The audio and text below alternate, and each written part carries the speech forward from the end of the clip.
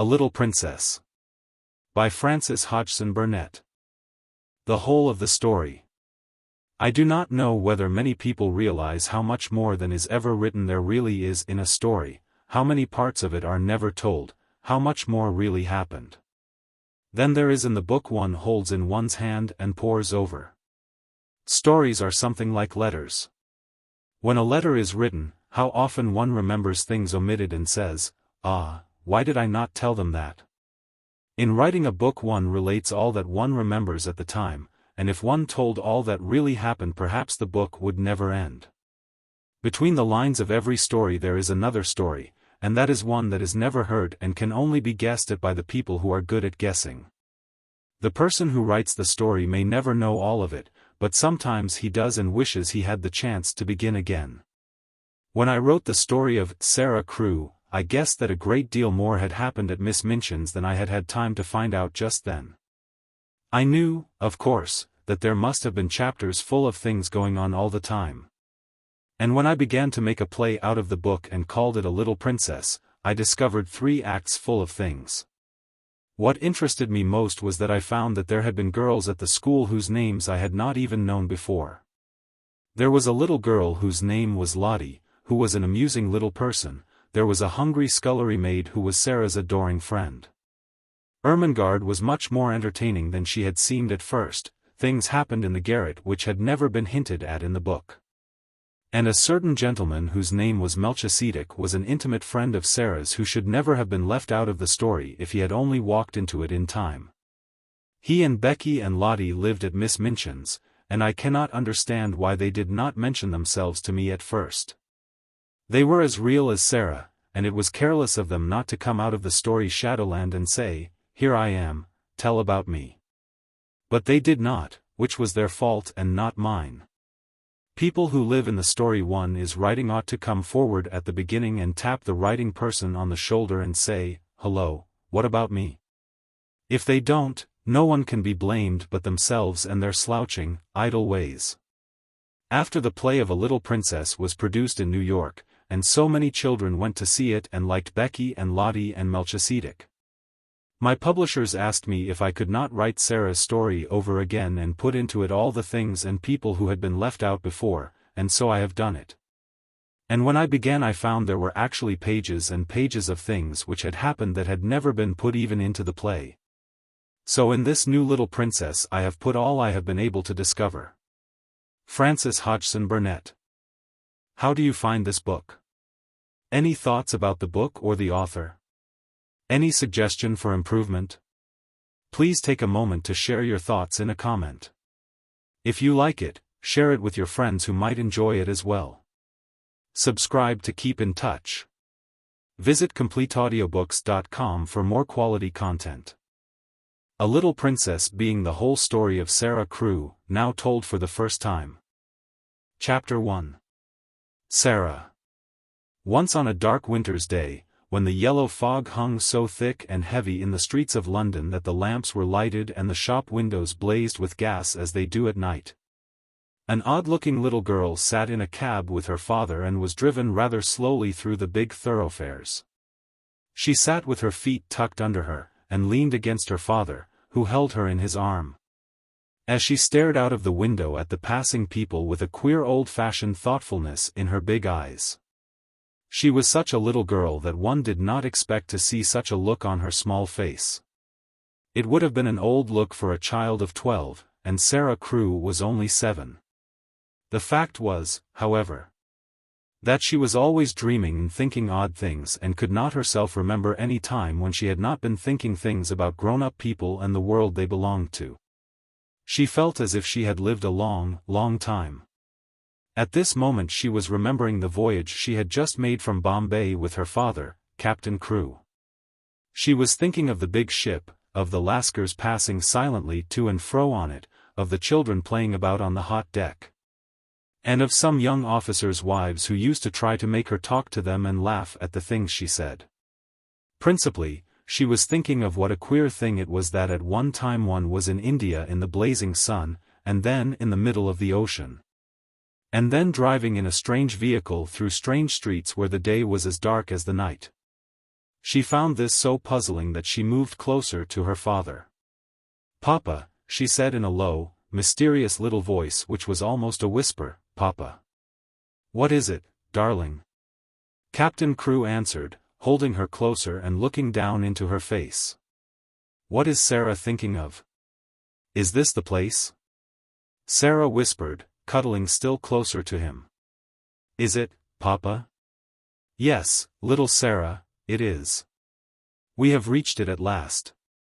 And though she was only 7 years old, she knew that he felt sad when he said it. It seemed to her many years since he had begun to prepare her mind for the place, as she always called it. Her mother had died when she was born, so she had never known or missed her. Her young, handsome, rich, petting father seemed to be the only relation she had in the world. They had always played together and been fond of each other. She only knew he was rich because she had heard people say so when they thought she was not listening, and she had also heard them say that when she grew up she would be rich, too. She did not know all that being rich meant. She had always lived in a beautiful bungalow, and had been used to seeing many servants who made salams to her and called her Missy Sahib, and gave her her own way in everything. She had had toys and pets and an ayah who worshipped her, and she had gradually learned that people who were rich had these things. That, however, was all she knew about it. During her short life only one thing had troubled her, and that thing was the place she was to be taken to some day. The climate of India was very bad for children, and as soon as possible they were sent away from it, generally to England and to school. She had seen other children go away, and had heard their fathers and mothers talk about the letters they received from them. She had known that she would be obliged to go also, and though sometimes her father's stories of the voyage and the new country had attracted her, she had been troubled by the thought that he could not stay with her. "Couldn't you go to that place with me, Papa?" she had asked when she was 5 years old. "Couldn't you go to school, too? I would help you with your lessons." "But you will not have to stay for a very long time, little Sara," he had always said. "You will go to a nice house where there will be a lot of little girls, and you will play together, and I will send you plenty of books. And you will grow so fast that it will seem scarcely a year before you are big enough and clever enough to come back and take care of Papa." She had liked to think of that. To keep the house for her father, to ride with him, and sit at the head of his table when he had dinner parties. To talk to him and read his books, that would be what she would like most in the world, and if one must go away to the place in England to attain it, she must make up her mind to go. She did not care very much for other little girls, but if she had plenty of books she could console herself. She liked books more than anything else, and was, in fact, always inventing stories of beautiful things and telling them to herself. Sometimes she had told them to her father, and he had liked them as much as she did. "Well, Papa," she said softly, "if we are here I suppose we must be resigned." He laughed at her old-fashioned speech and kissed her. He was really not at all resigned himself, though he knew he must keep that a secret. His quaint little Sara had been a great companion to him, and he felt he should be a lonely fellow when, on his return to India, he went into his bungalow knowing he need not expect to see the small figure in its white frock come forward to meet him. So he held her very closely in his arm as the cab rolled into the big, dull square in which stood the house which was their destination. It was a big, dull, brick house, exactly like all the others in its row, but that on the front door there shone a brass plate on which was engraved in black letters, "Miss Minchin. Select Seminary for Young Ladies." "Here we are, Sara," said Captain Crewe, making his voice sound as cheerful as possible. Then he lifted her out of the cab and they mounted the steps and rang the bell. Sara often thought afterward that the house was somehow exactly like Miss Minchin. It was respectable and well furnished, but everything in it was ugly. And the very armchairs seemed to have hard bones in them. In the hall everything was hard and polished. Even the red cheeks of the moon face on the tall clock in the corner had a severe varnished look. The drawing room into which they were ushered was covered by a carpet with a square pattern upon it, the chairs were square, and a heavy marble timepiece stood upon the heavy marble mantel. As she sat down in one of the stiff mahogany chairs, Sara cast one of her quick looks about her. "I don't like it, Papa," she said. "But then I dare say soldiers, even brave ones, don't really like going into battle." Captain Crewe laughed outright at this. He was young and full of fun, and he never tired of hearing Sara's queer speeches. "Oh, little Sara," he said. "What shall I do when I have no one to say solemn things to me? No one else is quite as solemn as you are." "But why do solemn things make you laugh so?" inquired Sara. "Because you are such fun when you say them," he answered, laughing still more. And then suddenly he swept her into his arms and kissed her very hard, stopping laughing all at once and looking almost as if tears had come into his eyes. It was just then that Miss Minchin entered the room. She was very like her house, Sara felt, tall and dull, and respectable and ugly. She had large, cold, fishy eyes, and a large, cold, fishy smile. It spread itself into a very large smile when she saw Sara and Captain Crewe. She had heard a great many desirable things of the young soldier from the lady who had recommended her school to him. Among other things, she had heard that he was a rich father who was willing to spend a great deal of money on his little daughter. "It will be a great privilege to have charge of such a beautiful and promising child, Captain Crewe," she said, taking Sara's hand and stroking it. "Lady Meredith has told me of her unusual cleverness. A clever child is a great treasure in an establishment like mine." Sara stood quietly, with her eyes fixed upon Miss Minchin's face. She was thinking something odd, as usual. "Why does she say I am a beautiful child?" she was thinking. "I am not beautiful at all. Colonel Grange's little girl, Isabel, is beautiful. She has dimples and rose-colored cheeks, and long hair the color of gold. I have short black hair and green eyes, besides which, I am a thin child and not fair in the least. I am one of the ugliest children I ever saw." She is beginning by telling a story. She was mistaken, however, in thinking she was an ugly child. She was not in the least like Isabel Grange, who had been the beauty of the regiment, but she had an odd charm of her own. She was a slim, supple creature, rather tall for her age, and had an intense, attractive little face. Her hair was heavy and quite black and only curled at the tips. Her eyes were greenish-gray, it is true, but they were big, wonderful eyes with long, black lashes, and though she herself did not like the color of them, many other people did. Still she was very firm in her belief that she was an ugly little girl, and she was not at all elated by Miss Minchin's flattery. "I should be telling a story if I said she was beautiful," she thought, "and I should know I was telling a story. I believe I am as ugly as she is, in my way." What did she say that for? After she had known Miss Minchin longer she learned why she had said it. She discovered that she said the same thing to each papa and mamma who brought a child to her school. Sara stood near her father and listened while he and Miss Minchin talked. She had been brought to the seminary because Lady Meredith's two little girls had been educated there, and Captain Crewe had a great respect for Lady Meredith's experience. Sara was to be what was known as a parlor boarder, and she was to enjoy even greater privileges than parlor boarders usually did. She was to have a pretty bedroom and sitting room of her own. She was to have a pony and a carriage, and a maid to take the place of the ayah who had been her nurse in India. "I am not in the least anxious about her education," Captain Crewe said, with his gay laugh, as he held Sara's hand and patted it. "The difficulty will be to keep her from learning too fast and too much. She is always sitting with her little nose burrowing into books. She doesn't read them, Miss Minchin. She gobbles them up as if she were a little wolf instead of a little girl.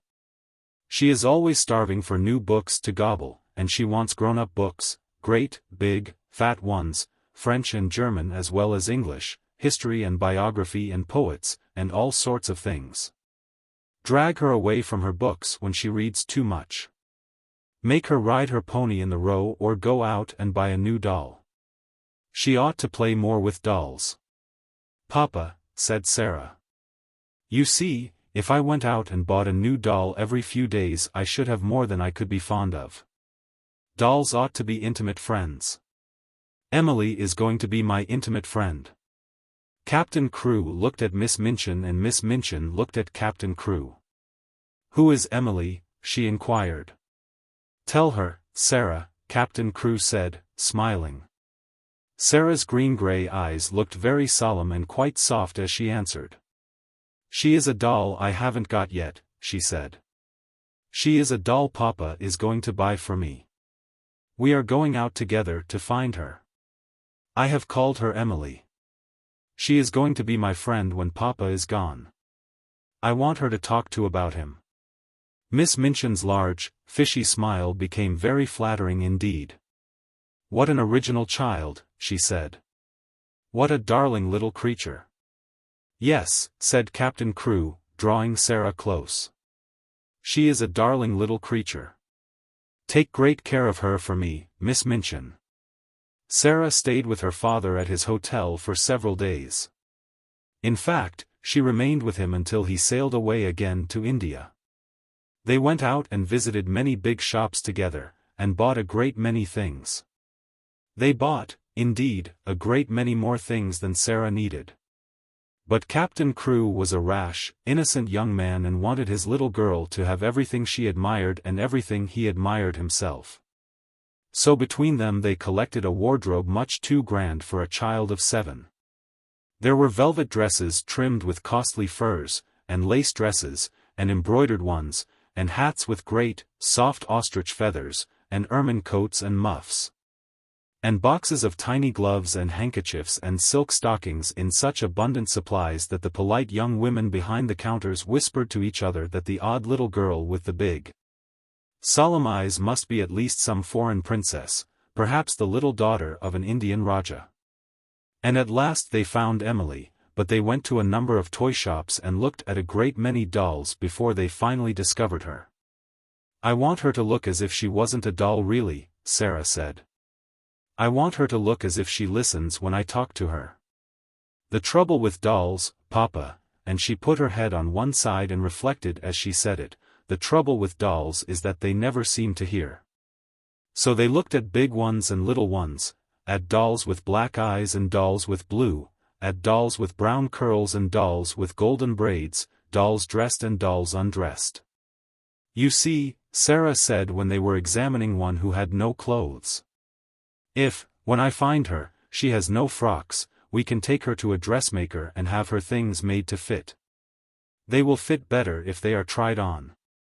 After a number of disappointments they decided to walk and look in at the shop windows and let the cab follow them.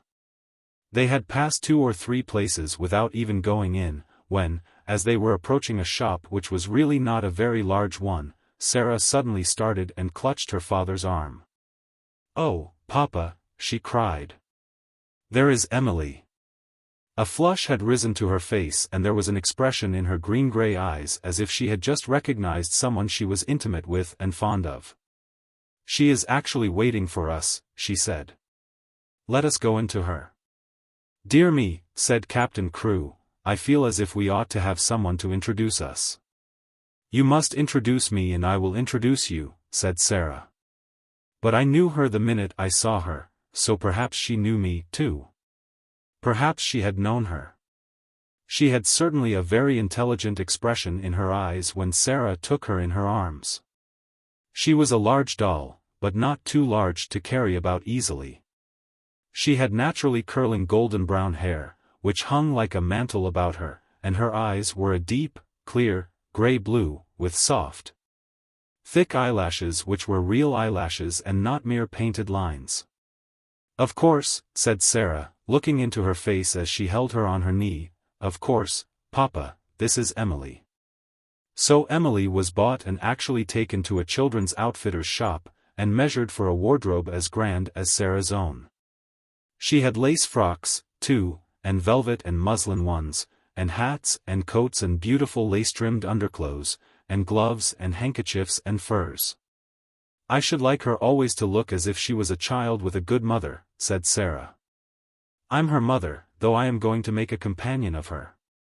Captain Crewe would really have enjoyed the shopping tremendously, but that a sad thought kept tugging at his heart. This all meant that he was going to be separated from his beloved, quaint little comrade. He got out of his bed in the middle of that night and went and stood looking down at Sara, who lay asleep with Emily in her arms.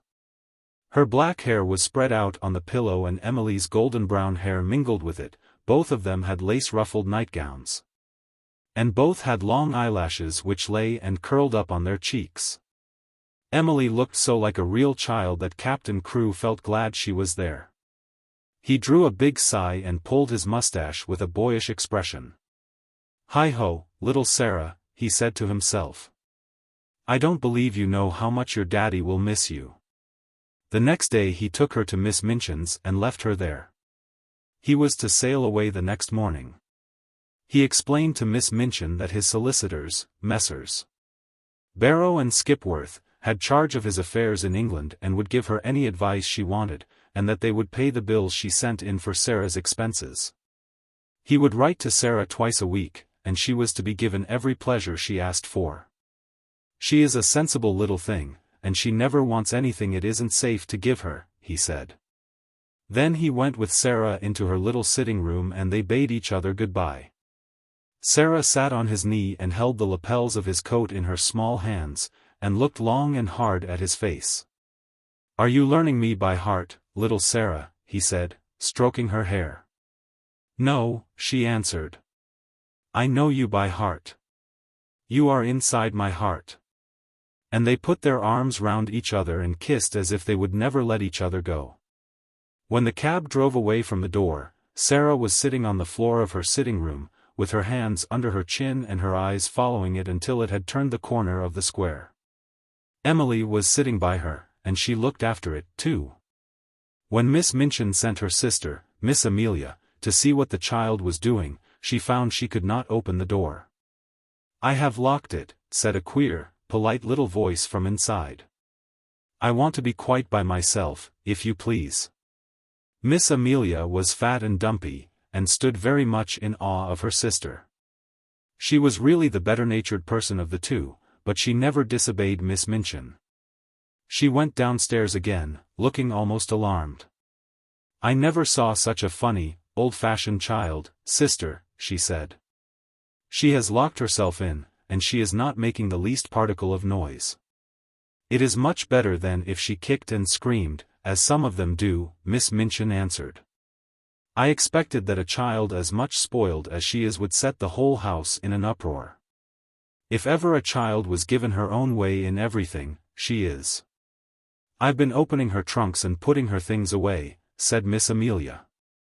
"I never saw anything like them, sable and ermine on her coats, and real Valenciennes lace on her underclothing. You have seen some of her clothes. What do you think of them?" "I think they are perfectly ridiculous," replied Miss Minchin, sharply, "but they will look very well at the head of the line when we take the schoolchildren to church on Sunday. She has been provided for as if she were a little princess." And upstairs in the locked room Sara and Emily sat on the floor and stared at the corner round which the cab had disappeared, while Captain Crewe looked backward, waving and kissing his hand as if he could not bear to stop. Chapter 2. A French Lesson. When Sara entered the schoolroom the next morning everybody looked at her with wide, interested eyes.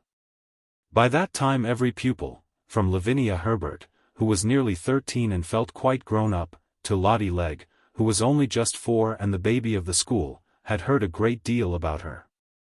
They knew very certainly that she was Miss Minchin's show pupil and was considered a credit to the establishment. One or two of them had even caught a glimpse of her French maid, Mariette, who had arrived the evening before. Lavinia had managed to pass Sara's room when the door was open, and had seen Mariette opening a box which had arrived late from some shop. It was full of petticoats with lace frills on them, frills and frills, she whispered to her friend Jessie as she bent over her geography. "I saw her shaking them out. I heard Miss Minchin say to Miss Amelia that her clothes were so grand that they were ridiculous for a child. My mamma says that children should be dressed simply. She has got one of those petticoats on now. I saw it when she sat down. She has silk stockings on, whispered Jessie, bending over her geography also. And what little feet! I never saw such little feet. Oh, sniffed Lavinia, spitefully, that is the way her slippers are made. My mamma says that even big feet can be made to look small if you have a clever shoemaker. I don't think she is pretty at all. Her eyes are such a queer color. She isn't pretty as other pretty people are, said Jessie, stealing a glance across the room. But she makes you want to look at her again. She has tremendously long eyelashes, but her eyes are almost green. Sara was sitting quietly in her seat, waiting to be told what to do. She had been placed near Miss Minchin's desk. She was not abashed at all by the many pairs of eyes watching her. She was interested and looked back quietly at the children who looked at her.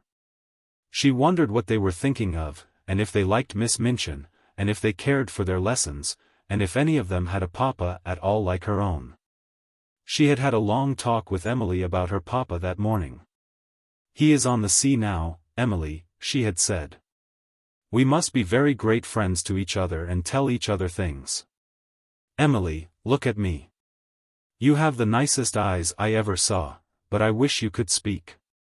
She was a child full of imaginings and whimsical thoughts. And one of her fancies was that there would be a great deal of comfort in even pretending that Emily was alive and really heard and understood. After Mariette had dressed her in her dark blue schoolroom frock and tied her hair with a dark blue ribbon, she went to Emily, who sat in a chair of her own, and gave her a book. You can read that while I am downstairs, she said, and, seeing Mariette looking at her curiously, she spoke to her with a serious little face. What I believe about dolls, she said, is that they can do things they will not let us know about.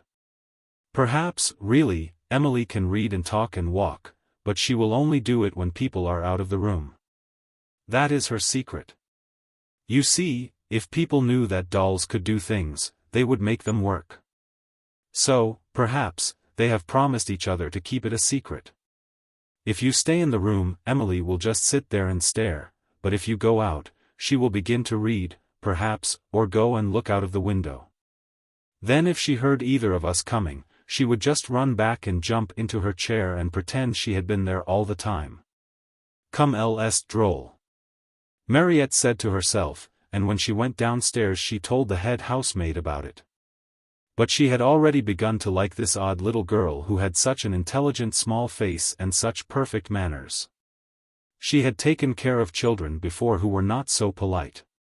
Sara was a very fine little person, and had a gentle, appreciative way of saying, if you please, Mariette, thank you, Mariette, which was very charming. Mariette told the head housemaid that she thanked her as if she was thanking a lady. Elle a l'air d'une princesse, cette petite, she said. Indeed, she was very much pleased with her new little mistress and liked her place greatly. After Sara had sat in her seat in the schoolroom for a few minutes, being looked at by the pupils, Miss Minchin rapped in a dignified manner upon her desk. Young ladies, she said, I wish to introduce you to your new companion. All the little girls rose in their places, and Sara rose also. I shall expect you all to be very agreeable to Miss Crewe. She has just come to us from a great distance, in fact, from India. As soon as lessons are over you must make each other's acquaintance. The pupils bowed ceremoniously, and Sara made a little curtsy, and then they sat down and looked at each other again. Sara, said Miss Minchin in her schoolroom manner, come here to me.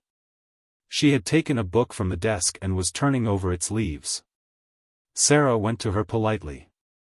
As your papa has engaged a French maid for you, she began, I conclude that he wishes you to make a special study of the French language. Sara felt a little awkward. I think he engaged her, she said, because he thought I would like her, Miss Minchin. I am afraid, said Miss Minchin, with a slightly sour smile, that you have been a very spoiled little girl and always imagine that things are done because you like them. My impression is that your papa wished you to learn French. If Sara had been older or less punctilious about being quite polite to people, she could have explained herself in a very few words. But, as it was, she felt a flush rising on her cheeks. Miss Minchin was a very severe and imposing person, and she seemed so absolutely sure that Sara knew nothing whatever of French that she felt as if it would be almost rude to correct her. The truth was that Sara could not remember the time when she had not seemed to know French. Her father had often spoken it to her when she had been a baby. Her mother had been a Frenchwoman, and Captain Crewe had loved her language, so it happened that Sara had always heard and been familiar with it. I have never really learned French, but, she began, trying shyly to make herself clear. One of Miss Minchin's chief secret annoyances was that she did not speak French herself, and was desirous of concealing the irritating fact.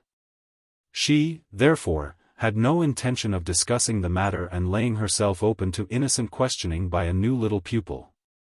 "That is enough," she said with polite tartness. "If you have not learned, you must begin at once. The French master, Monsieur Defarge, will be here in a few minutes. Take this book and look at it until he arrives." Sara's cheeks felt warm. She went back to her seat and opened the book. She looked at the first page with a grave face. She knew it would be rude to smile, and she was very determined not to be rude. But it was very odd to find herself expected to study a page which told her that le père meant the father, and la mère meant the mother. Miss Minchin glanced toward her scrutinizingly. "You look rather cross, Sara," she said. "I am sorry you do not like the idea of learning French." "I am very fond of it," answered Sara, thinking she would try again. "But you must not say but when you are told to do things," said Miss Minchin. "Look at your book again." And Sara did so, and did not smile, even when she found that le fils meant the son, and le frère meant the brother. When Monsieur Defarge comes, she thought, I can make him understand. Monsieur Defarge arrived very shortly afterward. He was a very nice, intelligent, middle-aged Frenchman, and he looked interested when his eyes fell upon Sara, trying politely to seem absorbed in her little book of phrases. "Is this a new pupil for me, madam?" he said to Miss Minchin. "I hope that is my good fortune. Her papa, Captain Crewe, is very anxious that she should begin the language. But I am afraid she has a childish prejudice against it. She does not seem to wish to learn," said Miss Minchin. "I am sorry of that, mademoiselle," he said kindly to Sara. "Perhaps, when we begin to study together, I may show you that it is a charming tongue." Little Sara rose in her seat. She was beginning to feel rather desperate, as if she were almost in disgrace. She looked up into Monsieur Defarge's face with her big, green-grey eyes, and they were quite innocently appealing. She knew that he would understand as soon as she spoke. She began to explain quite simply in pretty and fluent French. Madame had not understood. She had not learned French exactly, not out of books, but her papa and other people had always spoken it to her, and she had read it and written it as she had read and written English. Her papa loved it, and she loved it because he did. Her dear mamma, who had died when she was born, had been French. She would be glad to learn anything Monsieur would teach her. But what she had tried to explain to Madame was that she already knew the words in this book, and she held out the little book of phrases. When she began to speak, Miss Minchin started quite violently and sat staring at her over her eyeglasses, almost indignantly, until she had finished. Monsieur Defarge began to smile, and his smile was one of great pleasure. To hear this pretty childish voice speaking his own language so simply and charmingly made him feel almost as if he were in his native land, which in dark, foggy days in London sometimes seemed worlds away. When she had finished, he took the phrase book from her, with a look almost affectionate. But he spoke to Miss Minchin. "Ah, madam," he said, "there is not much I can teach her. She has not learned French, she is French. Her accent is exquisite." "You ought to have told me," exclaimed Miss Minchin, much mortified, turning on Sara. I tried," said Sara. I suppose I did not begin right." Miss Minchin knew she had tried, and that it had not been her fault that she was not allowed to explain. And when she saw that the pupils had been listening and that Lavinia and Jessie were giggling behind their French grammars, she felt infuriated.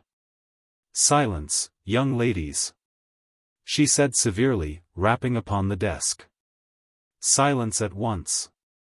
And she began from that minute to feel rather a grudge against her show pupil. Chapter 3. Ermengarde.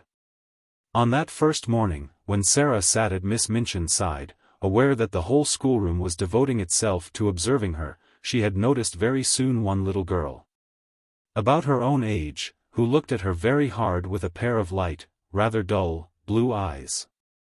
She was a fat child who did not look as if she were in the least clever, but she had a good-naturedly pouting mouth. Her flaxen hair was braided in a tight pigtail, tied with a ribbon, and she had pulled this pigtail round her neck, and was biting the end of the ribbon, resting her elbows on the desk, as she stared wonderingly at the new pupil. When Monsieur Defarge began to speak to Sara, she looked a little frightened. And when Sara stepped forward and, looking at him with the innocent, appealing eyes, answered him, without any warning, in French, the fat little girl gave a startled jump, and grew quite red in her odd amazement. Having wept hopeless tears for weeks in her efforts to remember that la mère meant the mother, and le père, the father. When one spoke sensible English, it was almost too much for her to suddenly find herself listening to a child her own age who seemed not only quite familiar with these words, but apparently knew any number of others, and could mix them up with verbs as if they were mere trifles. She stared so hard and bit the ribbon on her pigtail so fast that she attracted the attention of Miss Minchin, who, feeling extremely cross at the moment, immediately pounced upon her. "Mrs. T. John," she exclaimed severely. "What do you mean by such conduct? Remove your elbows. Take your ribbon out of your mouth. Sit up at once." Upon which Mrs. T. John gave another jump, and when Lavinia and Jessie tittered she became redder than ever, so red, indeed, that she almost looked as if tears were coming into her poor, dull, childish eyes. And Sara saw her and was so sorry for her that she began to rather like her and want to be her friend. It was a way of hers always to want to spring into any fray in which someone was made uncomfortable or unhappy. If Sara had been a boy and lived a few centuries ago, her father used to say, she would have gone about the country with her sword drawn, rescuing and defending everyone in distress. She always wants to fight when she sees people in trouble. So she took rather a fancy to fat, slow, little Mississippi St. John, and kept glancing toward her through the morning. She saw that lessons were no easy matter to her, and that there was no danger of her ever being spoiled by being treated as a show pupil. Her French lesson was a pathetic thing. Her pronunciation made even Monsieur Defarge smile in spite of himself, and Lavinia and Jessie and the more fortunate girls either giggled or looked at her in wondering disdain. But Sara did not laugh. She tried to look as if she did not hear when Mississippi St. John called le bon pain, li bong pang. She had a fine, hot little temper of her own, and it made her feel rather savage when she heard the titters and saw the poor, stupid, distressed child's face. "It isn't funny, really," she said between her teeth, as she bent over her book. "They ought not to laugh." When lessons were over and the pupils gathered together in groups to talk, Sara looked for Mrs. T. John, and finding her bundled rather disconsolately in a window seat, she walked over to her and spoke. She only said the kind of thing little girls always say to each other by way of beginning an acquaintance, but there was something nice and friendly about Sara, and people always felt it. "What is your name?" she said. To explain Miss St. John's amazement one must recall that a new pupil is, for a short time, a somewhat uncertain thing. And of this new pupil the entire school had talked the night before until it fell asleep quite exhausted by excitement and contradictory stories. A new pupil with a carriage and a pony and a maid, and a voyage from India to discuss, was not an ordinary acquaintance. "My name's Ermengarde St. John," she answered. "Mine is Sara Crewe," said Sara. "Yours is very pretty. It sounds like a storybook." Do you like it? Fluttered Ermengarde. I like yours. Mrs. T. John's chief trouble in life was that she had a clever father. Sometimes this seemed to her a dreadful calamity. If you have a father who knows everything, who speaks 7 or 8 languages, and has thousands of volumes which he has apparently learned by heart, he frequently expects you to be familiar with the contents of your lesson books at least. And it is not improbable that he will feel you ought to be able to remember a few incidents of history and to write a French exercise. Ermengarde was a severe trial to Mr. St. John. He could not understand how a child of his could be a notably and unmistakably dull creature who never shone in anything. Good heavens! He had said more than once, as he stared at her, there are times when I think she is as stupid as her Aunt Eliza. If her Aunt Eliza had been slow to learn and quick to forget a thing entirely when she had learned it, Ermengarde was strikingly like her. She was the monumental dunce of the school, and it could not be denied. She must be made to learn, her father said to Miss Minchin. Consequently Ermengarde spent the greater part of her life in disgrace or in tears. She learned things and forgot them, or, if she remembered them, she did not understand them. So it was natural that, having made Sara's acquaintance, she should sit and stare at her with profound admiration. "You can speak French, can't you?" she said respectfully. Sara got on to the window seat, which was a big, deep one, and, tucking up her feet, sat with her hands clasped round her knees. "I can speak it because I have heard it all my life," she answered. "You could speak it if you had always heard it." "Oh, no, I couldn't," said Ermengarde. "I never could speak it." "Why?" inquired Sara, curiously. Ermengarde shook her head so that the pigtail wobbled. "You heard me just now," she said. "I'm always like that. I can't say the words. They're so queer." She paused a moment, and then added with a touch of awe in her voice. "You are clever, aren't you?" Sara looked out of the window into the dingy square, where the sparrows were hopping and twittering on the wet, iron railings and the sooty branches of the trees. She reflected a few moments. She had heard it said very often that she was clever, and she wondered if she was, and if she was, how it had happened. "I don't know," she said. "I can't tell." Then, seeing a mournful look on the round, chubby face, she gave a little laugh and changed the subject. "Would you like to see Emily?" she inquired. "Who is Emily?" Ermengarde asked, just as Miss Minchin had done. "Come up to my room and see," said Sara, holding out her hand. They jumped down from the window seat together, and went upstairs. "Is it true?" Ermengarde whispered, as they went through the hall, "is it true that you have a playroom all to yourself?" "Yes," Sara answered. "Papa asked Miss Minchin to let me have one, because, well, it was because when I play I make up stories and tell them to myself, and I don't like people to hear me. It spoils it if I think people listen." They had reached the passage leading to Sara's room by this time, and Ermengarde stopped short, staring, and quite losing her breath. "You make up stories?" she gasped. "Can you do that, as well as speak French? Can you?" Sara looked at her in simple surprise. "Why, anyone can make up things," she said. "Have you never tried?"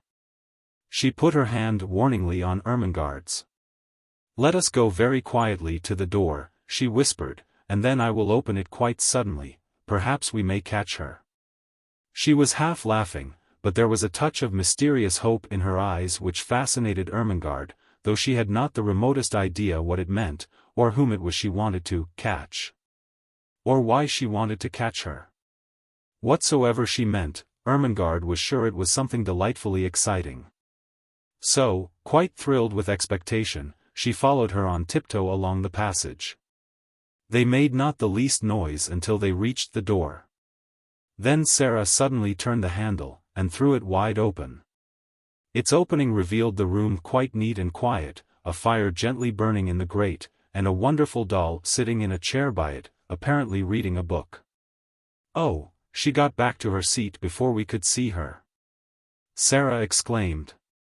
Of course they always do. They are as quick as lightning. Ermengarde looked from her to the doll and back again. Can she walk? She asked breathlessly. Yes, answered Sara. At least I believe she can. At least I pretend I believe she can. And that makes it seem as if it were true. Have you never pretended things? No, said Ermengarde. Never. Tell me about it. She was so bewitched by this odd, new companion that she actually stared at Sara instead of at Emily, notwithstanding that Emily was the most attractive doll person she had ever seen. Let us sit down, said Sara, and I will tell you. It's so easy that when you begin you can't stop.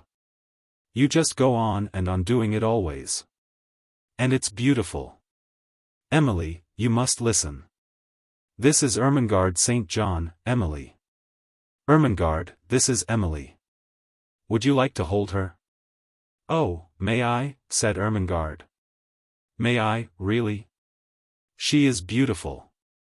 And Emily was put into her arms. Never in her dull, short life had Mississippi St. John dreamed of such an hour as the one she spent with the queer new pupil before they heard the lunch bell ring and were obliged to go downstairs. Sara sat upon the hearthrug and told her strange things. She sat rather huddled up, and her green eyes shone and her cheeks flushed. She told stories of the voyage, and stories of India.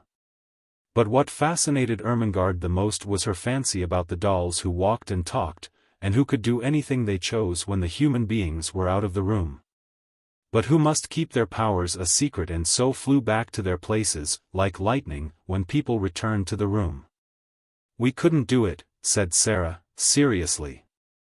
You see, it's a kind of magic. Once, when she was relating the story of the search for Emily, Ermengarde saw her face suddenly change. A cloud seemed to pass over it and put out the light in her shining eyes. She drew her breath in so sharply that it made a funny, sad little sound, and then she shut her lips and held them tightly closed, as if she was determined either to do or not to do something. Ermengarde had an idea that if she had been like any other little girl, she might have suddenly burst out sobbing and crying. But she did not. Have you a pain? Ermengarde ventured. Yes, Sara answered, after a moment's silence. But it is not in my body.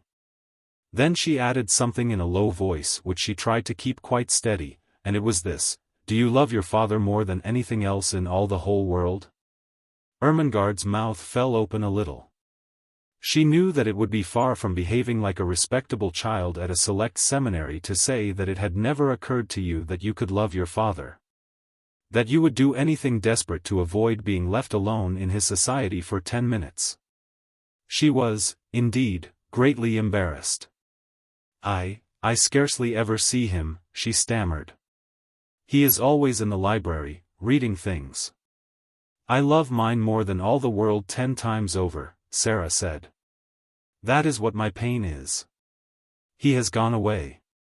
She put her head quietly down on her little, huddled-up knees, and sat very still for a few minutes. She's going to cry out loud, thought Ermengarde, fearfully. But she did not. Her short, black locks tumbled about her ears, and she sat still. Then she spoke without lifting her head. I promised him I would bear it, she said. And I will. You have to bear things. Think what soldiers bear. Papa is a soldier. If there was a war he would have to bear marching and thirstiness and, perhaps, deep wounds. And he would never say a word, not one word. Ermengarde could only gaze at her, but she felt that she was beginning to adore her.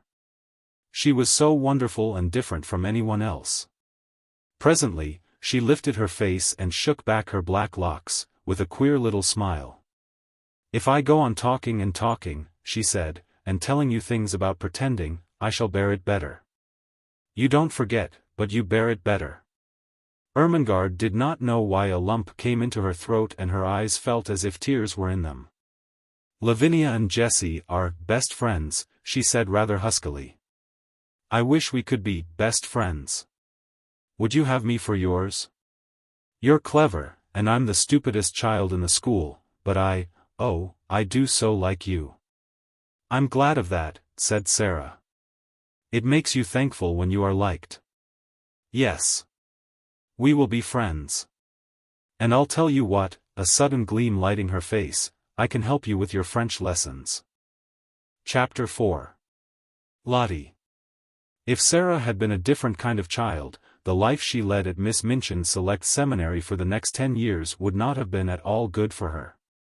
She was treated more as if she were a distinguished guest at the establishment than as if she were a mere little girl. If she had been a self-opinionated, domineering child, she might have become disagreeable enough to be unbearable through being so much indulged and flattered. If she had been an indolent child, she would have learned nothing. Privately Miss Minchin disliked her, but she was far too worldly a woman to do or say anything which might make such a desirable pupil wish to leave her school. She knew quite well that if Sara wrote to her papa to tell him she was uncomfortable or unhappy, Captain Crewe would remove her at once. Miss Minchin's opinion was that if a child were continually praised and never forbidden to do what she liked, she would be sure to be fond of the place where she was so treated. Accordingly, Sara was praised for her quickness at her lessons, for her good manners, for her amiability to her fellow pupils, for her generosity if she gave sixpence to a beggar out of her full little purse. The simplest thing she did was treated as if it were a virtue, and if she had not had a disposition and a clever little brain, she might have been a very self-satisfied young person. But the clever little brain told her a great many sensible and true things about herself and her circumstances, and now and then she talked these things over to Ermengarde as time went on. "Things happen to people by accident," she used to say. "A lot of nice accidents have happened to me. It just happened that I always liked lessons and books, and could remember things when I learned them. It just happened that I was born with a father who was beautiful and nice and clever, and could give me everything I liked. Perhaps I have not really a good temper at all, but if you have everything you want and everyone is kind to you, how can you help but be good-tempered? I don't know," looking quite serious, "how I shall ever find out whether I am really a nice child or a horrid one. Perhaps I'm a hideous child, and no one will ever know, just because I never have any trials." "Lavinia has no trials," said Ermengarde, stolidly, "and she is horrid enough." Sara rubbed the end of her little nose reflectively, as she thought the matter over. "Well," she said at last, perhaps that is because Lavinia is growing." This was the result of a charitable recollection of having heard Miss Amelia say that Lavinia was growing so fast that she believed it affected her health and temper. Lavinia, in fact, was spiteful. She was inordinately jealous of Sara. Until the new pupil's arrival, she had felt herself the leader in the school. She had led because she was capable of making herself extremely disagreeable if the others did not follow her. She domineered over the little children, and assumed grand airs with those big enough to be her companions. She was rather pretty, and had been the best-dressed pupil in the procession when the select seminary walked out 2 by 2, until Sara's velvet coats and sable muffs appeared, combined with drooping ostrich feathers, and were led by Miss Minchin at the head of the line. This, at the beginning, had been bitter enough, but as time went on it became apparent that Sara was a leader, too, and not because she could make herself disagreeable, but because she never did. "There's one thing about Sara Crewe," Jessie had enraged her best friend by saying honestly, "she's never grand about herself the least bit, and you know she might be, Lavvy. I believe I couldn't help being, just a little, if I had so many fine things and was made such a fuss over. It's disgusting, the way Miss Minchin shows her off when parents come. Dear Sara must come into the drawing room and talk to Mrs. Musgrave about India," mimicked Lavinia, in her most highly flavored imitation of Miss Minchin. "Dear Sara must speak French to Lady Pitkin. Her accent is so perfect. She didn't learn her French at the seminary, at any rate. And there's nothing so clever in her knowing it. She says herself she didn't learn it at all. She just picked it up, because she always heard her papa speak it. And, as to her papa, there is nothing so grand in being an Indian officer. Well, said Jessie, slowly, he's killed tigers. He killed the one in the skin Sara has in her room. That's why she likes it so.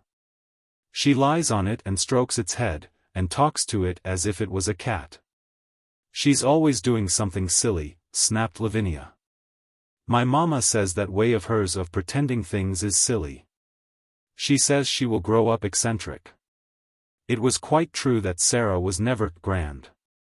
She was a friendly little soul, and shared her privileges and belongings with a free hand. The little ones, who were accustomed to being disdained and ordered out of the way by mature ladies aged 10 and 12, were never made to cry by this most envied of them all. She was a motherly young person, and when people fell down and scraped their knees, she ran and helped them up and patted them. Or found in her pocket a bonbon or some other article of a soothing nature. She never pushed them out of her way or alluded to their years as a humiliation and a blot upon their small characters. If you are four, she said severely to Lavinia on an occasion of her having, it must be confessed, slapped Lottie and called her a brat. But you will be 5 next year, and 6 the year after that. And, opening large, convicting eyes, it only takes 16 years to make you 20. Dear me, said Lavinia, how we can calculate. In fact, it was not to be denied that 16 and 4 made 20, and 20 was an age the most daring were scarcely bold enough to dream of. So the younger children adored Sara. More than once she had been known to have a tea party, made up of these despised ones, in her own room. And Emily had been played with, and Emily's own tea service used, the one with cups which held quite a lot of much sweetened weak tea and had blue flowers on them.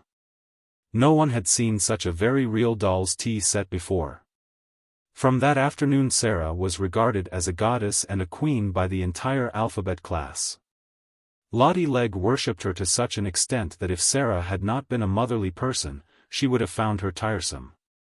Lottie had been sent to school by a rather flighty young papa who could not imagine what else to do with her. Her young mother had died, and as the child had been treated like a favorite doll or a very spoiled pet monkey or lap dog ever since the first hour of her life. She was a very appalling little creature. When she wanted anything or did not want anything she wept and howled. And, as she always wanted the things she could not have, and did not want the things that were best for her. Her shrill little voice was usually to be heard uplifted in wails in one part of the house or another. Her strongest weapon was that in some mysterious way she had found out that a very small girl who had lost her mother was a person who ought to be pitied and made much of. She had probably heard some grown-up people talking her over in the early days, after her mother's death. So it became her habit to make great use of this knowledge. The first time Sara took her in charge was one morning when, on passing a sitting room, she heard both Miss Minchin and Miss Amelia trying to suppress the angry wails of some child who, evidently, refused to be silenced. She refused so strenuously indeed that Miss Minchin was obliged to almost shout, in a stately and severe manner, to make herself heard. "What is she crying for?" she almost yelled. "Oh, oh, oh." Sara heard, "I haven't got any ma'am, ma. "Oh, Lottie," screamed Miss Amelia. "Do stop, darling. Don't cry. Please don't. Oh. Oh. Oh." Lottie howled tempestuously. "Haven't got any, ma'am, ma. She ought to be whipped," Miss Minchin proclaimed. "You shall be whipped, you naughty child." Lottie wailed more loudly than ever. Miss Amelia began to cry. Miss Minchin's voice rose until it almost thundered, then suddenly she sprang up from her chair in impotent indignation and flounced out of the room, leaving Miss Amelia to arrange the matter. Sara had paused in the hall, wondering if she ought to go into the room, because she had recently begun a friendly acquaintance with Lottie and might be able to quiet her. When Miss Minchin came out and saw her, she looked rather annoyed. She realized that her voice, as heard from inside the room, could not have sounded either dignified or amiable. "Oh, Sara!" she exclaimed, endeavoring to produce a suitable smile. "I stopped," explained Sara, because I knew it was Lottie, and I thought, perhaps, just perhaps, I could make her be quiet. May I try, Miss Minchin? If you can, you are a clever child, answered Miss Minchin, drawing in her mouth sharply. Then, seeing that Sara looked slightly chilled by her asperity, she changed her manner. But you are clever in everything, she said in her approving way. I dare say you can manage her. Go in. And she left her. When Sara entered the room, Lottie was lying upon the floor, screaming and kicking her small fat legs violently, and Miss Amelia was bending over her in consternation and despair, looking quite red and damp with heat. Lottie had always found, when in her own nursery at home, that kicking and screaming would always be quieted by any means she insisted on. Poor plump Miss Amelia was trying first one method, and then another. Poor darling, she said one moment. I know you haven't any mamma, poor, then in quite another tone, if you don't stop, Lottie, I will shake you. Poor little angel. There, there. You wicked, bad, detestable child, I will smack you. I will. Sara went to them quietly. She did not know at all what she was going to do, but she had a vague inward conviction that it would be better not to say such different kinds of things quite so helplessly and excitedly. Miss Amelia, she said in a low voice, Miss Minchin says I may try to make her stop, may I? Miss Amelia turned and looked at her hopelessly. Oh, do you think you can? She gasped. I don't know whether I can, answered Sara, still in her half-whisper, but I will try. Miss Amelia stumbled up from her knees with a heavy sigh, and Lottie's fat little legs kicked as hard as ever. If you will steal out of the room, said Sara, I will stay with her. Oh, Sara! Almost whimpered Miss Amelia. We never had such a dreadful child before. I don't believe we can keep her. But she crept out of the room, and was very much relieved to find an excuse for doing it. Sara stood by the howling, furious child for a few moments, and looked down at her without saying anything. Then she sat down flat on the floor beside her and waited. Except for Lottie's angry screams, the room was quite quiet. This was a new state of affairs for little Miss Legg, who was accustomed, when she screamed, to hear other people protest and implore and command and coax by turns. To lie and kick and shriek, and find the only person near you not seeming to mind in the least, attracted her attention. She opened her tight-shut streaming eyes to see who this person was. And it was only another little girl. But it was the one who owned Emily and all the nice things. And she was looking at her steadily and as if she was merely thinking. Having paused for a few seconds to find this out, Lottie thought she must begin again, but the quiet of the room and of Sara's odd, interested face made her first howl rather half-hearted. I haven't any, she announced, but her voice was not so strong. Sara looked at her still more steadily, but with a sort of understanding in her eyes. Neither have I, she said. This was so unexpected that it was astounding. Lottie actually dropped her legs, gave a wriggle, and lay and stared. A new idea will stop a crying child when nothing else will. Also it was true that while Lottie disliked Miss Minchin, who was cross, and Miss Amelia, who was foolishly indulgent, she rather liked Sara, little as she knew her. She did not want to give up her grievance, but her thoughts were distracted from it, so she wriggled again, and, after a sulky sob, said, Where is she? Sara paused a moment. Because she had been told that her mamma was in heaven, she had thought a great deal about the matter, and her thoughts had not been quite like those of other people. She went to heaven, she said. But I am sure she comes out sometimes to see me, though I don't see her. So does yours.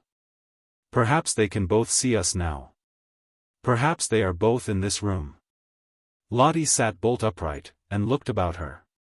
She was a pretty, little, curly-headed creature, and her round eyes were like wet forget-me-nots. If her mamma had seen her during the last half-hour, she might not have thought her the kind of child who ought to be related to an angel. Sara went on talking. Perhaps some people might think that what she said was rather like a fairy story, but it was all so real to her own imagination that Lottie began to listen in spite of herself.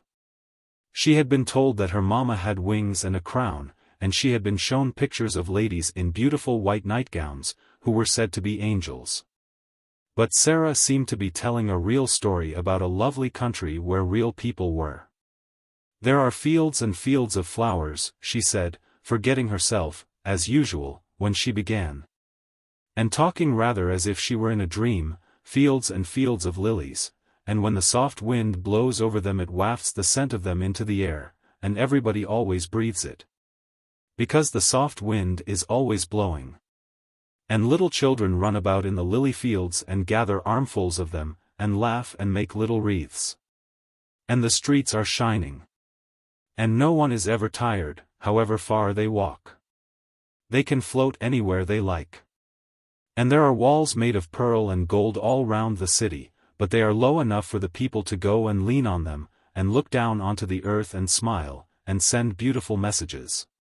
Whatsoever story she had begun to tell, Lottie would, no doubt, have stopped crying, and been fascinated into listening, but there was no denying that this story was prettier than most others. She dragged herself close to Sara, and drank in every word until the end came, far too soon. When it did come, she was so sorry that she put up her lip ominously. "I want to go there," she cried. "I haven't any mama in this school." Sara saw the danger signal, and came out of her dream. She took hold of the chubby hand and pulled her close to her side with a coaxing little laugh. "I will be your mama," she said. "We will play that you are my little girl. And Emily shall be your sister." Lottie's dimples all began to show themselves. "Shall she?" she said. "Yes," answered Sara, jumping to her feet. "Let us go and tell her. And then I will wash your face and brush your hair." To which Lottie agreed quite cheerfully, and trotted out of the room and upstairs with her. Without seeming even to remember that the whole of the last hour's tragedy had been caused by the fact that she had refused to be washed and brushed for lunch and Miss Minchin had been called in to use her majestic authority. And from that time Sara was an adopted mother. Chapter 5. Becky. Of course the greatest power Sara possessed and the one which gained her even more followers than her luxuries and the fact that she was the show pupil. The power that Lavinia and certain other girls were most envious of, and at the same time most fascinated by in spite of themselves, was her power of telling stories and of making everything she talked about seem like a story, whether it was one or not. Anyone who has been at school with a teller of stories knows what the wonder means, how he or she is followed about and besought in a whisper to relate romances. How groups gather round and hang on the outskirts of the favored party in the hope of being allowed to join it and listen. Sara not only could tell stories, but she adored telling them. When she sat or stood in the midst of a circle and began to invent wonderful things, her green eyes grew big and shining, her cheeks flushed, and, without knowing that she was doing it, she began to act and made what she told lovely or alarming by the raising or dropping of her voice, the bend and sway of her slim body, and the dramatic movement of her hands. She forgot that she was talking to listening children, she saw and lived with the fairy folk, or the kings and queens and beautiful ladies, whose adventures she was narrating. Sometimes when she had finished her story, she was quite out of breath with excitement, and would lay her hand on her thin, little, quick-rising chest, and half laugh as if at herself. "When I am telling it," she would say, "it doesn't seem as if it was only made up. It seems more real than you are, more real than the schoolroom. I feel as if I were all the people in the story, one after the other. It is queer." She had been at Miss Minchin's school about 2 years when, one foggy winter's afternoon, as she was getting out of her carriage, comfortably wrapped up in her warmest velvets and furs and looking very much grander than she knew, she caught sight, as she crossed the pavement, of a dingy little figure standing on the area steps, and stretching its neck so that its wide-open eyes might peer at her through the railings. Something in the eagerness and timidity of the smudgy face made her look at it, and when she looked she smiled because it was her way to smile at people. But the owner of the smudgy face and the wide-open eyes evidently was afraid that she ought not to have been caught looking at pupils of importance. She dodged out of sight like a jack-in-the-box and scurried back into the kitchen, disappearing so suddenly that if she had not been such a poor, little forlorn thing, Sara would have laughed in spite of herself. That very evening, as Sara was sitting in the midst of a group of listeners in a corner of the schoolroom telling one of her stories, the very same figure timidly entered the room, carrying a coal box much too heavy for her, and knelt down upon the hearthrug to replenish the fire and sweep up the ashes. She was cleaner than she had been when she peeped through the area railings, but she looked just as frightened. She was evidently afraid to look at the children or seem to be listening. She put on pieces of coal cautiously with her fingers so that she might make no disturbing noise, and she swept about the fire irons very softly. But Sara saw in 2 minutes that she was deeply interested in what was going on, and that she was doing her work slowly in the hope of catching a word here and there. And realizing this, she raised her voice and spoke more clearly. The mermaids swam softly about in the crystal-green water, and dragged after them a fishing net woven of deep-sea pearls, she said. The princess sat on the white rock and watched them. It was a wonderful story about a princess who was loved by a prince merman, and went to live with him in shining caves under the sea. The small drudge before the grate swept the hearth once and then swept it again. Having done it twice, she did it 3 times. And, as she was doing it the 3rd time, the sound of the story so lured her to listen that she fell under the spell and actually forgot that she had no right to listen at all. And also forgot everything else. She sat down upon her heels as she knelt on the hearth rug, and the brush hung idly in her fingers. The voice of the storyteller went on and drew her with it into winding grottos under the sea, glowing with soft, clear blue light, and paved with pure golden sands. Strange sea flowers and grasses waved about her, and far away faint singing and music echoed. The hearth brush fell from the work-roughened hand, and Lavinia Herbert looked round. "That girl has been listening," she said. The culprit snatched up her brush, and scrambled to her feet. She caught at the coal box and simply scuttled out of the room like a frightened rabbit. Sara felt rather hot-tempered. "I knew she was listening," she said. "Why shouldn't she?" Lavinia tossed her head with great elegance. "Well," she remarked, "I do not know whether your mamma would like you to tell stories to servant girls, but I know my mamma wouldn't like me to do it." "My mamma," said Sara, looking odd. "I don't believe she would mind in the least. She knows that stories belong to everybody." "I thought," retorted Lavinia, in severe recollection, "that your mamma was dead. How can she know things?" "Do you think she doesn't know things?" said Sara, in her stern little voice. Sometimes she had a rather stern little voice. "Sara's mamma knows everything," piped in Lottie. "So does my mamma, 'cept Sara is my mamma at Miss Minchin's, my other one knows everything. The streets are shining, and there are fields and fields of lilies, and everybody gathers them. Sara tells me when she puts me to bed." "You wicked thing," said Lavinia, turning on Sara, "making fairy stories about heaven." "There are much more splendid stories in Revelation," returned Sara. "Just look and see." "How do you know mine are fairy stories?" "But I can tell you, with a fine bit of unheavenly temper, you will never find out whether they are or not if you're not kinder to people than you are now. Come along, Lottie." And she marched out of the room, rather hoping that she might see the little servant again somewhere, but she found no trace of her when she got into the hall. "Who is that little girl who makes the fires?" she asked Mariette that night. Mariette broke forth into a flow of description. "Ah, indeed, Mademoiselle Sara might well ask. She was a forlorn little thing who had just taken the place of scullery maid, though, as to being scullery maid, she was everything else besides. She blacked boots and grates, and carried heavy coal scuttles up and down stairs, and scrubbed floors and cleaned windows, and was ordered about by everybody. She was 14 years old, but was so stunted in growth that she looked about 12. In truth, Mariette was sorry for her. She was so timid that if one chanced to speak to her it appeared as if her poor, frightened eyes would jump out of her head. "What is her name?"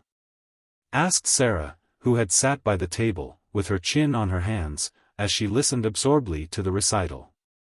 Her name was Becky. Mariette heard everyone below stairs calling, "Becky, do this," and "Becky, do that," every 5 minutes in the day. Sara sat and looked into the fire, reflecting on Becky for some time after Mariette left her. She made up a story of which Becky was the ill-used heroine. She thought she looked as if she had never had quite enough to eat. Her very eyes were hungry. She hoped she should see her again, but though she caught sight of her carrying things up or down stairs on several occasions, she always seemed in such a hurry and so afraid of being seen that it was impossible to speak to her. But a few weeks later, on another foggy afternoon, when she entered her sitting room she found herself confronting a rather pathetic picture. In her own special and pet easy chair before the bright fire, Becky, with a coal smudge on her nose and several on her apron, with her poor little cap hanging half off her head, and an empty coal box on the floor near her, sat fast asleep, tired out beyond even the endurance of her hard-working young body. She had been sent up to put the bedrooms in order for the evening. There were a great many of them, and she had been running about all day. Sara's rooms she had saved until the last. They were not like the other rooms, which were plain and bare. Ordinary pupils were expected to be satisfied with mere necessaries. Sara's comfortable sitting room seemed a bower of luxury to the scullery maid, though it was, in fact, merely a nice, bright little room. But there were pictures and books in it, and curious things from India. There was a sofa and the low, soft chair. Emily sat in a chair of her own, with the air of a presiding goddess, and there was always a glowing fire and a polished grate. Becky saved it until the end of her afternoon's work, because it rested her to go into it, and she always hoped to snatch a few minutes to sit down in the soft chair and look about her, and think about the wonderful good fortune of the child who owned such surroundings and who went out on the cold days in beautiful hats and coats one tried to catch a glimpse of through the area railing. On this afternoon, when she had sat down, the sensation of relief to her short, aching legs had been so wonderful and delightful that it had seemed to soothe her whole body. And the glow of warmth and comfort from the fire had crept over her like a spell, until, as she looked at the red coals, a tired, slow smile stole over her smudged face. Her head nodded forward without her being aware of it, her eyes drooped, and she fell fast asleep. She had really been only about 10 minutes in the room when Sara entered, but she was in as deep a sleep as if she had been, like the Sleeping Beauty, slumbering for 100 years. But she did not look, poor Becky, like a Sleeping Beauty at all. She looked only like an ugly, stunted, worn-out little scullery drudge. Sara seemed as much unlike her as if she were a creature from another world.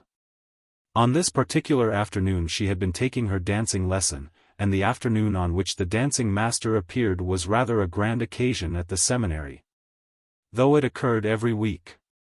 The pupils were attired in their prettiest frocks, and as Sara danced particularly well, she was very much brought forward, and Mariette was requested to make her as diaphanous and fine as possible. Today a frock the color of a rose had been put on her, and Mariette had bought some real buds and made her a wreath to wear on her black locks.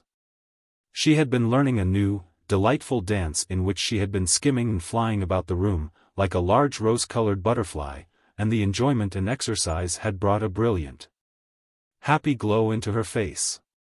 When she entered the room, she floated in with a few of the butterfly steps, and there sat Becky, nodding her cap sideways off her head. "Oh," cried Sara, softly, when she saw her. "That poor thing." It did not occur to her to feel cross at finding her pet chair occupied by the small, dingy figure. To tell the truth, she was quite glad to find it there. When the ill-used heroine of her story wakened, she could talk to her. She crept toward her quietly, and stood looking at her. Becky gave a little snore. "I wish she'd waken herself," Sara said. "I don't like to waken her. But Miss Minchin would be cross if she found out. I'll just wait a few minutes." She took a seat on the edge of the table, and sat swinging her slim, rose-colored legs, and wondering what it would be best to do. Miss Amelia might come in at any moment, and if she did, Becky would be sure to be scolded. But she is so tired, she thought. She is so tired. A piece of flaming coal ended her perplexity for her that very moment. It broke off from a large lump and fell onto the fender. Becky started, and opened her eyes with a frightened gasp. She did not know she had fallen asleep. She had only sat down for one moment and felt the beautiful glow, and here she found herself staring in wild alarm at the wonderful pupil, who sat perched quite near her, like a rose-colored fairy. With interested eyes. She sprang up and clutched at her cap. She felt it dangling over her ear, and tried wildly to put it straight. Oh, she had got herself into trouble now with a vengeance. To have impudently fallen asleep on such a young lady's chair. She would be turned out of doors without wages. She made a sound like a big breathless sob. "Oh, miss. Oh, miss," she stuttered. "I arst your pardon, miss." "Oh, I do, miss." Sara jumped down, and came quite close to her. "Don't be frightened," she said, quite as if she had been speaking to a little girl like herself. "It doesn't matter the least bit." "I didn't go to do it, miss," protested Becky. "It was the warm fire, and me bein' so tired. It wasn't imperence." Sara broke into a friendly little laugh, and put her hand on her shoulder. "You were tired," she said, "you could not help it. You are not really awake yet." How poor Becky stared at her. In fact, she had never heard such a nice, friendly sound in anyone's voice before. She was used to being ordered about and scolded, and having her ears boxed. And this one, in her rose-colored dancing afternoon splendor, was looking at her as if she were not a culprit at all, as if she had a right to be tired, even to fall asleep. The touch of the soft, slim little paw on her shoulder was the most amazing thing she had ever known. Ain't you're angry, miss?" she gasped. "Ain't you goin' to tell the missus?" "No," cried out Sara. "Of course I'm not." The woeful fright in the coal-smutted face made her suddenly so sorry that she could scarcely bear it. One of her queer thoughts rushed into her mind. She put her hand against Becky's cheek. "Why," she said, "we are just the same, I am only a little girl like you. It's just an accident that I am not you, and you are not me." Becky did not understand in the least. Her mind could not grasp such amazing thoughts, and an accident meant to her a calamity in which someone was run over or fell off a ladder and was carried to the hospital.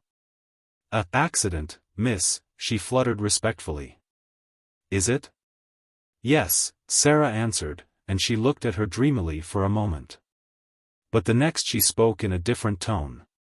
She realized that Becky did not know what she meant. "Have you done your work?" she asked. "Dare you stay here a few minutes?" Becky lost her breath again. "Here, miss?" "Me?" Sara ran to the door, opened it, and looked out and listened. "No one is anywhere about," she explained. "If your bedrooms are finished, perhaps you might stay a tiny while. I thought, perhaps, you might like a piece of cake." The next 10 minutes seemed to Becky like a sort of delirium. Sara opened a cupboard, and gave her a thick slice of cake. She seemed to rejoice when it was devoured in hungry bites. She talked and asked questions, and laughed until Becky's fears actually began to calm themselves, and she once or twice gathered boldness enough to ask a question or so herself. Daring as she felt it to be. "Is that," she ventured, looking longingly at the rose-colored frock. And she asked it almost in a whisper. "Is that there your best?" "It is one of my dancing frocks," answered Sara. "I like it, don't you?" For a few seconds Becky was almost speechless with admiration. Then she said in an odd voice. "Unct I see a princess. I was standin' in the street with the crowd outside Covent Garden, watchin' the swells go inter the opera. And there was one everyone stared at most. They ses to each other, that's the princess. She was a grown-up young lady, but she was pink all over, gown and cloak, and flowers and all. I called her to mind the minute I see you, sittin' there on the table, miss.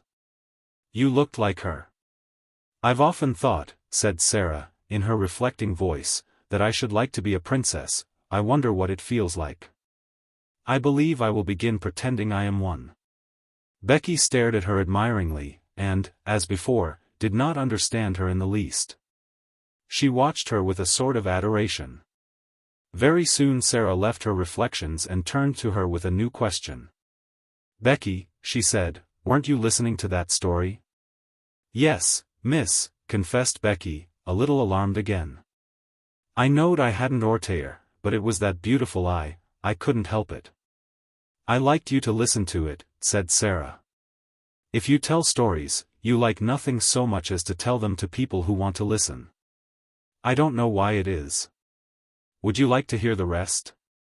Becky lost her breath again. Me hear it? She cried. Like as if I was a pupil, miss. All about the prince, and the little white mare babies swimming about laughing, with stars in their hair? Sara nodded. You haven't time to hear it now, I'm afraid, she said. But if you will tell me just what time you come to do my rooms, I will try to be here and tell you a bit of it every day until it is finished. It's a lovely long one, and I'm always putting new bits to it. Then, breathed Becky, devoutly, I wouldn't mind how heavy the coal boxes was, or what the cook done to me, if I might have that to think of. You may, said Sara. I'll tell it all to you. When Becky went downstairs, she was not the same Becky who had staggered up, loaded down by the weight of the coal scuttle. She had an extra piece of cake in her pocket, and she had been fed and warmed, but not only by cake and fire. Something else had warmed and fed her, and the something else was Sara. When she was gone, Sara sat on her favorite perch on the end of her table. Her feet were on a chair, her elbows on her knees, and her chin in her hands. If I was a princess, a real princess, she murmured, I could scatter largesse to the populace. But even if I am only a pretend princess, I can invent little things to do for people. Things like this. She was just as happy as if it was largesse. I'll pretend that to do things people like is scattering largesse. I've scattered largesse. Chapter 6. The Diamond Mines. Not very long after this a very exciting thing happened. Not only Sara, but the entire school, found it exciting, and made it the chief subject of conversation for weeks after it occurred. In one of his letters Captain Crewe told a most interesting story. A friend who had been at school with him when he was a boy had unexpectedly come to see him in India. He was the owner of a large tract of land upon which diamonds had been found, and he was engaged in developing the mines. If all went as was confidently expected, he would become possessed of such wealth as it made one dizzy to think of. And because he was fond of the friend of his school days, he had given him an opportunity to share in this enormous fortune by becoming a partner in his scheme. This, at least, was what Sara gathered from his letters. It is true that any other business scheme, however magnificent, would have had but small attraction for her or for the schoolroom. But diamond mines sounded so like the Arabian Nights that no one could be indifferent.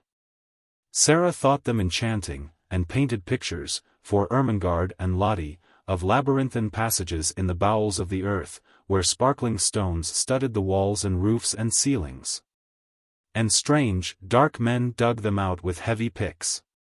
Ermengarde delighted in the story, and Lottie insisted on its being retold to her every evening. Lavinia was very spiteful about it, and told Jessie that she didn't believe such things as diamond mines existed. My mamma has a diamond ring which cost £40, she said. And it is not a big one, either. If there were mines full of diamonds, people would be so rich it would be ridiculous. Perhaps Sara will be so rich that she will be ridiculous, giggled Jessie. She's ridiculous without being rich, Lavinia sniffed. I believe you hate her, said Jessie. No, I don't, snapped Lavinia. But I don't believe in mines full of diamonds. Well, people have to get them from somewhere, said Jessie. Lavinia, with a new giggle, what do you think Gertrude says? I don't know, I'm sure. And I don't care if it's something more about that everlasting Sara. Well, it is. One of her pretends is that she is a princess. She plays it all the time, even in school. She says it makes her learn her lessons better. She wants Ermengarde to be one, too, but Ermengarde says she is too fat. She is too fat, said Lavinia. And Sara is too thin. Naturally, Jessie giggled again. She says it has nothing to do with what you look like, or what you have. It has only to do with what you think of, and what you do. I suppose she thinks she could be a princess if she was a beggar, said Lavinia. Let us begin to call her your Royal Highness. Lessons for the day were over, and they were sitting before the schoolroom fire, enjoying the time they liked best. It was the time when Miss Minchin and Miss Amelia were taking their tea in the sitting room sacred to themselves. At this hour a great deal of talking was done, and a great many secrets changed hands, particularly if the younger pupils behaved themselves well, and did not squabble or run about noisily. Which it must be confessed they usually did. When they made an uproar the older girls usually interfered with scoldings and shakes. They were expected to keep order, and there was danger that if they did not, Miss Minchin or Miss Amelia would appear and put an end to festivities. Even as Lavinia spoke the door opened and Sara entered with Lottie, whose habit was to trot everywhere after her like a little dog. There she is, with that horrid child! Exclaimed Lavinia, in a whisper. If she's so fond of her, why doesn't she keep her in her own room? She will begin howling about something in 5 minutes. It happened that Lottie had been seized with a sudden desire to play in the schoolroom, and had begged her adopted parent to come with her. She joined a group of little ones who were playing in a corner. Sara curled herself up in the window seat, opened a book, and began to read. It was a book about the French Revolution.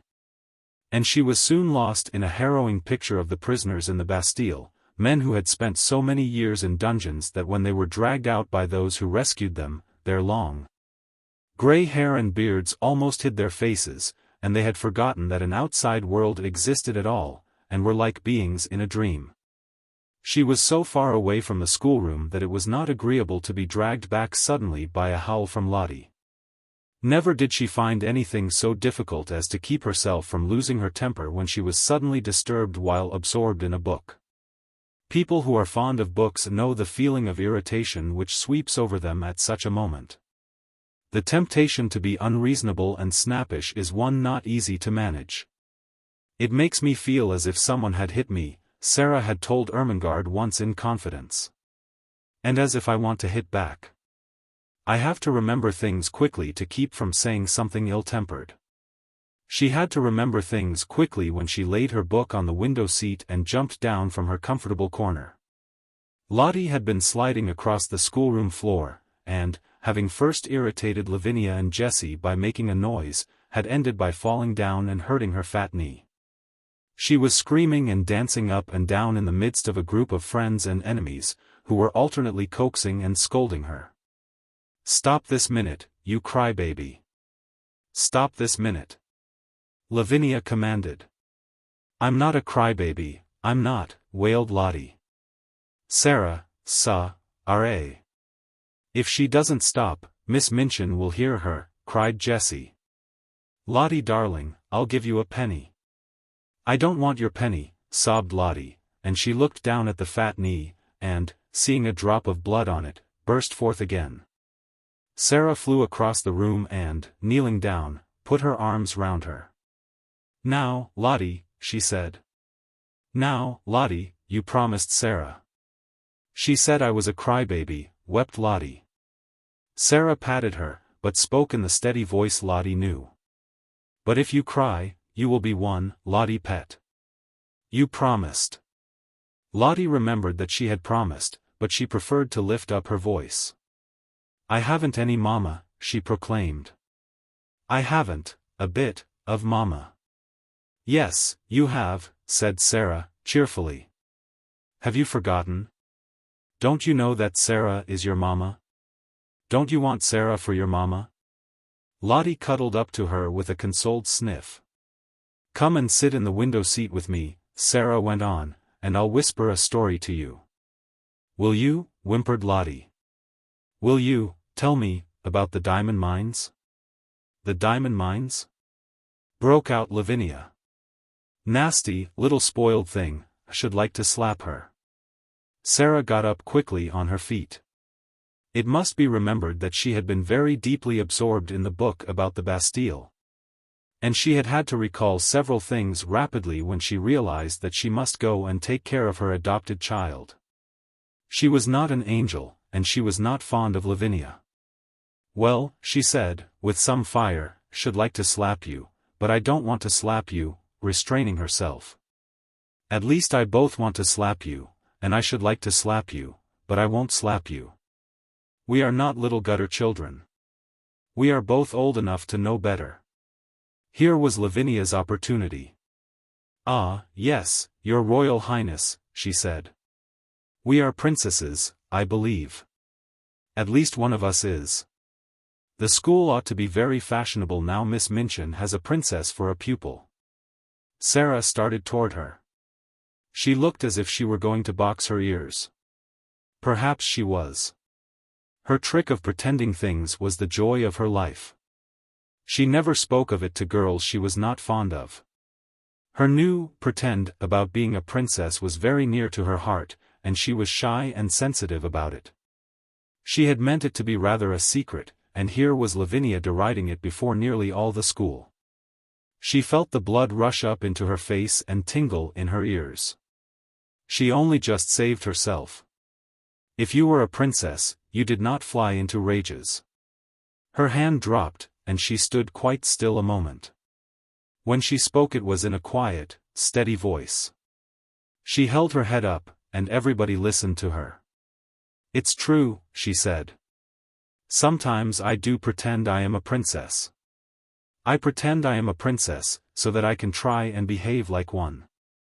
Lavinia could not think of exactly the right thing to say.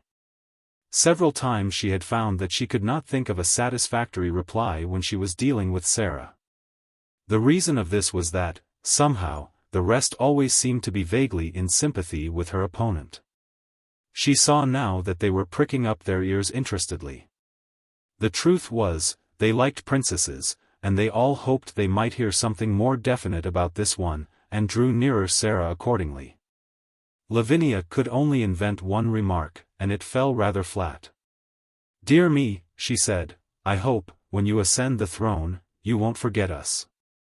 I won't, said Sara, and she did not utter another word, but stood quite still, and stared at her steadily as she saw her take Jessie's arm and turn away.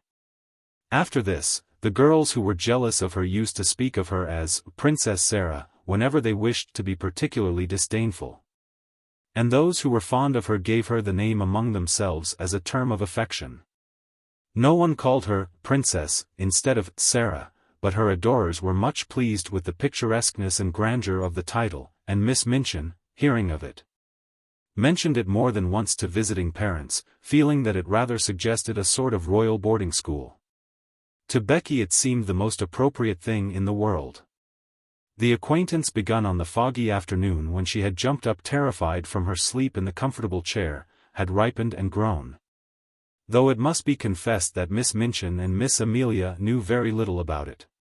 They were aware that Sara was kind to the scullery maid, but they knew nothing of certain delightful moments snatched perilously when, the upstairs rooms being set in order with lightning rapidity, Sara's sitting room was reached, and the heavy coal box set down with a sigh of joy.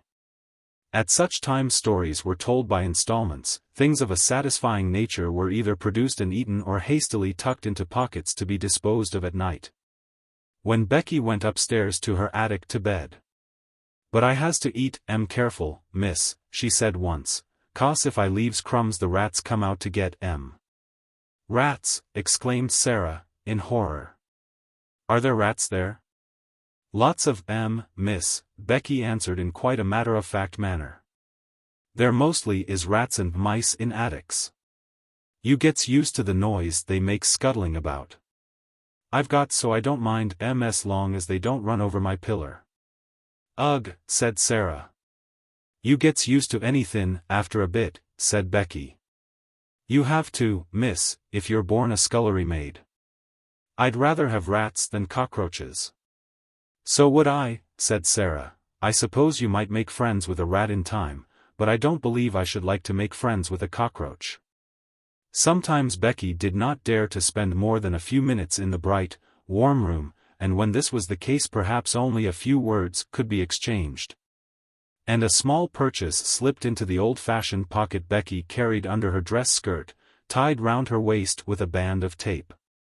The search for and discovery of satisfying things to eat which could be packed into small compass, added a new interest to Sara's existence.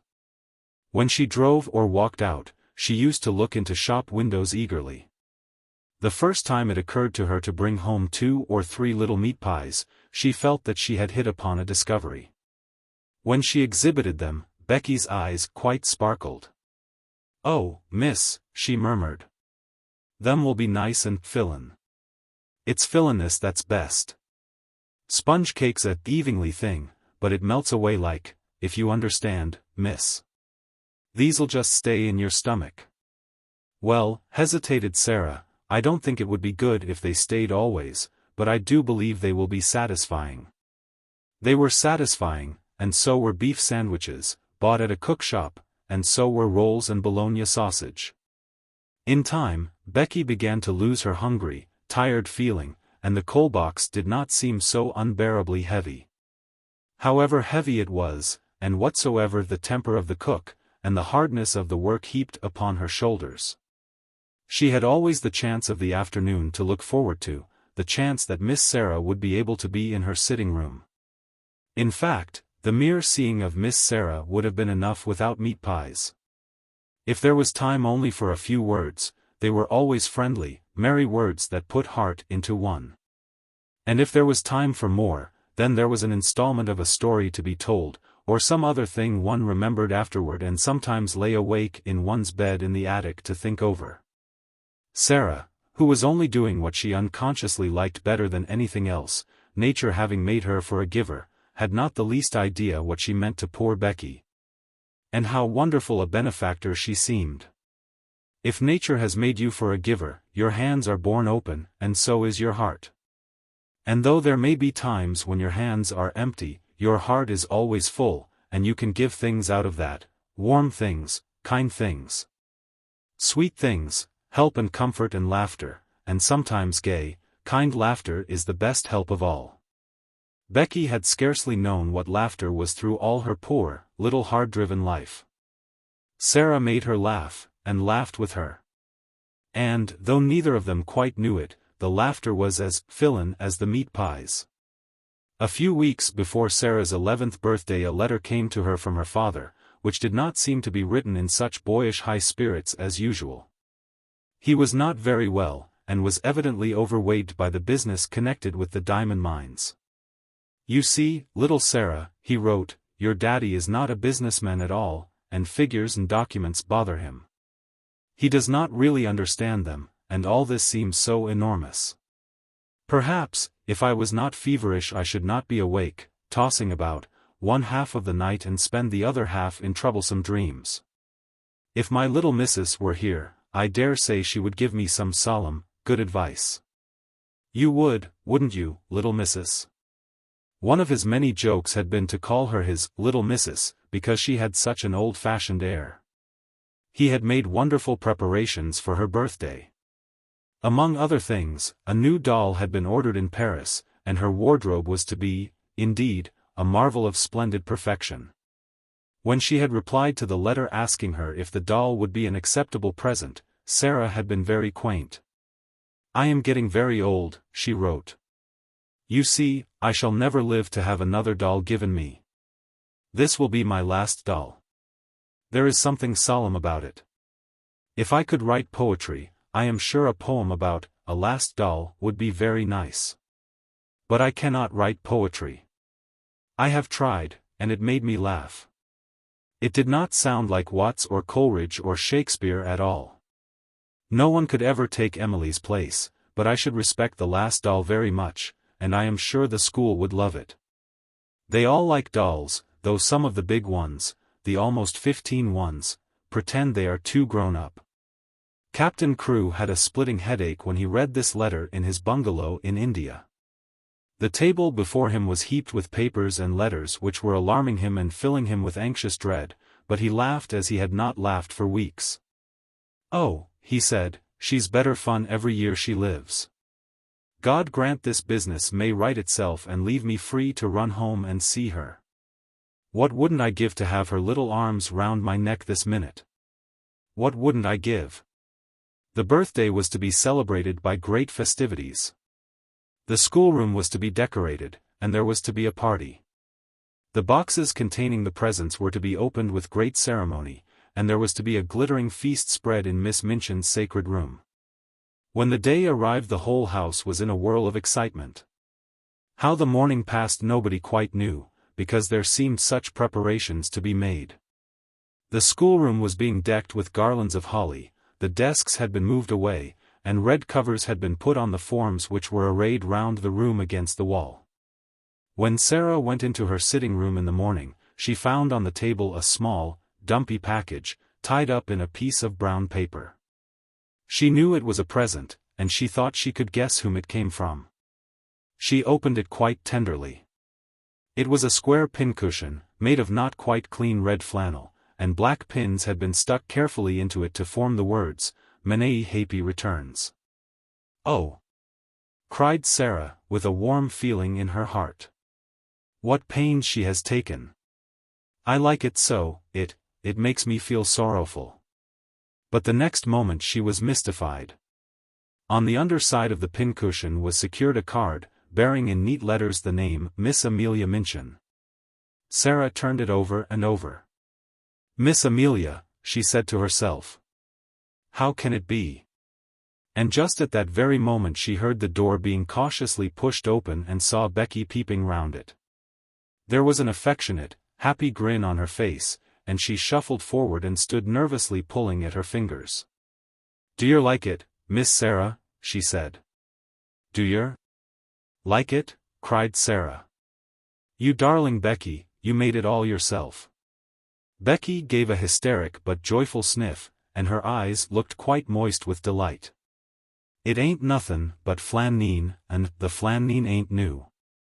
But I wanted to give yer somethin', and I made it of nights. I knew yer could pretend it was satin with diamond pins in. I tried to when I was makin' it. The card, miss," rather doubtfully. "'Twarn't wrong of me to pick it up out o' the dustbin, was it?" Miss Amelia had throwed it away. "I hadn't no card o' my own, and knowed it wouldn't be a proper precinct if I didn't pin a card on, so I pinned Miss Amelia's." Sara flew at her and hugged her. She could not have told herself or anyone else why there was a lump in her throat. "Oh, Becky," she cried out, with a queer little laugh. "I love you, Becky, I do, I do." "Oh, miss," breathed Becky. "Thank yer, miss, kindly, it ain't good enough for that. The flaneen wasn't new." Chapter 7. The Diamond Mines Again. When Sara entered the holly-hung schoolroom in the afternoon, she did so as the head of a sort of procession. Miss Minchin, in her grandest silk dress, led her by the hand. A manservant followed, carrying the box containing the last doll, a housemaid carried a second box, and Becky brought up the rear, carrying a third and wearing a clean apron and a new cap. Sara would have much preferred to enter in the usual way, but Miss Minchin had sent for her, and, after an interview in her private sitting room, had expressed her wishes. "This is not an ordinary occasion," she said. "I do not desire that it should be treated as one." So Sara was led grandly in and felt shy when, on her entry, the big girls stared at her and touched each other's elbows, and the little ones began to squirm joyously in their seats. "Silence, young ladies," said Miss Minchin, at the murmur which arose. "James, place the box on the table and remove the lid. Emma, put yours upon a chair. Becky, suddenly and severely. Becky had quite forgotten herself in her excitement, and was grinning at Lottie, who was wriggling with rapturous expectation. She almost dropped her box, the disapproving voice so startled her, and her frightened, bobbing curtsy of apology was so funny that Lavinia and Jessie tittered. "It is not your place to look at the young ladies," said Miss Minchin. "You forget yourself.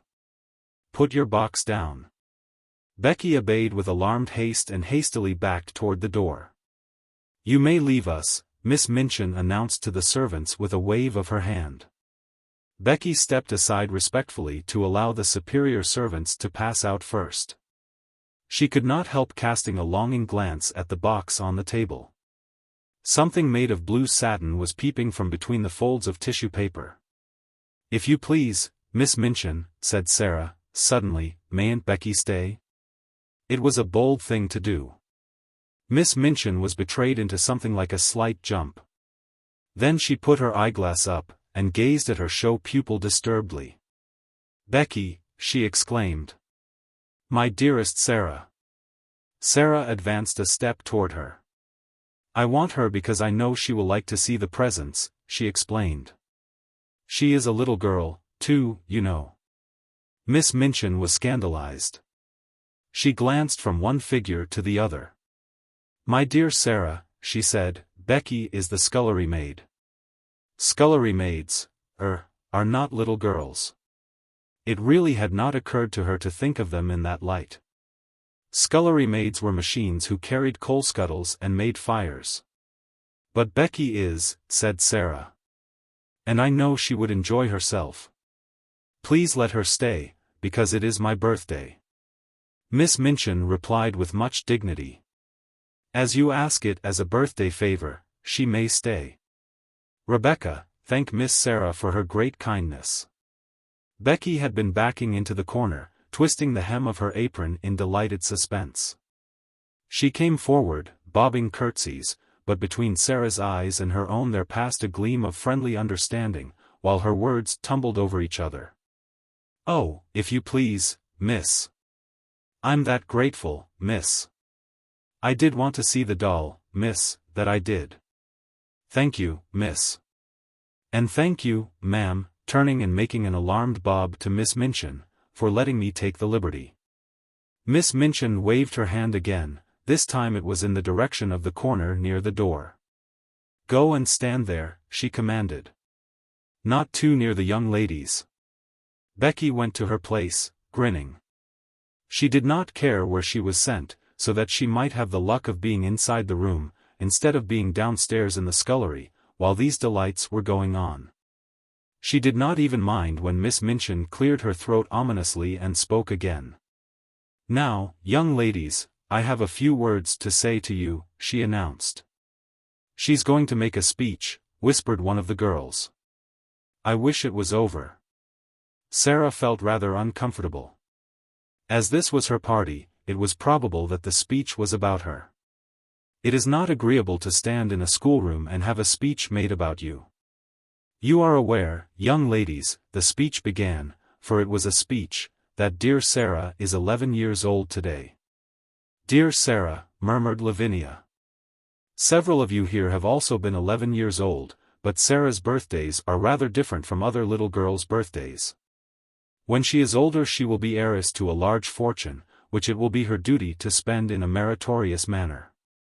"The diamond mines," giggled Jessie, in a whisper. Sara did not hear her. But as she stood with her green-gray eyes fixed steadily on Miss Minchin, she felt herself growing rather hot. When Miss Minchin talked about money, she felt somehow that she always hated her, and, of course, it was disrespectful to hate grown-up people.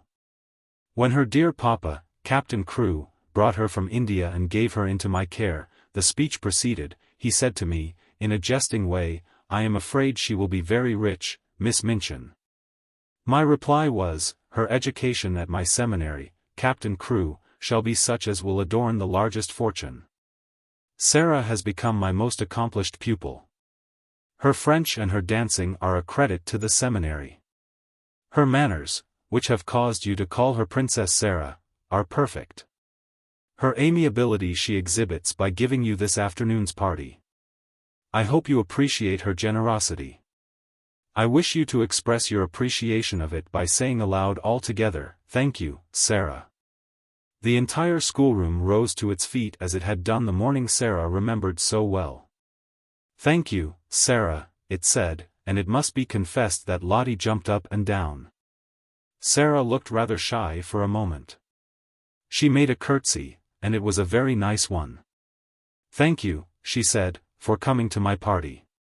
"Very pretty, indeed, Sara," approved Miss Minchin. "That is what a real princess does when the populace applauds her." "Lavinia," scathingly, "the sound you just made was extremely like a snort. If you are jealous of your fellow pupil, I beg you will express your feelings in some more ladylike manner. Now I will leave you to enjoy yourselves." The instant she had swept out of the room the spell her presence always had upon them was broken. The door had scarcely closed before every seat was empty. The little girls jumped or tumbled out of theirs, the older ones wasted no time in deserting theirs. There was a rush toward the boxes. Sara had bent over one of them with a delighted face. "These are books, I know," she said. The little children broke into a rueful murmur, and Ermengarde looked aghast. "Does your papa send you books for a birthday present?" she exclaimed. "Why, he's as bad as mine." "Don't open them, Sara." "I like them," Sara laughed, but she turned to the biggest box. When she took out the last doll it was so magnificent that the children uttered delighted groans of joy, and actually drew back to gaze at it in breathless rapture. "She is almost as big as Lottie," someone gasped. Lottie clapped her hands and danced about, giggling. "She's dressed for the theater," said Lavinia. "Her cloak is lined with ermine." "Oh!" cried Ermengarde, darting forward. "She has an opera glass in her hand, a blue and gold one." "Here is her trunk," said Sara. "Let us open it and look at her things." She sat down upon the floor and turned the key. The children crowded clamoring around her, as she lifted tray after tray and revealed their contents. Never had the schoolroom been in such an uproar. There were lace collars and silk stockings and handkerchiefs, there was a jewel case containing a necklace and a tiara which looked quite as if they were made of real diamonds. There was a long sealskin and muff, there were ball dresses and walking dresses and visiting dresses, there were hats and tea gowns and fans. Even Lavinia and Jessie forgot that they were too elderly to care for dolls, and uttered exclamations of delight and caught up things to look at them. "Suppose," Sara said, as she stood by the table, putting a large black velvet hat on the impassively smiling owner of all these splendors, "suppose she understands human talk and feels proud of being admired." "You are always supposing things," said Lavinia, and her air was very superior. "I know I am," answered Sara, undisturbedly. "I like it. There is nothing so nice as supposing. It's almost like being a fairy. If you suppose anything hard enough it seems as if it were real." "It's all very well to suppose things if you have everything," said Lavinia. "Could you suppose and pretend if you were a beggar and lived in a garret?" Sara stopped arranging the last doll's ostrich plumes, and looked thoughtful. "I believe I could," she said. "If one was a beggar, one would have to suppose and pretend all the time. But it mightn't be easy." She often thought afterward how strange it was that just as she had finished saying this, just at that very moment, Miss Amelia came into the room. "Sara," she said, "your papa's solicitor, Mr. Barrow, has called to see Miss Minchin, and, as she must talk to him alone and the refreshments are laid in her parlor, you had all better come and have your feast now. So that my sister can have her interview here in the schoolroom." Refreshments were not likely to be disdained at any hour, and many pairs of eyes gleamed. Miss Amelia arranged the procession into decorum, and then, with Sara at her side heading it, she led it away. Leaving the last doll sitting upon a chair with the glories of her wardrobe scattered about her. Dresses and coats hung upon chair backs, piles of lace-frilled petticoats lying upon their seats. Becky, who was not expected to partake of refreshments, had the indiscretion to linger a moment to look at these beauties. It really was an indiscretion. "Go back to your work, Becky," Miss Amelia had said. But she had stopped to reverently pick up first a muff and then a coat, and while she stood looking at them adoringly, she heard Miss Minchin upon the threshold, and, being smitten with terror at the thought of being accused of taking liberties, she rashly darted under the table, which hit her by its tablecloth. Miss Minchin came into the room, accompanied by a sharp-featured, dry little gentleman, who looked rather disturbed. Miss Minchin herself also looked rather disturbed, it must be admitted, and she gazed at the dry little gentleman with an irritated and puzzled expression. She sat down with stiff dignity, and waved him to a chair. "Pray, be seated, Mr. Barrow," she said. Mr. Barrow did not sit down at once. His attention seemed attracted by the last doll and the things which surrounded her. He settled his eyeglasses and looked at them in nervous disapproval. The last doll herself did not seem to mind this in the least. She merely sat upright and returned his gaze indifferently. £100, Mr. Barrow remarked succinctly. "All expensive material, and made at a Parisian modiste's. He spent money lavishly enough, that young man." Miss Minchin felt offended. This seemed to be a disparagement of her best patron and was a liberty. Even solicitors had no right to take liberties. "I beg your pardon, Mr. Barrow," she said stiffly. "I do not understand." "Birthday presents," said Mr. Barrow in the same critical manner, to a child 11 years old. "Mad extravagance, I call it." Miss Minchin drew herself up still more rigidly. "Captain Crewe is a man of fortune," she said. "The diamond mines alone." Mr. Barrow wheeled round upon her. "Diamond mines," he broke out. "There are none. Never were." Miss Minchin actually got up from her chair. "What?" she cried. "What do you mean?" "At any rate," answered Mr. Barrow, quite snappishly, "it would have been much better if there never had been any." "Any diamond mines?" ejaculated Miss Minchin, catching at the back of a chair and feeling as if a splendid dream was fading away from her. "Diamond mines spell ruin oftener than they spell wealth," said Mr. Barrow. "When a man is in the hands of a very dear friend and is not a businessman himself, he had better steer clear of the dear friend's diamond mines, or gold mines. Or any other kind of mines dear friends want his money to put into. The late Captain Crewe." Here Miss Minchin stopped him with a gasp. "The late Captain Crewe," she cried out, "the late. You don't come to tell me that Captain Crewe is—" "He's dead, ma'am, Mr.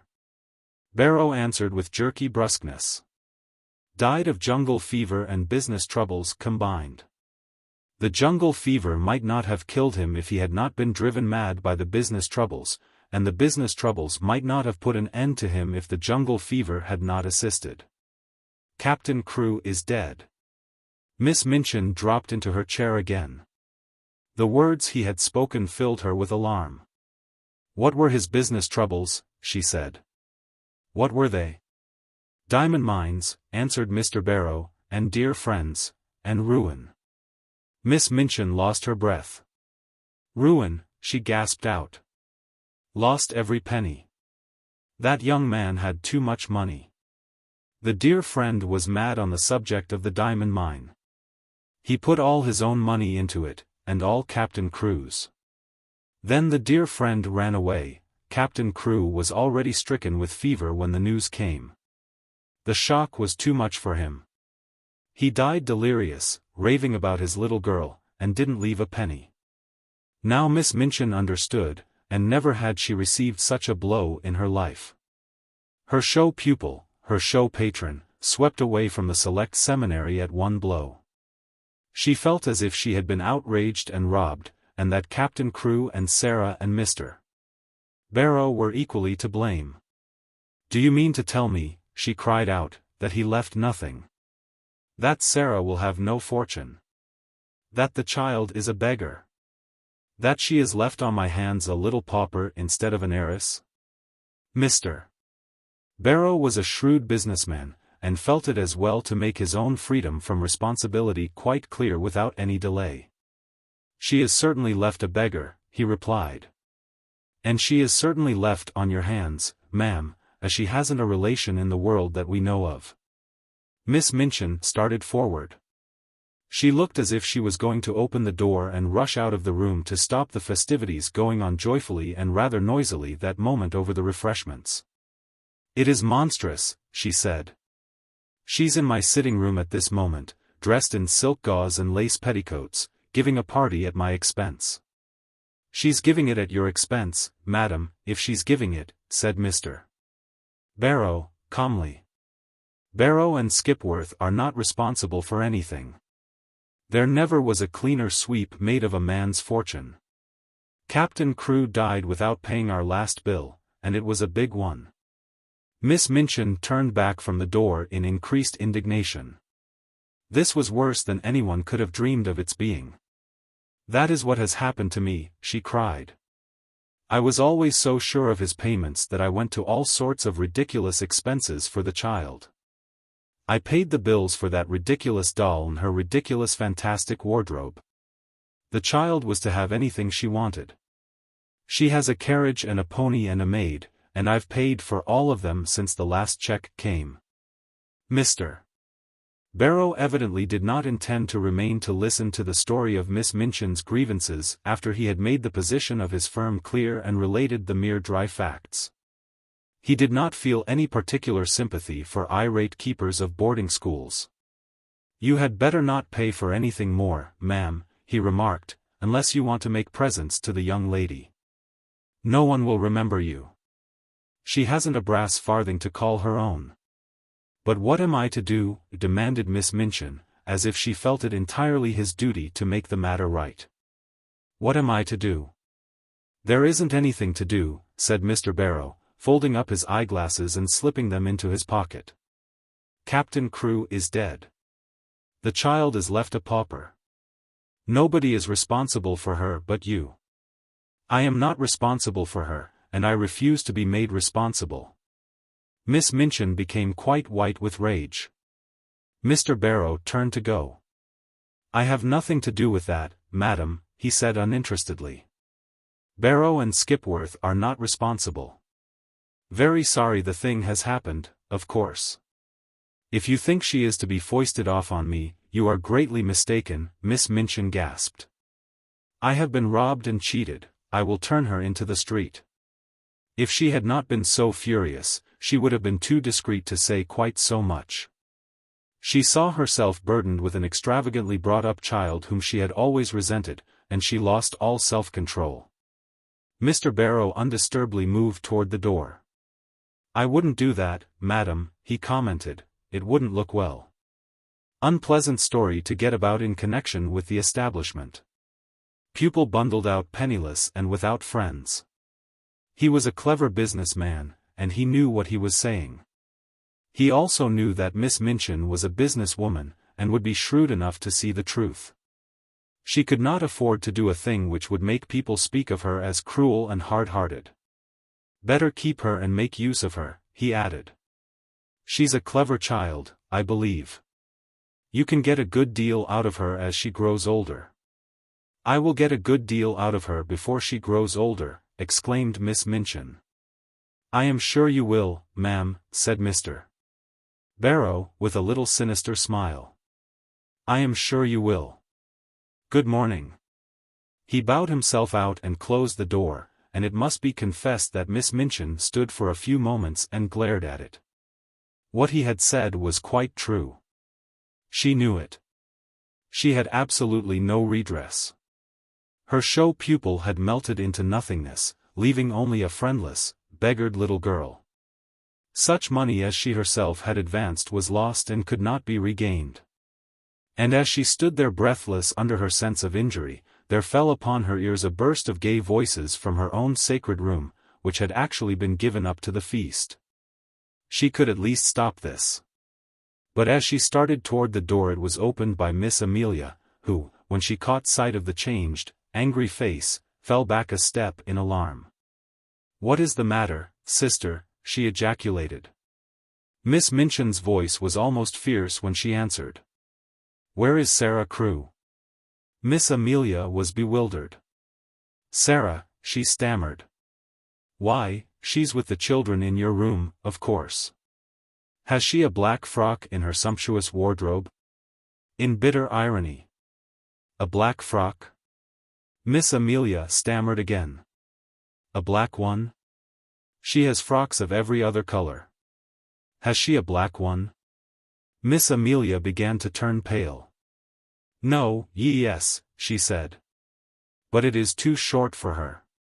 She has only the old black velvet, and she has outgrown it. Go and tell her to take off that preposterous pink silk gauze, and put the black one on, whether it is too short or not. She has done with finery."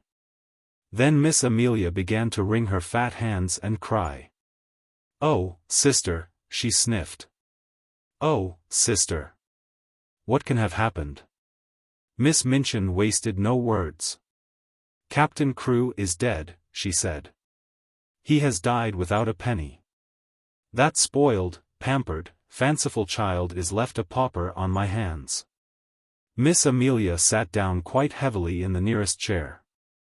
"Hundreds of pounds have I spent on nonsense for her. And I shall never see a penny of it. Put a stop to this ridiculous party of hers. Go and make her change her frock at once." "I?" panted Miss Amelia. "And must I go and tell her now?" "This moment," was the fierce answer. "Don't sit staring like a goose. Go." Poor Miss Amelia was accustomed to being called a goose. She knew, in fact, that she was rather a goose, and that it was left to geese to do a great many disagreeable things. It was a somewhat embarrassing thing to go into the midst of a room full of delighted children, and tell the giver of the feast that she had suddenly been transformed into a little beggar, and must go upstairs and put on an old black frock which was too small for her. But the thing must be done. This was evidently not the time when questions might be asked. She rubbed her eyes with her handkerchief until they looked quite red. After which she got up and went out of the room, without venturing to say another word. When her older sister looked and spoke as she had done just now, the wisest course to pursue was to obey orders without any comment. Miss Minchin walked across the room. She spoke to herself aloud without knowing that she was doing it. During the last year the story of the diamond mines had suggested all sorts of possibilities to her. Even proprietors of seminaries might make fortunes in stocks, with the aid of owners of mines. And now, instead of looking forward to gains, she was left to look back upon losses. "The Princess Sara, indeed," she said. "The child has been pampered as if she were a queen." She was sweeping angrily past the corner table as she said it, and the next moment she started at the sound of a loud, sobbing sniff which issued from under the cover. "What is that?" she exclaimed angrily. The loud, sobbing sniff was heard again, and she stooped and raised the hanging folds of the table cover. "How dare you?" she cried out. "How dare you? Come out immediately." It was poor Becky who crawled out, and her cap was knocked on one side, and her face was red with repressed crying. "If you please, it's me, Mum," she explained. "I know I hadn't ought to. But I was lookin' at the doll, Mum, and I was frightened when you come in, and slipped under the table." "You have been there all the time, listening," said Miss Minchin. "No, Mum," Becky protested, bobbing curtsies. "Not listenin', I thought I could slip out without your noticin', but I couldn't and I had to stay. But I didn't listen, Mum, I wouldn't for nothin'. But I couldn't help hearin', . Suddenly it seemed almost as if she lost all fear of the awful lady before her. She burst into fresh tears. "Oh, please, she said. "I dare say you'll give me warneen, Mum, but I'm so sorry for poor Miss Sara, I'm so sorry." "Leave the room," ordered Miss Minchin. Becky curtsied again, the tears openly streaming down her cheeks. "Yes, I will, she said, trembling. "But oh, I just wanted to arst you, Miss Sara, she's been such a rich young lady, and she's been waited on, hand and foot, and what will she do now, mum, without no maid? Oh please, would you let me wait on her after I've done my pots and kettles? I'd do that quick, if you'd let me wait on her now she's poor. Oh, breaking out afresh, poor little Miss Sara, mum, that was called a princess. Somehow, she made Miss Minchin feel more angry than ever. That the very scullery maid should range herself on the side of this child, whom she realized more fully than ever that she had never liked, was too much. She actually stamped her foot. No, certainly not, she said. She will wait on herself, and on other people, too. Leave the room this instant, or you'll leave your place. Becky threw her apron over her head and fled. She ran out of the room and down the steps into the scullery, and there she sat down among her pots and kettles, and wept as if her heart would break. It's exactly like the ones in the stories, she wailed. Them poor princess ones that was drove into the world. Miss Minchin had never looked quite so still and hard as she did when Sara came to her, a few hours later, in response to a message she had sent her. Even by that time it seemed to Sara as if the birthday party had either been a dream or a thing which had happened years ago, and had happened in the life of quite another little girl. Every sign of the festivities had been swept away, the holly had been removed from the schoolroom walls, and the forms and desks put back into their places. Miss Minchin's sitting room looked as it always did, all traces of the feast were gone, and Miss Minchin had resumed her usual dress. The pupils had been ordered to lay aside their party frocks. And this having been done, they had returned to the schoolroom and huddled together in groups, whispering and talking excitedly. "Tell Sara to come to my room," Miss Minchin had said to her sister. "And explain to her clearly that I will have no crying or unpleasant scenes." "Sister," replied Miss Amelia, "she is the strangest child I ever saw. She has actually made no fuss at all. You remember she made none when Captain Crewe went back to India. When I told her what had happened, she just stood quite still and looked at me without making a sound. Her eyes seemed to get bigger and bigger, and she went quite pale. When I had finished, she still stood staring for a few seconds, and then her chin began to shake, and she turned round and ran out of the room and upstairs. Several of the other children began to cry, but she did not seem to hear them or to be alive to anything but just what I was saying. It made me feel quite queer not to be answered. And when you tell anything sudden and strange, you expect people will say something, whatever it is. Nobody but Sara herself ever knew what had happened in her room after she had run upstairs and locked her door. In fact, she herself scarcely remembered anything but that she walked up and down, saying over and over again to herself in a voice which did not seem her own, "My papa is dead. My papa is dead." Once she stopped before Emily, who sat watching her from her chair, and cried out wildly, "Emily! Do you hear? Do you hear, Papa is dead?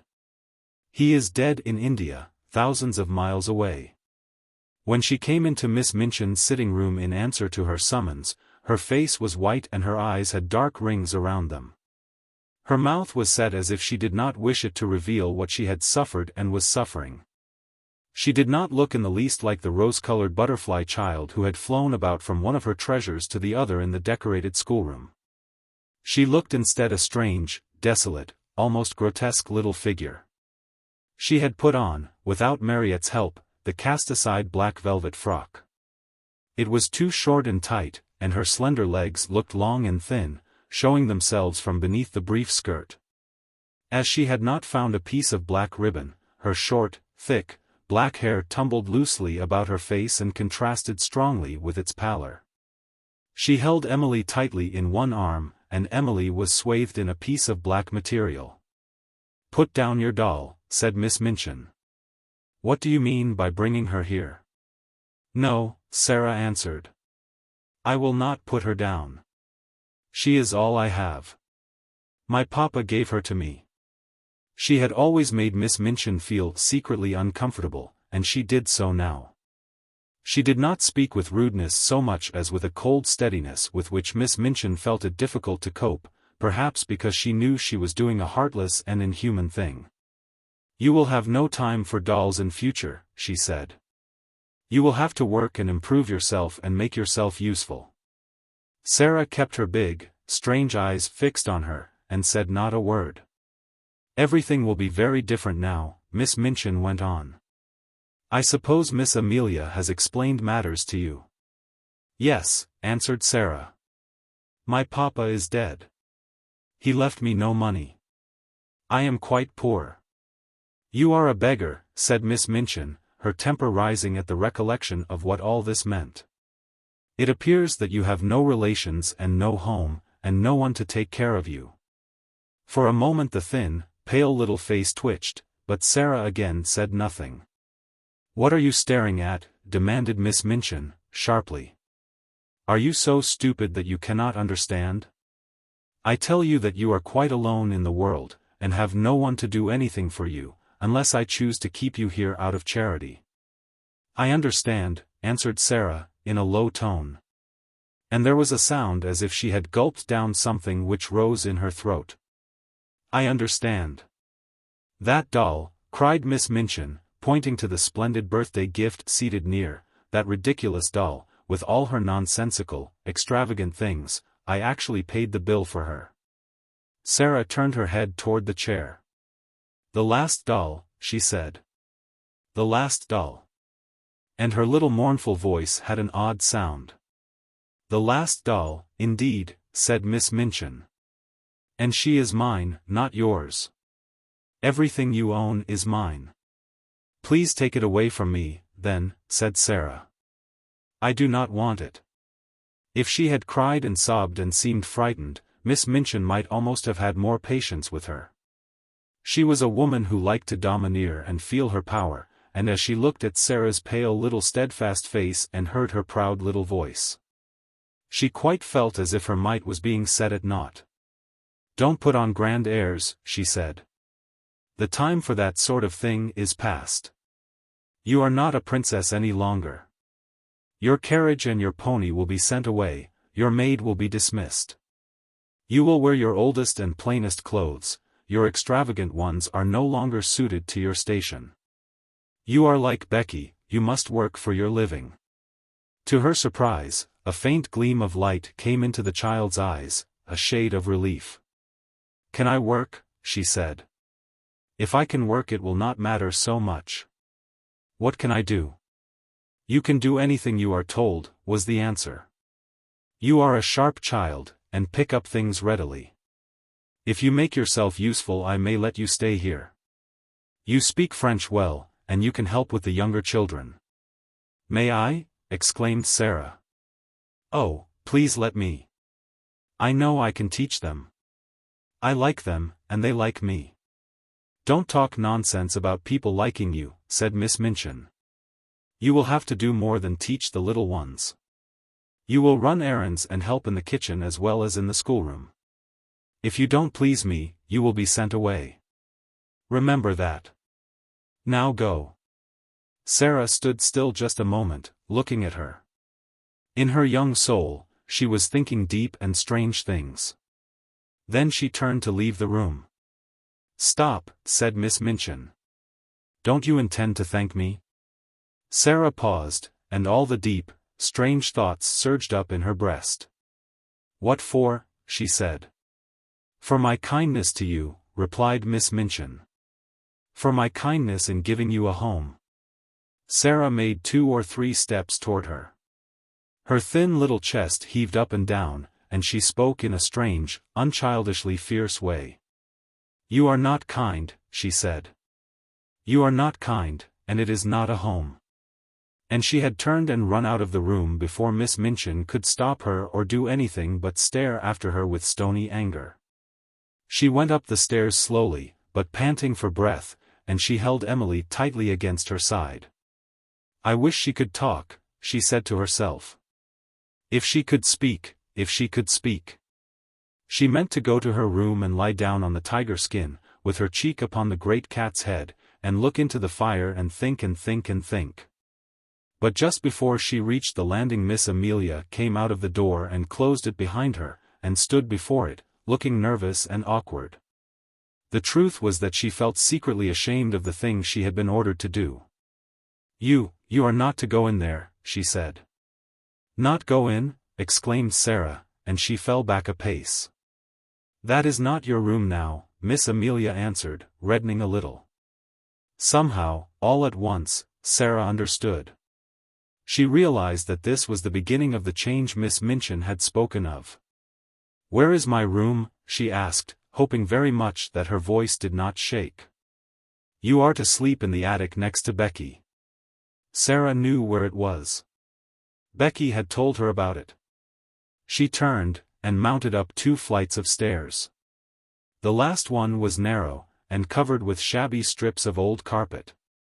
She felt as if she were walking away and leaving far behind her the world in which that other child, who no longer seemed herself, had lived. This child, in her short, tight old frock, climbing the stairs to the attic, was quite a different creature.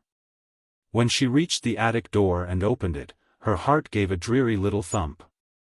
Then she shut the door and stood against it and looked about her.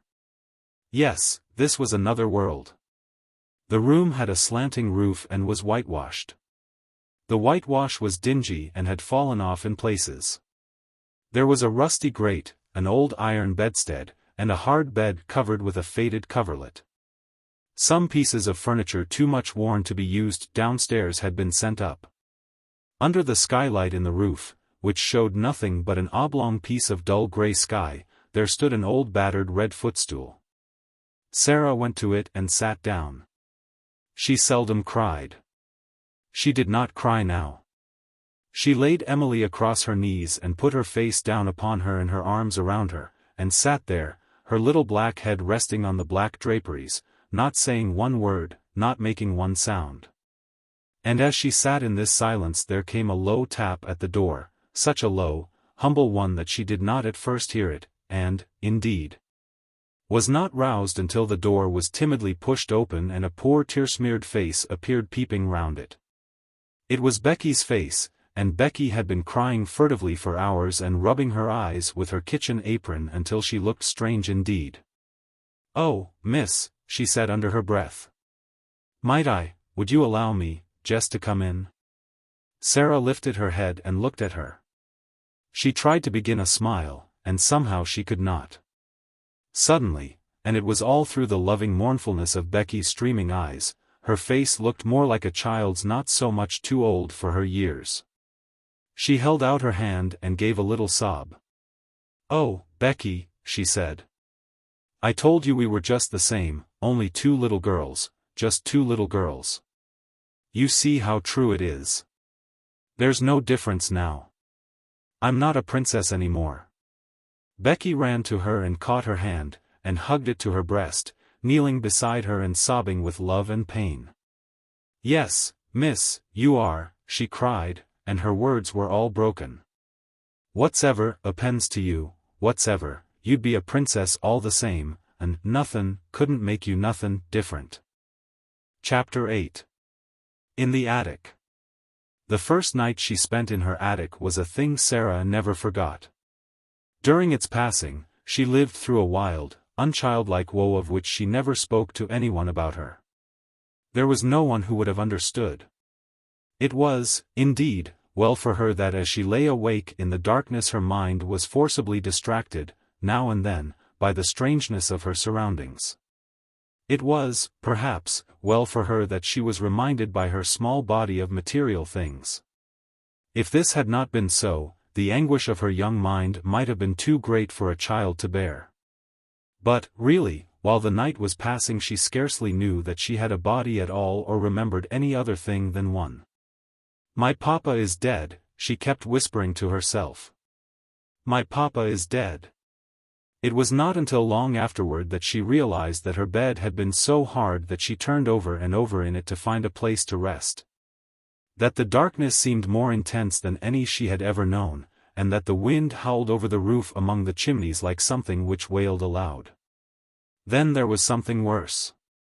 This was certain scufflings and scratchings and squeakings in the walls and behind the skirting boards. She knew what they meant, because Becky had described them. They meant rats and mice who were either fighting with each other or playing together. Once or twice she even heard sharp-toed feet scurrying across the floor, and she remembered in those after days, when she recalled things, that when first she heard them she started up in bed and sat trembling, and when she lay down again covered her head with the bedclothes. The change in her life did not come about gradually, but was made all at once. She must begin as she is to go on, Miss Minchin said to Miss Amelia.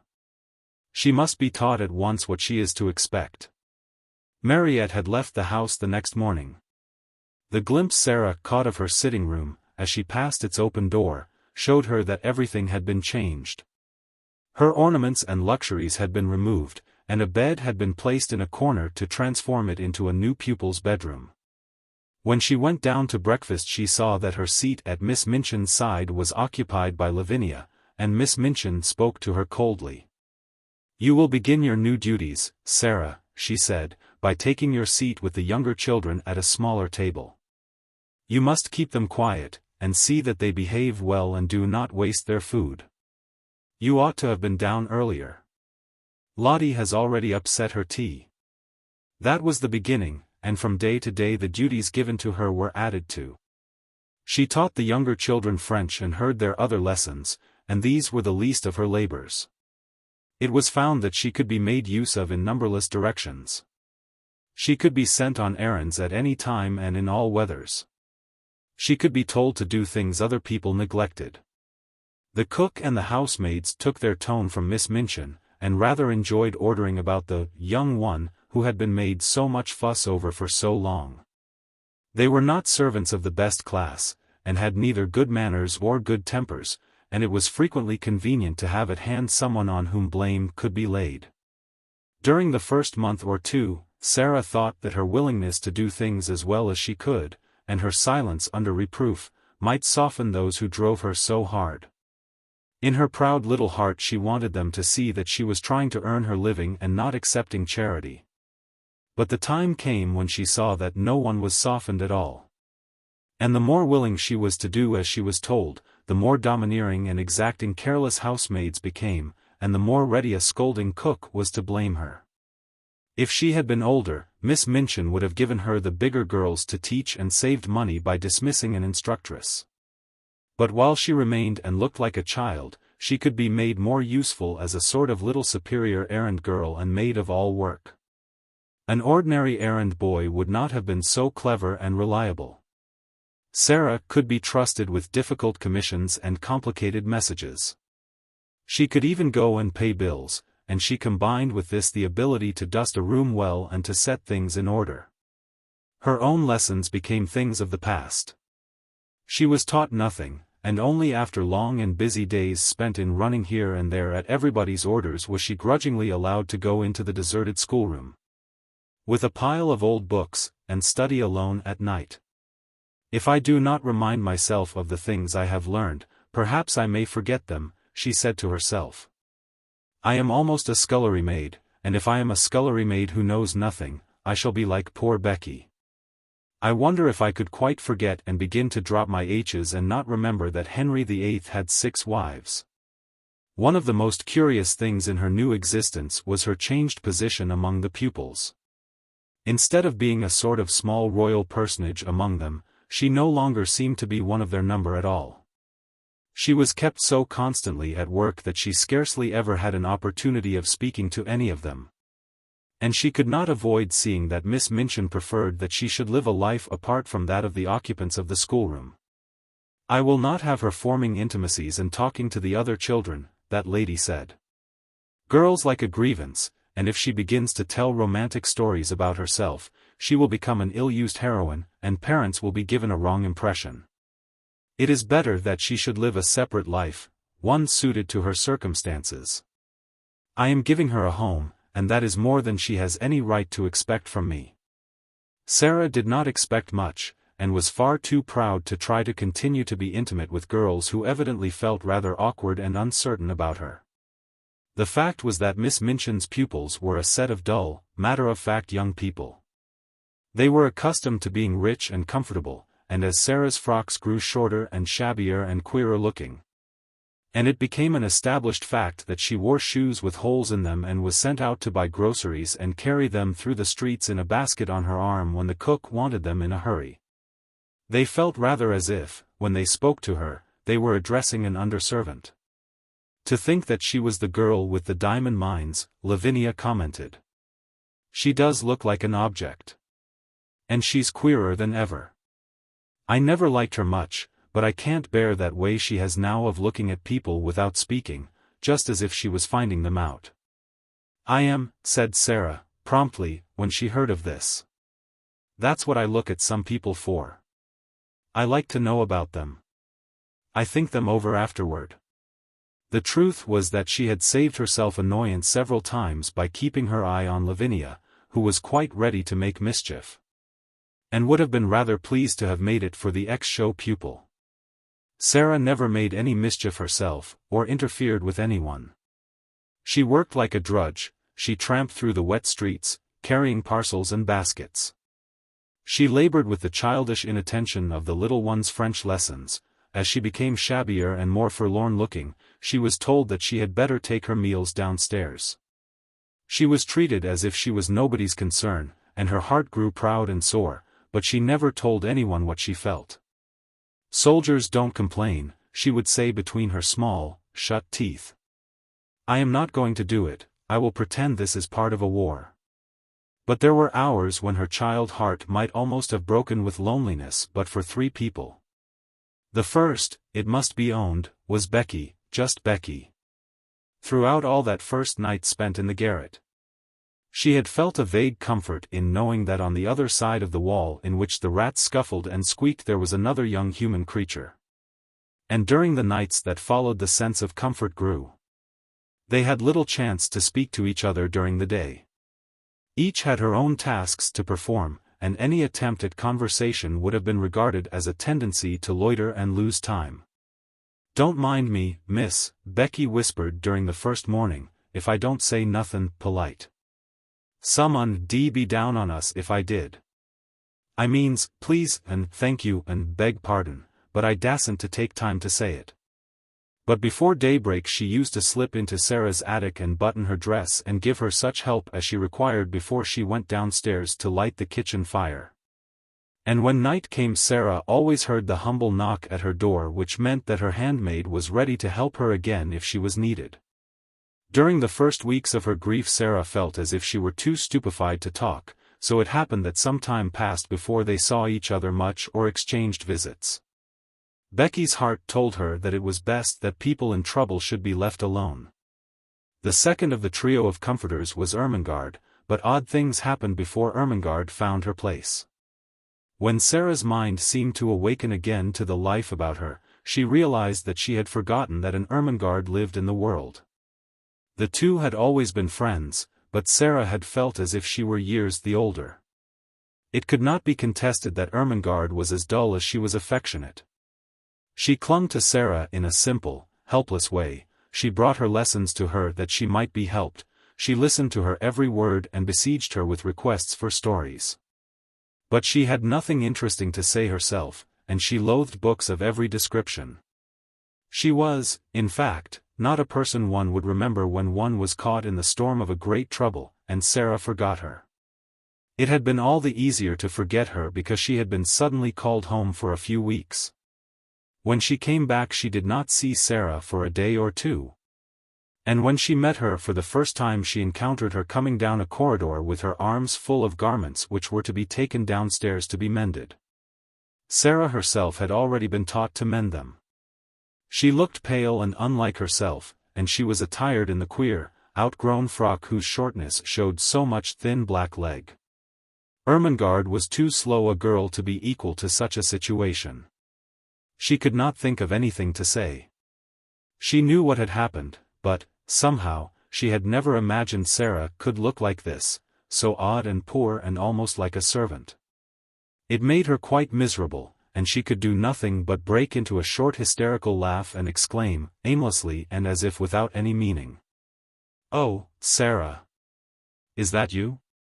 "Yes," answered Sara, and suddenly a strange thought passed through her mind and made her face flush.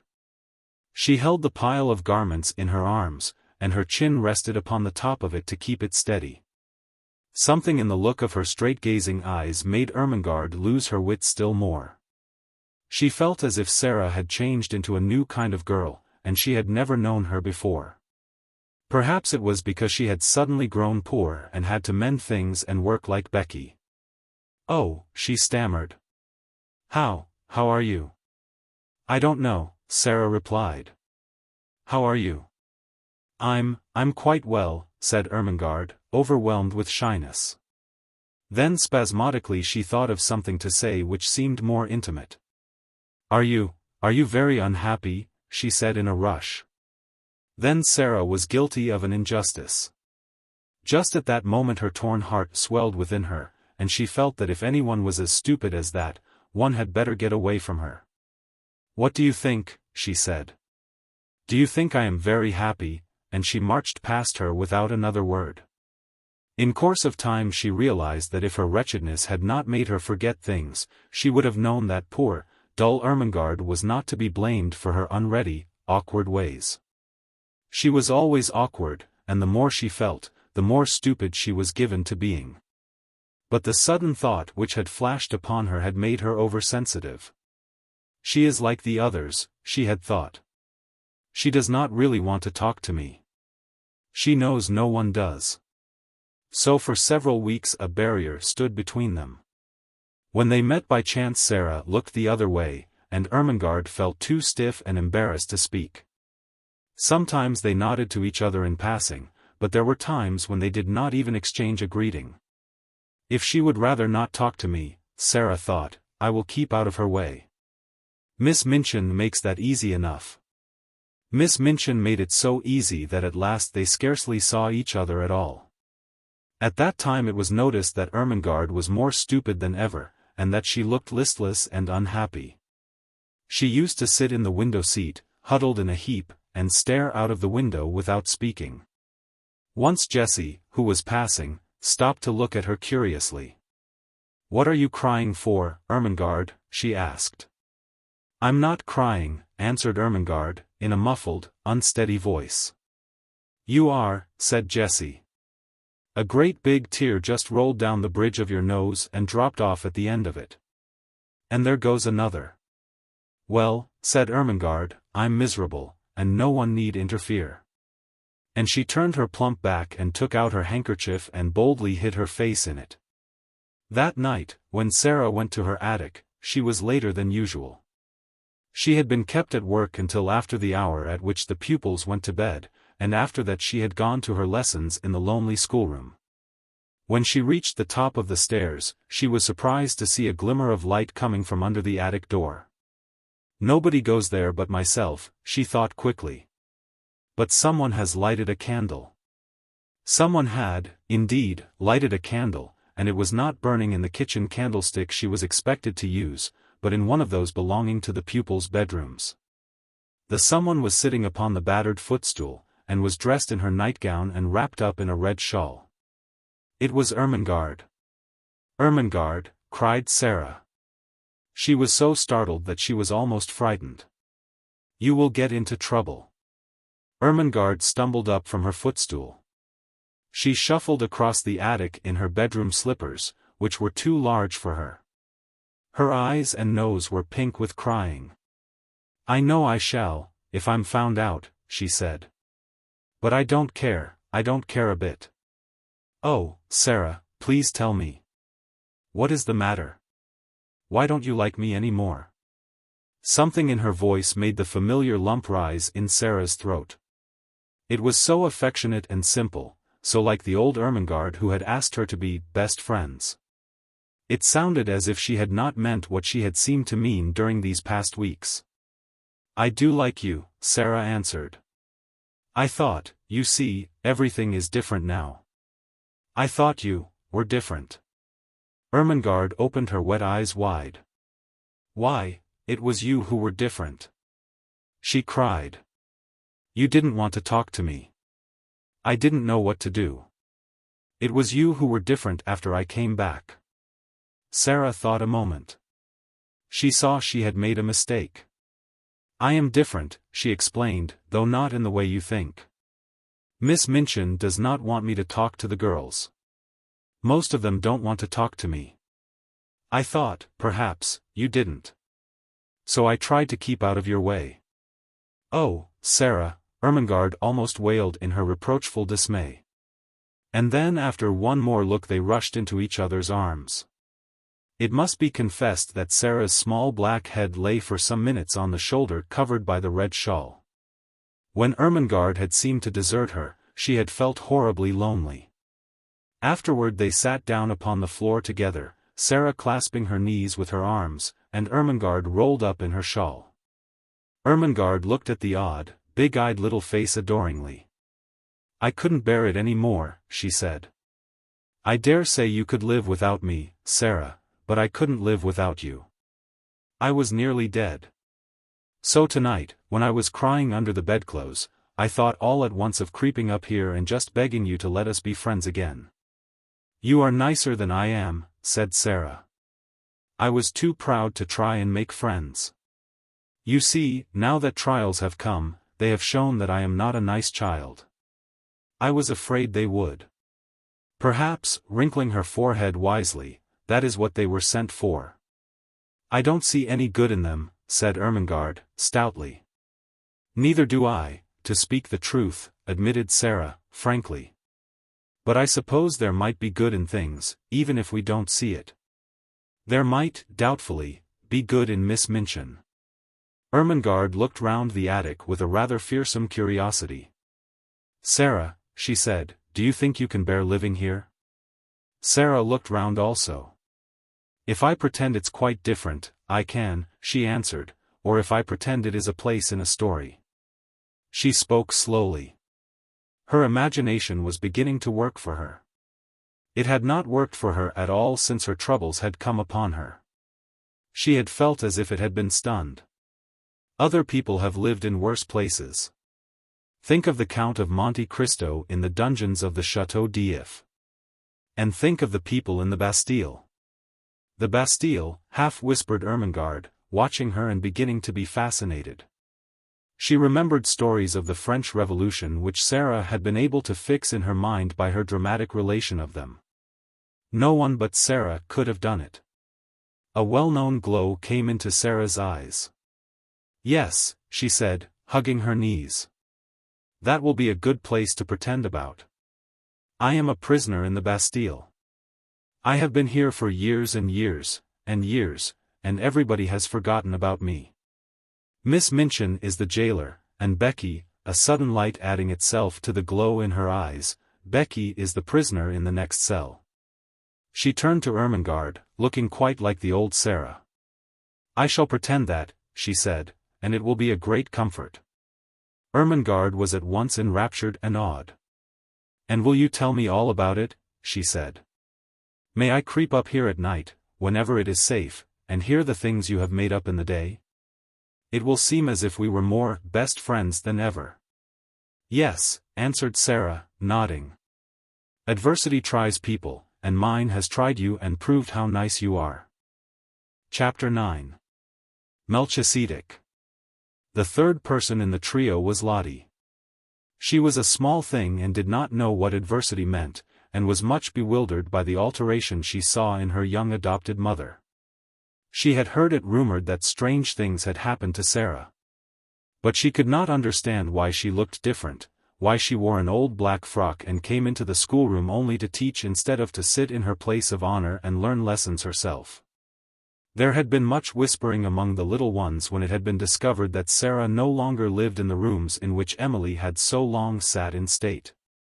Lottie's chief difficulty was that Sara said so little when one asked her questions. XVII mysteries must be made very clear if one is to understand them. Are you very poor now, Sara? She had asked confidentially the first morning her friend took charge of the small French class. Are you as poor as a beggar? She thrust a fat hand into the slim one and opened round, tearful eyes. I don't want you to be as poor as a beggar. She looked as if she was going to cry, and Sara hurriedly consoled her. Beggars have nowhere to live, she said courageously. I have a place to live in. Where do you live? Persisted Lottie. The new girl sleeps in your room, and it isn't pretty anymore. I live in another room, said Sara. Is it a nice one? Inquired Lottie. I want to go and see it.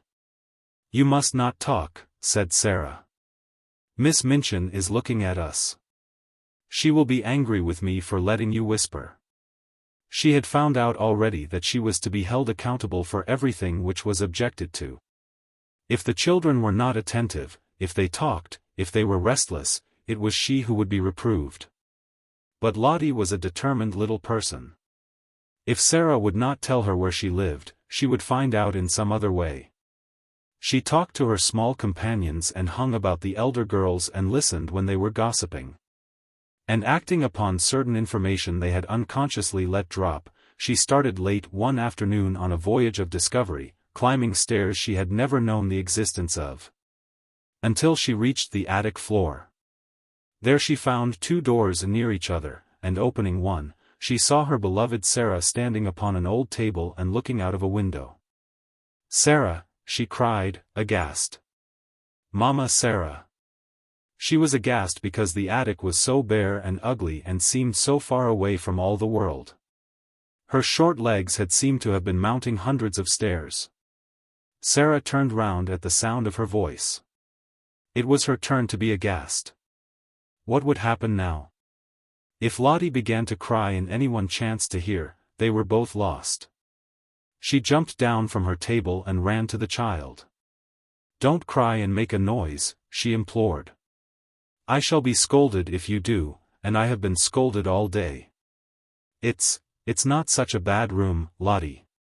Isn't it? Gasped Lottie, and as she looked round it she bit her lip.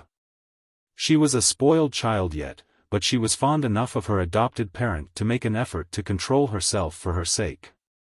Then, somehow, it was quite possible that any place in which Sara lived might turn out to be nice. Why isn't it, Sara? She almost whispered. Sara hugged her close and tried to laugh. There was a sort of comfort in the warmth of the plump, childish body. She had had a hard day and had been staring out of the windows with hot eyes. You can see all sorts of things you can't see downstairs, she said. What sort of things? Demanded Lottie, with that curiosity Sara could always awaken even in bigger girls. Chimneys, quite close to us, with smoke curling up in wreaths and clouds and going up into the sky, and sparrows hopping about and talking to each other just as if they were people, and other attic windows where heads may pop out any minute and you can wonder who they belong to. And it all feels as high up, as if it was another world. Oh, let me see it, cried Lottie. Lift me up. Sara lifted her up, and they stood on the old table together and leaned on the edge of the flat window in the roof, and looked out. Anyone who has not done this does not know what a different world they saw. The slate spread out on either side of them and slanted down into the rain gutter pipes. The sparrows, being at home there, twittered and hopped about quite without fear. Two of them perched on the chimney top nearest and quarreled with each other fiercely until one pecked the other and drove him away. The garret window next to theirs was shut because the house next door was empty. I wish someone lived there, Sara said. It is so close that if there was a little girl in the attic, we could talk to each other through the windows and climb over to see each other, if we were not afraid of falling. The sky seemed so much nearer than when one saw it from the street, that Lottie was enchanted. From the attic window, among the chimney pots, the things which were happening in the world below seemed almost unreal. One scarcely believed in the existence of Miss Minchin and Miss Amelia and the schoolroom, and the roll of wheels in the square seemed a sound belonging to another existence. Oh, Sara! Cried Lottie, cuddling in her guarding arm. I like this attic, I like it. It is nicer than downstairs. Look at that sparrow, whispered Sara. I wish I had some crumbs to throw to him. I have some, came in a little shriek from Lottie. I have part of a bun in my pocket, I bought it with my penny yesterday, and I saved a bit. When they threw out a few crumbs the sparrow jumped and flew away to an adjacent chimney top. He was evidently not accustomed to intimates in attics, and unexpected crumbs startled him. But when Lottie remained quite still and Sara chirped very softly, almost as if she were a sparrow herself, he saw that the thing which had alarmed him represented hospitality, after all. He put his head on one side, and from his perch on the chimney looked down at the crumbs with twinkling eyes. Lottie could scarcely keep still. "Will he come? Will he come?" she whispered. "His eyes look as if he would," Sara whispered back. "He is thinking and thinking whether he dare." "Yes, he will. Yes, he is coming." He flew down and hopped toward the crumbs, but stopped a few inches away from them, putting his head on one side again, as if reflecting on the chances that Sara and Lottie might turn out to be big cats and jump on him. At last his heart told him they were really nicer than they looked, and he hopped nearer and nearer, darted at the biggest crumb with a lightning peck, seized it, and carried it away to the other side of his chimney. "Now he knows," said Sara. "And he will come back for the others." He did come back, and even brought a friend, and the friend went away and brought a relative, and among them they made a hearty meal over which they twittered and chattered and exclaimed, stopping every now and then to put their heads on one side and examine Lottie and Sara. Lottie was so delighted that she quite forgot her first shocked impression of the attic. In fact, when she was lifted down from the table and returned to earthly things, as it were, Sara was able to point out to her many beauties in the room which she herself would not have suspected the existence of. "It is so little and so high above everything," she said, "that it is almost like a nest in a tree. The slanting ceiling is so funny. See, you can scarcely stand up at this end of the room. And when the morning begins to come I can lie in bed and look right up into the sky through that flat window in the roof. It is like a square patch of light. If the sun is going to shine, little pink clouds float about, and I feel as if I could touch them. And if it rains, the drops patter and patter as if they were saying something nice. Then if there are stars, you can lie and try to count how many go into the patch. It takes such a lot. And just look at that tiny, rusty grate in the corner. If it was polished and there was a fire in it, just think how nice it would be. You see, it's really a beautiful little room." She was walking round the small place, holding Lottie's hand and making gestures which described all the beauties she was making herself see. She quite made Lottie see them, too. Lottie could always believe in the things Sara made pictures of. "You see," she said, "there could be a thick, soft blue Indian rug on the floor. And in that corner there could be a soft little sofa, with cushions to curl up on, and just over it could be a shelf full of books so that one could reach them easily. And there could be a fur rug before the fire, and hangings on the wall to cover up the whitewash, and pictures. They would have to be little ones, but they could be beautiful. And there could be a lamp with a deep rose-colored shade, and a table in the middle, with things to have tea with, and a little fat copper kettle singing on the hob. And the bed could be quite different. It could be made soft and covered with a lovely silk coverlet. It could be beautiful. And perhaps we could coax the sparrows until we made such friends with them that they would come and peck at the window and ask to be let in." "Oh, Sara," cried Lottie, "I should like to live here." When Sara had persuaded her to go downstairs again, and, after setting her on her way, had come back to her attic, she stood in the middle of it and looked about her. The enchantment of her imaginings for Lottie had died away. The bed was hard and covered with its dingy quilt. The whitewashed wall showed its broken patches, the floor was cold and bare, the grate was broken and rusty, and the battered footstool, tilted sideways on its injured leg, the only seat in the room. She sat down on it for a few minutes and let her head drop in her hands. The mere fact that Lottie had come and gone away again made things seem a little worse, just as perhaps prisoners feel a little more desolate after visitors come and go, leaving them behind. "It's a lonely place," she said. "Sometimes it's the loneliest place in the world." She was sitting in this way when her attention was attracted by a slight sound near her. She lifted her head to see where it came from, and if she had been a nervous child she would have left her seat on the battered footstool in a great hurry. A large rat was sitting up on his hindquarters and sniffing the air in an interested manner. Some of Lottie's crumbs had dropped upon the floor and their scent had drawn him out of his hole. He looked so queer and so like a grey-whiskered dwarf or gnome that Sara was rather fascinated. He looked at her with his bright eyes, as if he were asking a question. He was evidently so doubtful that one of the child's queer thoughts came into her mind. "I dare say it is rather hard to be a rat," she mused. "Nobody likes you. People jump and run away and scream out, 'Oh, a horrid rat.' I shouldn't like people to scream and jump and say, 'Oh, a horrid Sara,' the moment they saw me. And set traps for me, and pretend they were dinner. It's so different to be a sparrow." But nobody asked this rat if he wanted to be a rat when he was made. Nobody said, "Wouldn't you rather be a sparrow?" She had sat so quietly that the rat had begun to take courage.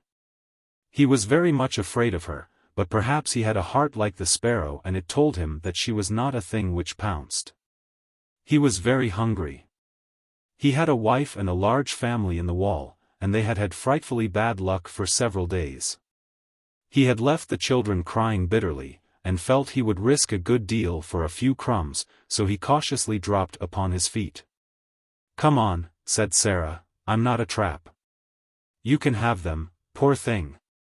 Prisoners in the Bastille used to make friends with rats. Suppose I make friends with you."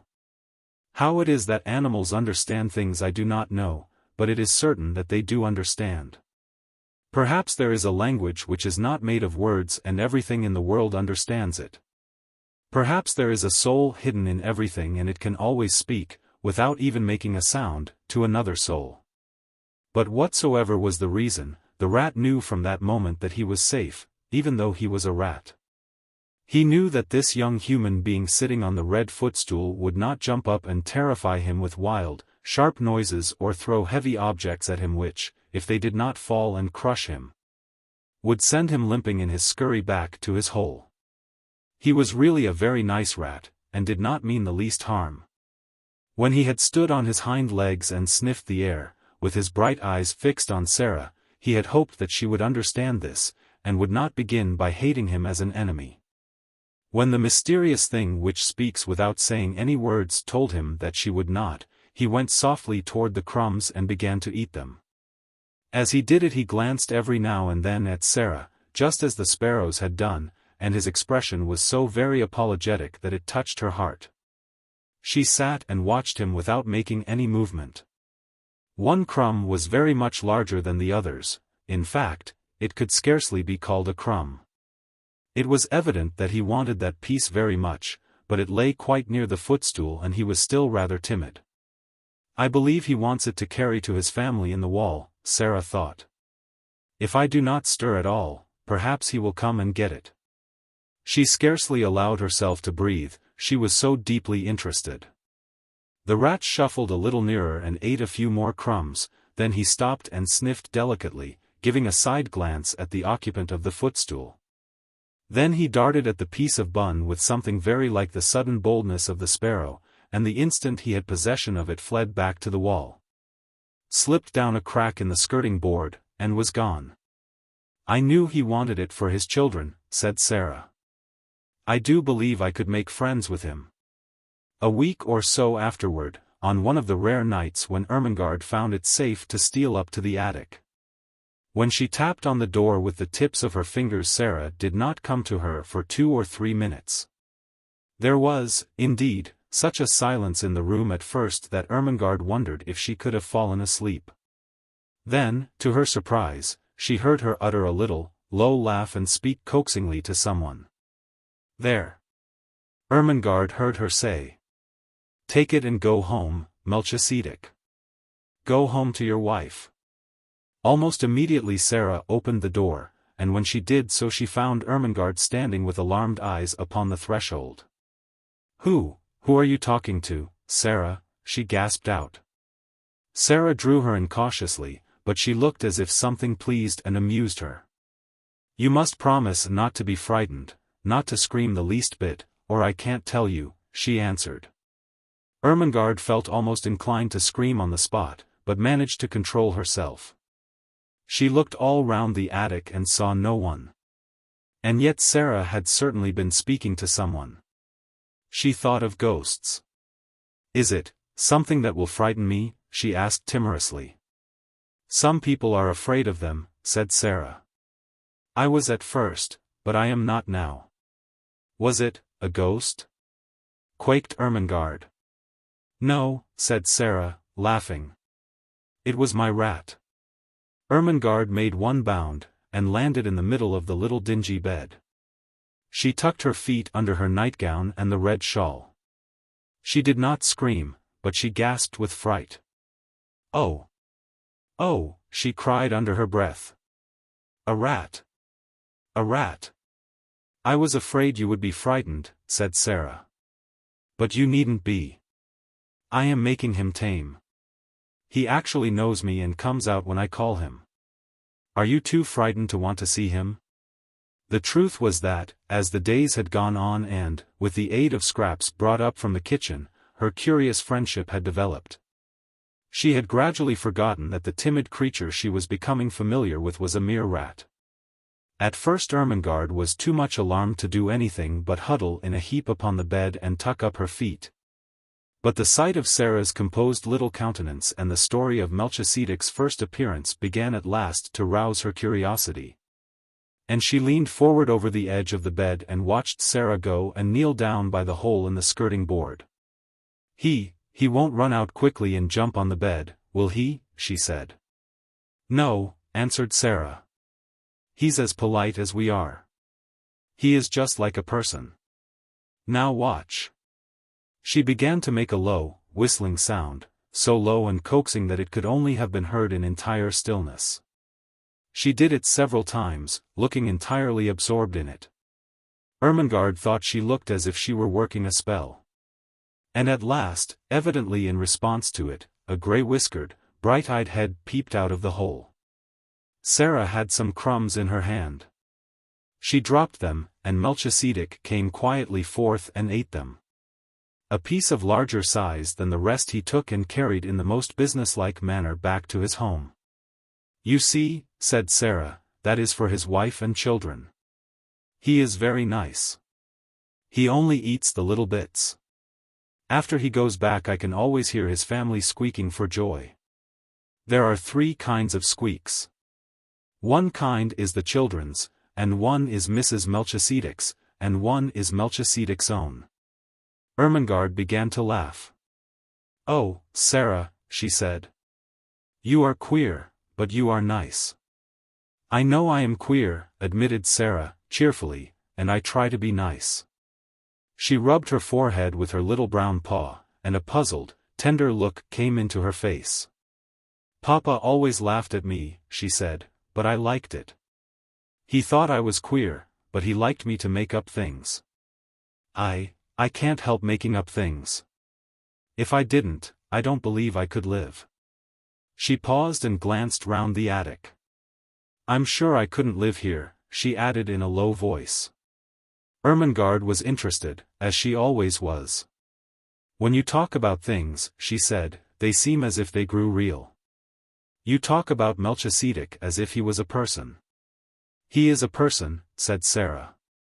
"He gets hungry and frightened, just as we do, and he is married and has children. How do we know he doesn't think things, just as we do? His eyes look as if he was a person. That was why I gave him a name." She sat down on the floor in her favorite attitude, holding her knees. "Besides," she said, "he is a Bastille rat sent to be my friend. I can always get a bit of bread the cook has thrown away, and it is quite enough to support him." "Is it the Bastille yet?" asked Ermengarde, eagerly. "Do you always pretend it is the Bastille?" "Nearly always," answered Sara. "Sometimes I try to pretend it is another kind of place. But the Bastille is generally easiest, particularly when it is cold." Just at that moment Ermengarde almost jumped off the bed, she was so startled by a sound she heard. It was like 2 distinct knocks on the wall. "What is that?" she exclaimed. Sara got up from the floor and answered quite dramatically. "It is the prisoner in the next cell." "Becky!" cried Ermengarde, enraptured.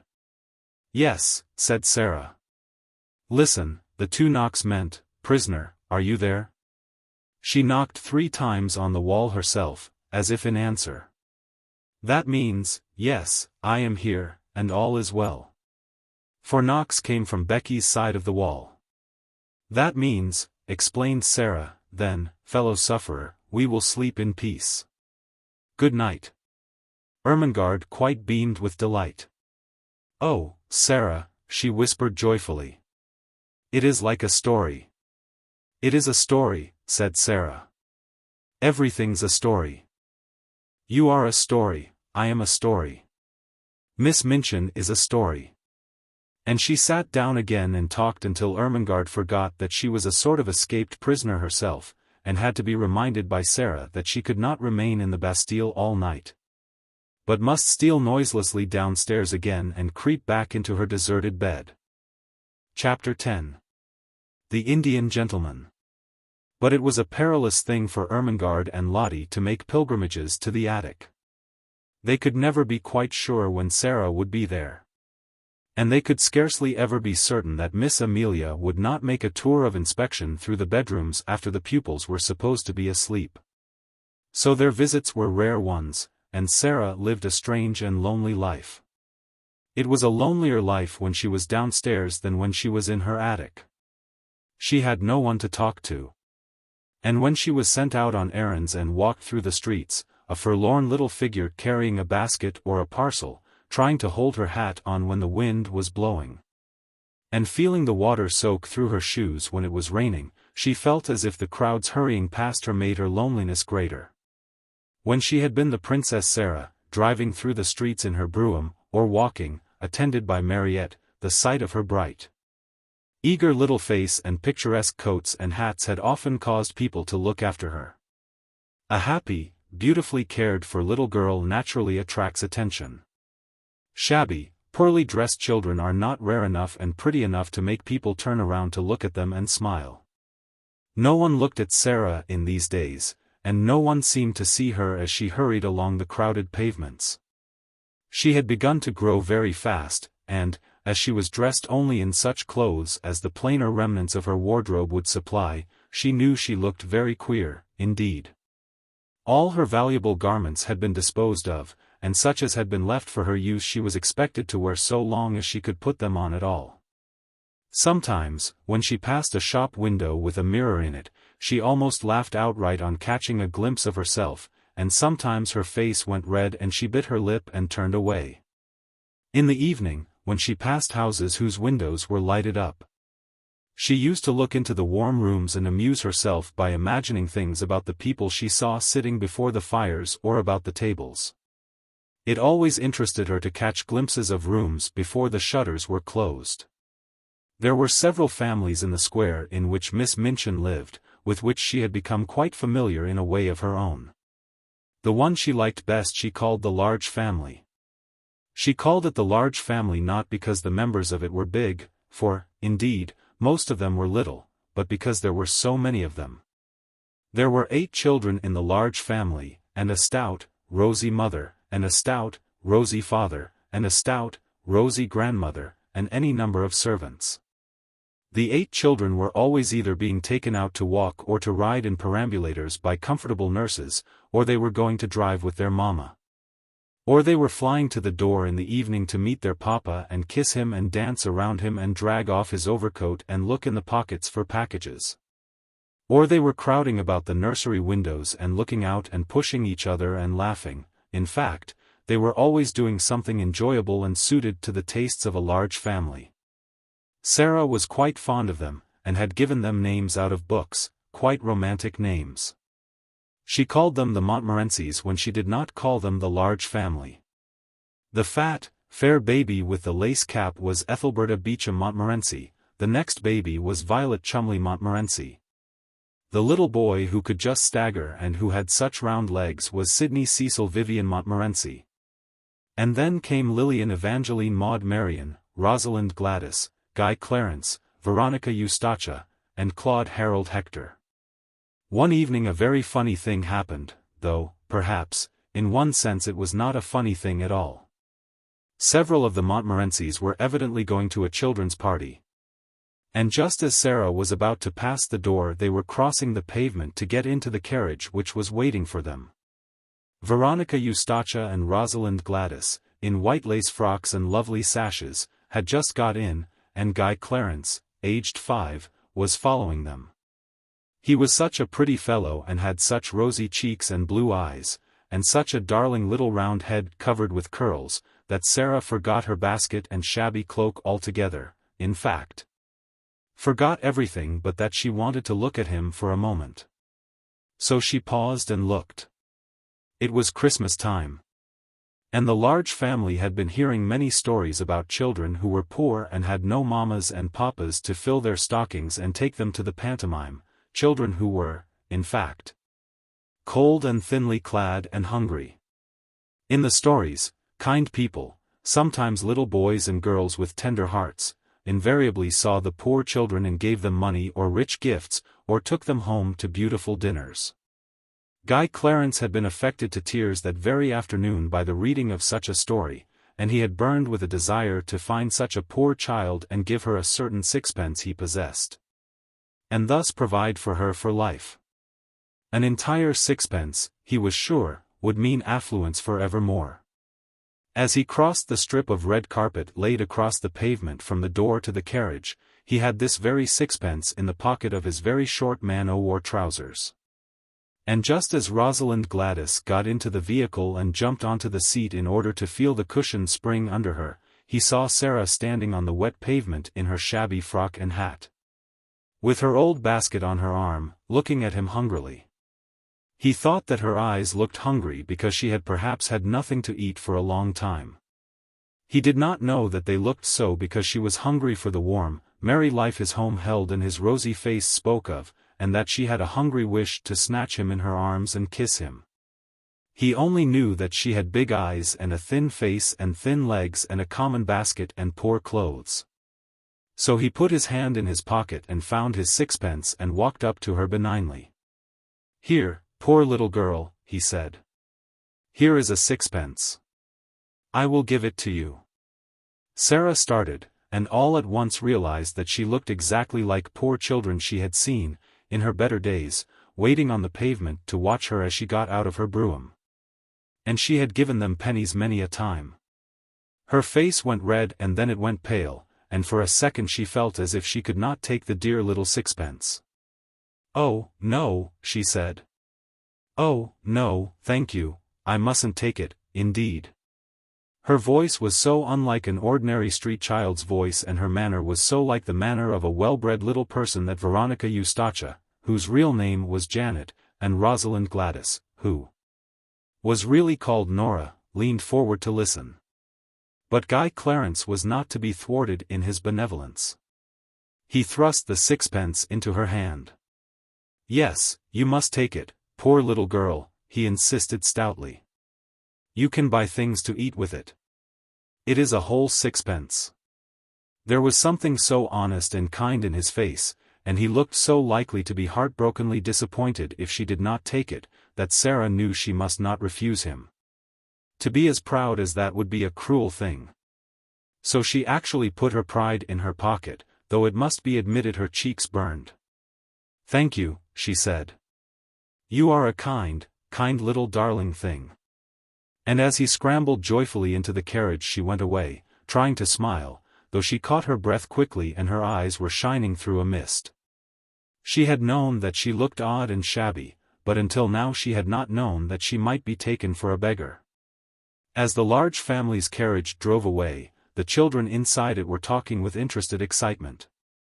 "Oh, Donald, this was Guy Clarence's name," Janet exclaimed alarmedly. "Why did you offer that little girl your sixpence? I'm sure she is not a beggar." "She didn't speak like a beggar," cried Nora, "and her face didn't really look like a beggar's face." "Besides, she didn't beg," said Janet. "I was so afraid she might be angry with you. You know, it makes people angry to be taken for beggars when they are not beggars." She wasn't angry, said Donald, a trifle dismayed, but still firm. She laughed a little, and she said I was a kind little darling thing. And I was. Stoutly. It was my whole sixpence. Janet and Nora exchanged glances. A beggar girl would never have said that, decided Janet. She would have said, thank yer kindly, little gentleman, thank yer, sir, and perhaps she would have bobbed a curtsy. Sara knew nothing about the fact, but from that time the large family was as profoundly interested in her as she was in it.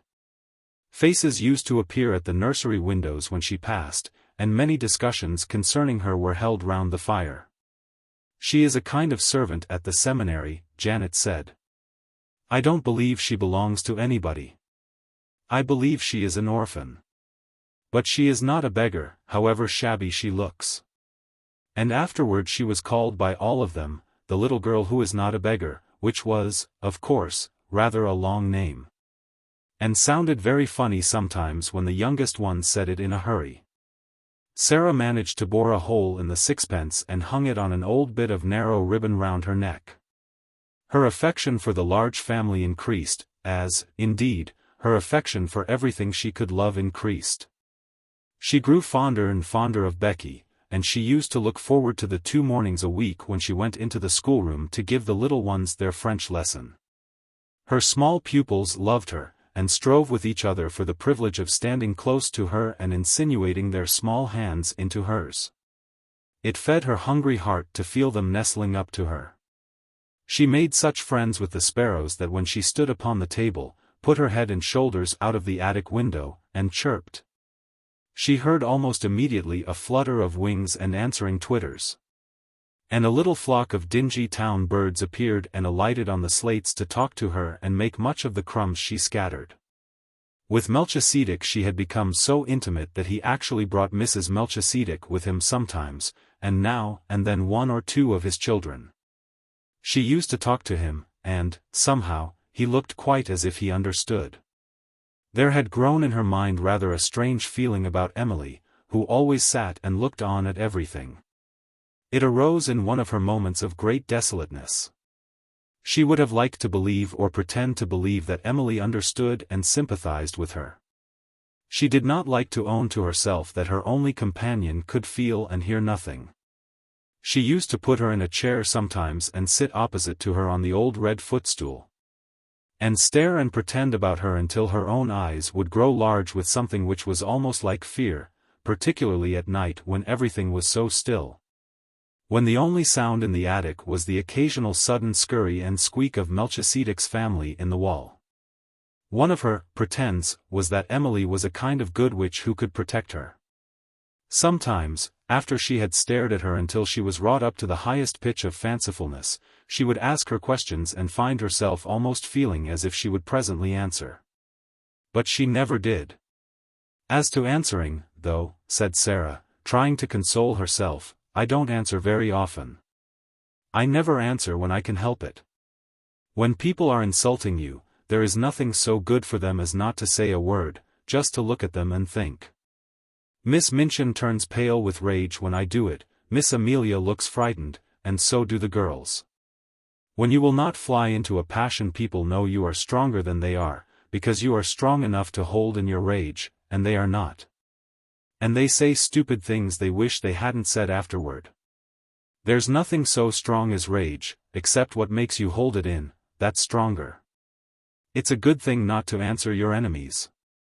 I scarcely ever do. Perhaps Emily is more like me than I am like myself. Perhaps she would rather not answer her friends, even. She keeps it all in her heart. But though she tried to satisfy herself with these arguments, she did not find it easy.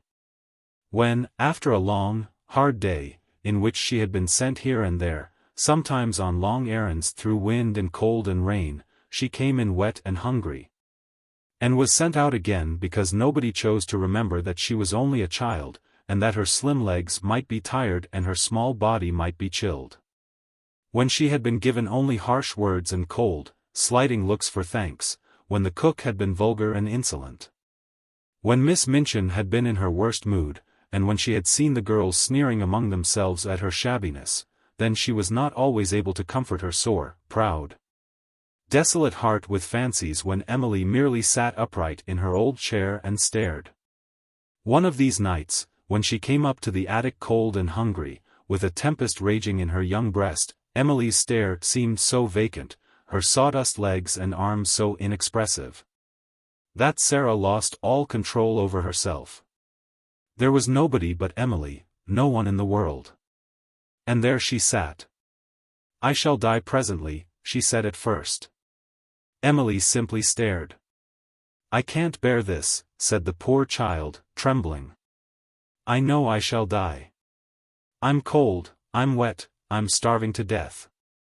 I've walked 1,000 miles today, and they have done nothing but scold me from morning until night. And because I could not find that last thing the cook sent me for, they would not give me any supper. Some men laughed at me because my old shoes made me slip down in the mud. I'm covered with mud now. And they laughed. Do you hear?" She looked at the staring glass eyes and complacent face, and suddenly a sort of heartbroken rage seized her. She lifted her little savage hand and knocked Emily off the chair, bursting into a passion of sobbing. "Sara, who never cried. You are nothing but a doll," she cried, "nothing but a doll, doll, doll. You care for nothing. You are stuffed with sawdust. You never had a heart. Nothing could ever make you feel.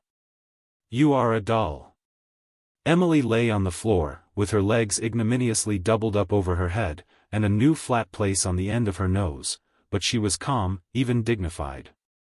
Sara hid her face in her arms. The rats in the wall began to fight and bite each other and squeak and scramble. Melchisedec was chastising some of his family. Sara's sobs gradually quieted themselves. It was so unlike her to break down that she was surprised at herself. After a while she raised her face and looked at Emily, who seemed to be gazing at her round the side of one angle, and, somehow, by this time actually with a kind of glassy-eyed sympathy. Sara bent and picked her up. Remorse overtook her. She even smiled at herself, a very little smile.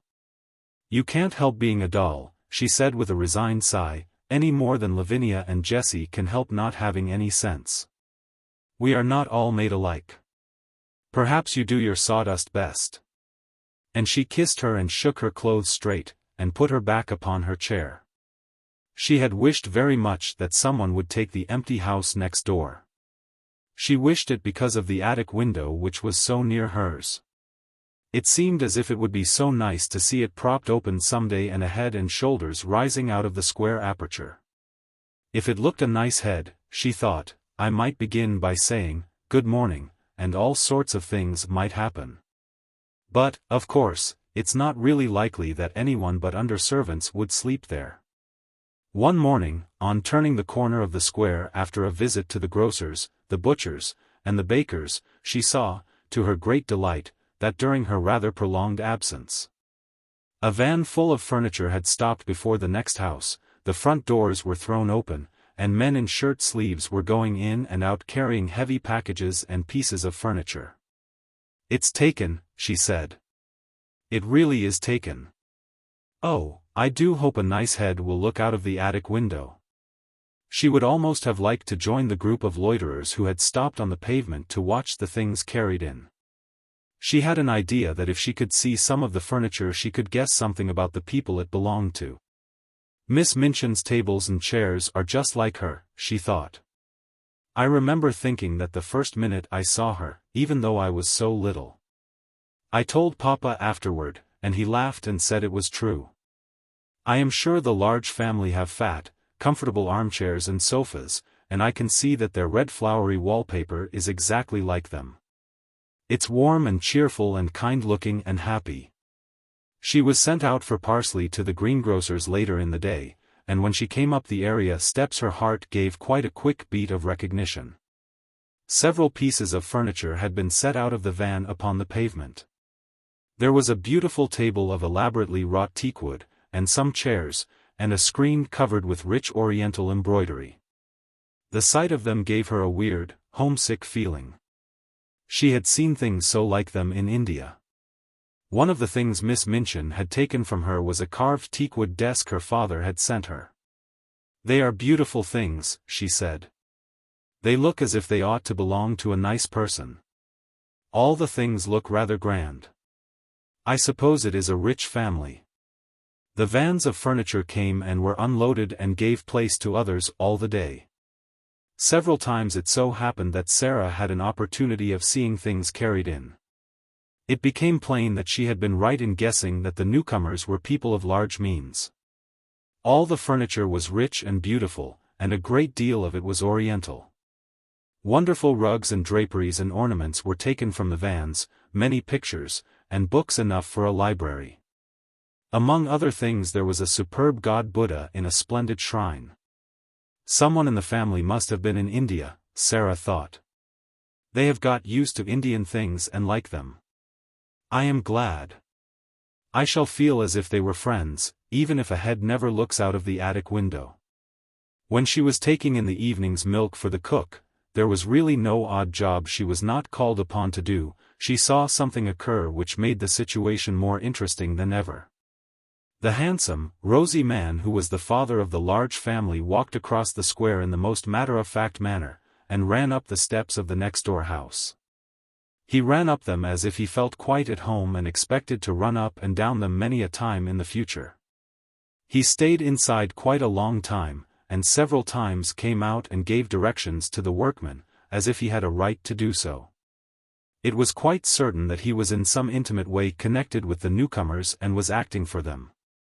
If the new people have children, Sara speculated, the large family children will be sure to come and play with them, and they might come up into the attic just for fun. At night, after her work was done, Becky came in to see her fellow prisoner and bring her news. "It's an Indian gentleman that's comin' to live next door, miss," she said. "I don't know whether he's a black gentleman or not, but he's an Indian one. He's very rich, and he's ill, and the gentleman of the large family is his lawyer. He's had a lot of trouble, and it's made him ill and low in his mind. He worships idols, miss. He's an eat-hen and bows down to wood and stone. I seen a idol be carried in for him to worship. Somebody had oughter send him a track. You can get a track for a penny." Sara laughed a little. "I don't believe he worships that idol," she said. "Some people like to keep them to look at because they are interesting. My papa had a beautiful one, and he did not worship it." But Becky was rather inclined to prefer to believe that the new neighbor was an eat-hen. It sounded so much more romantic than that he should merely be the ordinary kind of gentleman who went to church with a prayer book. She sat and talked long that night of what he would be like, of what his wife would be like if he had one, and of what his children would be like if they had children. Sara saw that privately she could not help hoping very much that they would all be black, and would wear turbans, and, above all, that, like their parent, they would all be eat-hens. "I never lived next door to no eat-hens, miss," she said. "I should like to see what sort o' ways they'd have." It was several weeks before her curiosity was satisfied, and then it was revealed that the new occupant had neither wife nor children. He was a solitary man with no family at all, and it was evident that he was shattered in health and unhappy in mind. A carriage drove up one day and stopped before the house. When the footman dismounted from the box and opened the door, the gentleman who was the father of the large family got out first. After him there descended a nurse in uniform, then came down the steps 2 menservants. They came to assist their master, who, when he was helped out of the carriage, proved to be a man with a haggard, distressed face, and a skeleton body wrapped in furs. He was carried up the steps, and the head of the large family went with him, looking very anxious. Shortly afterward a doctor's carriage arrived, and the doctor went in, plainly to take care of him. "There is such a yellow gentleman next door, Sara," Lottie whispered at the French class afterward. "Do you think he is a Chinny? The geography says the Chinny men are yellow." "No, he is not Chinese," Sara whispered back. "He is very ill. Go on with your exercise, Lottie." "Non, monsieur. Jnai pa le canif de mon oncle. That was the beginning of the story of the Indian gentleman. Chapter 11. Ram Das. There were fine sunsets even in the square, sometimes. One could only see parts of them, however, between the chimneys and over the roofs. From the kitchen windows one could not see them at all, and could only guess that they were going on because the bricks looked warm and the air rosy or yellow for a while. Or perhaps one saw a blazing glow strike a particular pane of glass somewhere. There was, however, one place from which one could see all the splendor of them, the piles of red or gold clouds in the west, or the purple ones edged with dazzling brightness. Or the little fleecy, floating ones, tinged with rose color and looking like flights of pink doves scurrying across the blue in a great hurry if there was a wind. The place where one could see all this, and seem at the same time to breathe a purer air, was, of course, the attic window. When the square suddenly seemed to begin to glow in an enchanted way and look wonderful in spite of its sooty trees and railings, Sara knew something was going on in the sky. And when it was at all possible to leave the kitchen without being missed or called back, she invariably stole away and crept up the flights of stairs, and, climbing on the old table, got her head and body as far out of the window as possible. When she had accomplished this, she always drew a long breath and looked all round her. It used to seem as if she had all the sky and the world to herself. No one else ever looked out of the other attics. Generally the skylights were closed, but even if they were propped open to admit air, no one seemed to come near them. And there Sara would stand, sometimes turning her face upward to the blue which seemed so friendly and near, just like a lovely vaulted ceiling, sometimes watching the west and all the wonderful things that happened there, the clouds melting or drifting or waiting softly to be changed pink or crimson or snow-white or purple or pale dove-gray. Sometimes they made islands or great mountains enclosing lakes of deep turquoise blue, or liquid amber, or chrysoprase green. Sometimes dark headlands jutted into strange, lost seas. Sometimes slender strips of wonderful lands joined other wonderful lands together. There were places where it seemed that one could run or climb or stand and wait to see what next was coming, until, perhaps, as it all melted, one could float away. At least it seemed so to Sara. And nothing had ever been quite so beautiful to her as the things she saw as she stood on the table, her body half out of the skylight, the sparrows twittering with sunset softness on the slates. The sparrows always seemed to her to twitter with a sort of subdued softness just when these marvels were going on. There was such a sunset as this a few days after the Indian gentleman was brought to his new home. And, as it fortunately happened that the afternoon's work was done in the kitchen and nobody had ordered her to go anywhere or perform any task, Sara found it easier than usual to slip away and go upstairs. She mounted her table and stood looking out. It was a wonderful moment. There were floods of molten gold covering the west, as if a glorious tide was sweeping over the world. A deep, rich yellow light filled the air. The birds flying across the tops of the houses showed quite black against it.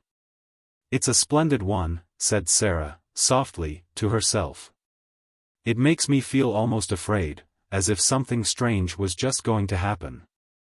The splendid ones always make me feel like that." She suddenly turned her head because she heard a sound a few yards away from her. It was an odd sound like a queer little squeaky chattering. It came from the window of the next attic. Someone had come to look at the sunset as she had. There was a head and part of a body emerging from the skylight, but it was not the head or body of a little girl or a housemaid. It was the picturesque white-swathed form and dark-faced, gleaming-eyed, white-turbaned head of a native Indian manservant, a Lascar. Sara said to herself quickly, and the sound she had heard came from a small monkey he held in his arms as if he were fond of it, and which was snuggling and chattering against his breast. As Sara looked toward him he looked toward her. The first thing she thought was that his dark face looked sorrowful and homesick. She felt absolutely sure he had come up to look at the sun, because he had seen it so seldom in England that he longed for a sight of it. She looked at him interestedly for a second, and then smiled across the slates. She had learned to know how comforting a smile, even from a stranger, may be.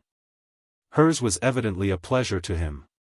His whole expression altered, and he showed such gleaming white teeth as he smiled back that it was as if a light had been illuminated in his dusky face. The friendly look in Sara's eyes was always very effective when people felt tired or dull. It was perhaps in making his salute to her that he loosened his hold on the monkey.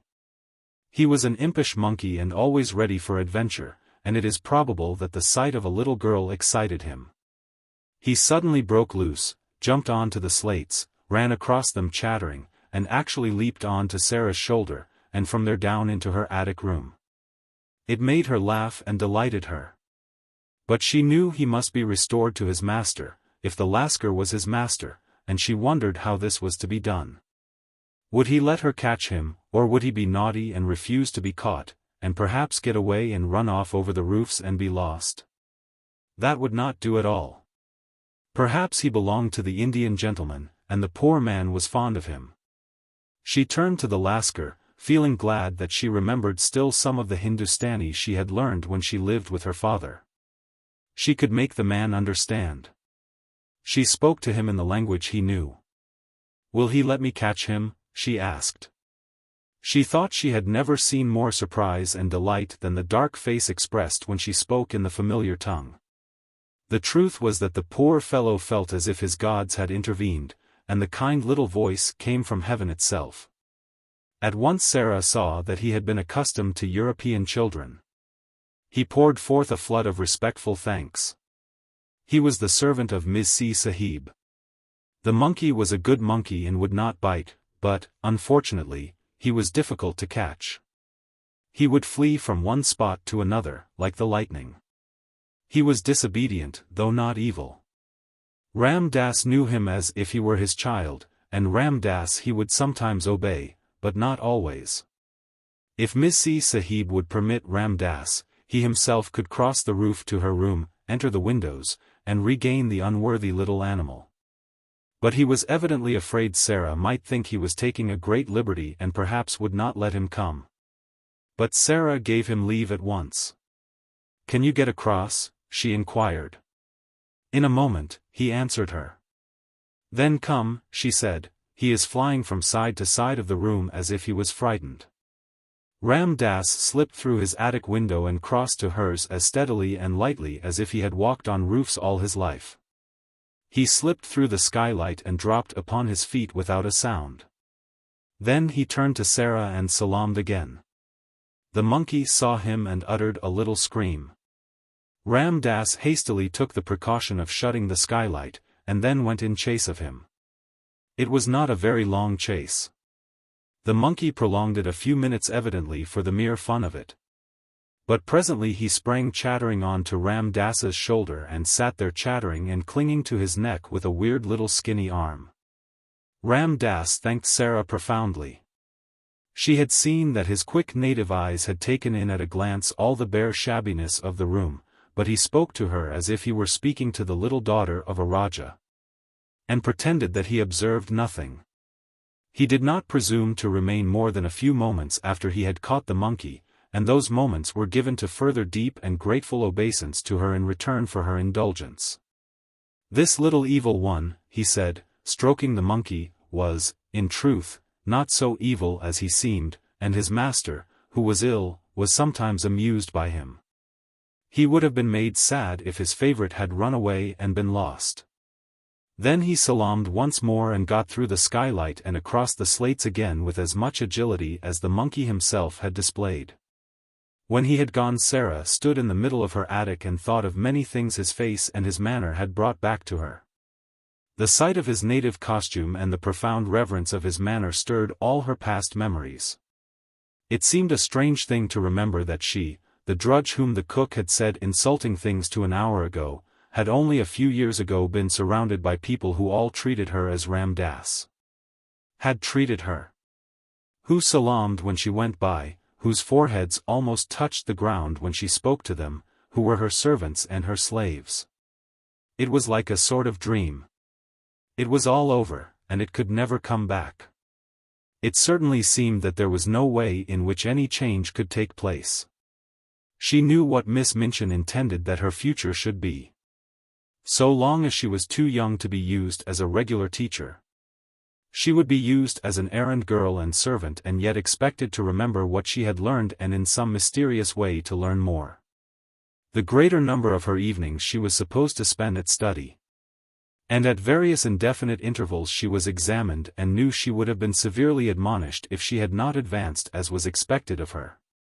The truth, indeed, was that Miss Minchin knew that she was too anxious to learn to require teachers. Give her books, and she would devour them and end by knowing them by heart. She might be trusted to be equal to teaching a good deal in the course of a few years.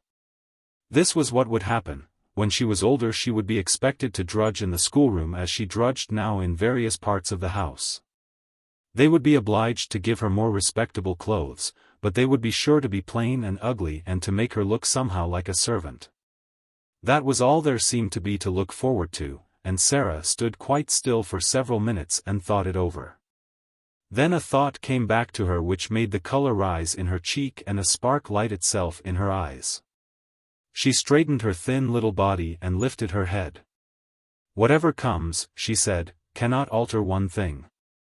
If I am a princess in rags and tatters, I can be a princess inside. It would be easy to be a princess if I were dressed in cloth of gold, but it is a great deal more of a triumph to be one all the time when no one knows it. There was Marie Antoinette when she was in prison and her throne was gone and she had only a black gown on, and her hair was white, and they insulted her and called her Widow Capet. She was a great deal more like a queen then than when she was so gay and everything was so grand. I like her best then. Those howling mobs of people did not frighten her. She was stronger than they were, even when they cut her head off." This was not a new thought, but quite an old one, by this time. It had consoled her through many a bitter day. And she had gone about the house with an expression in her face which Miss Minchin could not understand and which was a source of great annoyance to her. As it seemed as if the child were mentally living a life which held her above the rest of the world. It was as if she scarcely heard the rude and acid things said to her, or, if she heard them, did not care for them at all. Sometimes, when she was in the midst of some harsh, domineering speech, Miss Minchin would find the still, unchildish eyes fixed upon her with something like a proud smile in them. At such times she did not know that Sara was saying to herself, "You don't know that you are saying these things to a princess, and that if I chose I could wave my hand and order you to execution. I only spare you because I am a princess, and you are a poor, stupid, unkind, vulgar old thing, and don't know any better." This used to interest and amuse her more than anything else. And queer and fanciful as it was, she found comfort in it and it was a good thing for her. While the thought held possession of her, she could not be made rude and malicious by the rudeness and malice of those about her. A princess must be polite, she said to herself. And so when the servants, taking their tone from their mistress, were insolent and ordered her about, she would hold her head erect and reply to them with a quaint civility which often made them stare at her. "She's got more airs and graces than if she come from Buckingham Palace, that young one," said the cook, chuckling a little sometimes. "I lose my temper with her often enough, but I will say she never forgets her manners." "If you please, cook, will you be so kind, cook?" "I beg your pardon, cook, may I trouble you, cook?" She drops about the kitchen as if they was nothing. The morning after the interview with Ram Dass and his monkey, Sara was in the schoolroom with her small pupils. Having finished giving them their lessons, she was putting the French exercise books together and thinking, as she did it, of the various things royal personages in disguise were called upon to do, Alfred the Great, for instance, burning the cakes and getting his ears boxed by the wife of the neatherd. How frightened she must have been when she found out what she had done. If Miss Minchin should find out that she, Sara, whose toes were almost sticking out of her boots, was a princess, a real one. The look in her eyes was exactly the look which Miss Minchin most disliked. She would not have it. She was quite near her and was so enraged that she actually flew at her and boxed her ears, exactly as the neatherd's wife had boxed King Alfred's. It made Sara start. She wakened from her dream at the shock, and, catching her breath, stood still a second. Then, not knowing she was going to do it, she broke into a little laugh. "What are you laughing at, you bold, impudent child?" Miss Minchin exclaimed. It took Sara a few seconds to control herself sufficiently to remember that she was a princess. Her cheeks were red and smarting from the blows she had received. "I was thinking," she answered. "Beg my pardon immediately," said Miss Minchin. Sara hesitated a second before she replied. "I will beg your pardon for laughing, if it was rude," she said then, "but I won't beg your pardon for thinking." "What were you thinking?" demanded Miss Minchin. "How dare you think? What were you thinking?" Jessie tittered, and she and Lavinia nudged each other in unison. All the girls looked up from their books to listen. Really, it always interested them a little when Miss Minchin attacked Sara. Sara always said something queer, and never seemed the least bit frightened. She was not in the least frightened now, though her boxed ears were scarlet and her eyes were as bright as stars. "I was thinking," she answered grandly and politely, "that you did not know what you were doing." "That I did not know what I was doing?" Miss Minchin fairly gasped. "Yes," said Sara, "and I was thinking what would happen if I were a princess and you boxed my ears, what I should do to you. And I was thinking that if I were one, you would never dare to do it, whatever I said or did. And I was thinking how surprised and frightened you would be if you suddenly found out." She had the imagined future so clearly before her eyes that she spoke in a manner which had an effect even upon Miss Minchin. It almost seemed for the moment to her narrow, unimaginative mind that there must be some real power hidden behind this candid daring. "What?" she exclaimed. "Found out what?" "That I really was a princess," said Sara, "and could do anything I liked." Every pair of eyes in the room widened to its full limit. Lavinia leaned forward on her seat to look. "Go to your room," cried Miss Minchin, breathlessly, "this instant. Leave the schoolroom. Attend to your lessons, young ladies." Sara made a little bow. "Excuse me for laughing if it was impolite," she said, and walked out of the room, leaving Miss Minchin struggling with her rage, and the girls whispering over their books. "Did you see her? Did you see how queer she looked?" Jessie broke out. "I shouldn't be at all surprised if she did turn out to be something. Suppose she should." Chapter 12. The Other Side of the Wall.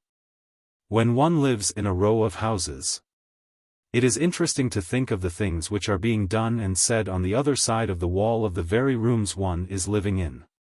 Sara was fond of amusing herself by trying to imagine the things hidden by the wall which divided the select seminary from the Indian gentleman's house. She knew that the schoolroom was next to the Indian gentleman's study, and she hoped that the wall was thick so that the noise made sometimes after lesson hours would not disturb him. "I am growing quite fond of him," she said to Ermengarde. "I should not like him to be disturbed. I have adopted him for a friend." You can do that with people you never speak to at all. You can just watch them, and think about them and be sorry for them, until they seem almost like relations.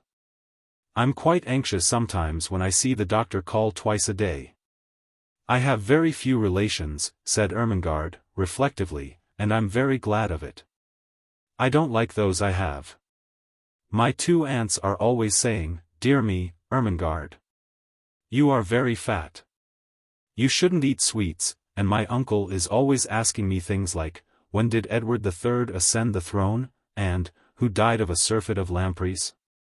Sara laughed. "People you never speak to can't ask you questions like that," she said, "and I'm sure the Indian gentleman wouldn't even if he was quite intimate with you. I am fond of him." She had become fond of the large family because they looked happy, but she had become fond of the Indian gentleman because he looked unhappy. He had evidently not fully recovered from some very severe illness.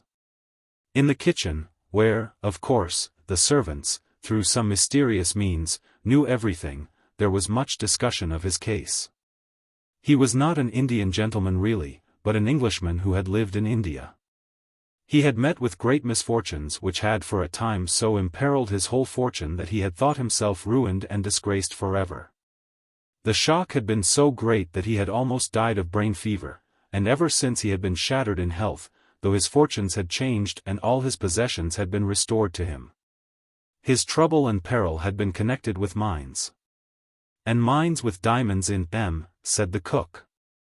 "No savins of mine never goes into no mines, particular diamond ones," with a side glance at Sara. "We all know something of them." He felt as my papa felt, Sara thought. He was ill as my papa was, but he did not die. So her heart was more drawn to him than before. When she was sent out at night she used sometimes to feel quite glad. Because there was always a chance that the curtains of the house next door might not yet be closed and she could look into the warm room and see her adopted friend. When no one was about she used sometimes to stop, and, holding to the iron railings, wish him good night as if he could hear her. "Perhaps you can feel if you can't hear," was her fancy. Perhaps kind thoughts reach people somehow, even through windows and doors and walls. Perhaps you feel a little warm and comforted, and don't know why, when I am standing here in the cold and hoping you will get well and happy again. "I am so sorry for you," she would whisper in an intense little voice. "I wish you had a little missus who could pet you as I used to pet Papa when he had a headache. I should like to be your little missus myself, poor dear. Good night, good night. God bless you." She would go away, feeling quite comforted and a little warmer herself.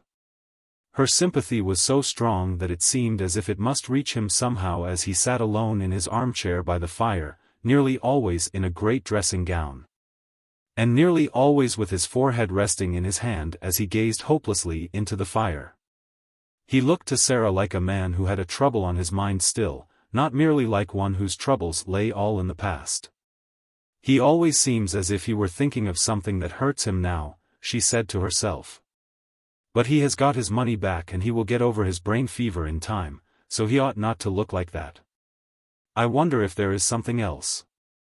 If there was something else, something even servants did not hear of, she could not help believing that the father of the large family knew it, the gentleman she called Mr. Montmorency. Mr. Montmorency went to see him often, and Mrs. Montmorency and all the little Montmorencys went, too, though less often. He seemed particularly fond of the two elder little girls, the Janet and Nora who had been so alarmed when their small brother Donald had given Sara his sixpence. He had, in fact, a very tender place in his heart for all children, and particularly for little girls. Janet and Nora were as fond of him as he was of them, and looked forward with the greatest pleasure to the afternoons when they were allowed to cross the square and make their well-behaved little visits to him. They were extremely decorous little visits because he was an invalid. "He is a poor thing," said Janet, "and he says we cheer him up. We try to cheer him up very quietly." Janet was the head of the family, and kept the rest of it in order. It was she who decided when it was discreet to ask the Indian gentleman to tell stories about India. And it was she who saw when he was tired and it was the time to steal quietly away and tell Ram Dass to go to him. They were very fond of Ram Dass. He could have told any number of stories if he had been able to speak anything but Hindustani. The Indian gentleman's real name was Mr. Carrisford, and Janet told Mr. Carrisford about the encounter with the little girl who was not a beggar. He was very much interested, and all the more so when he heard from Ram Dass of the adventure of the monkey on the roof. Ram Dass made for him a very clear picture of the attic and its desolateness, of the bare floor and broken plaster, the rusty, empty grate, and the hard, narrow bed. "Carmichael," he said to the father of the large family, after he had heard this description, "I wonder how many of the attics in this square are like that one, and how many wretched little servant girls sleep on such beds, while I toss on my down pillows.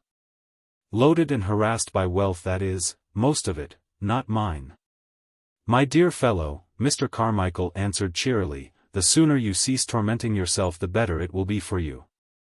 If you possessed all the wealth of all the Indies, you could not set right all the discomforts in the world, and if you began to refurnish all the attics in this square, There would still remain all the attics in all the other squares and streets to put in order. And there you are.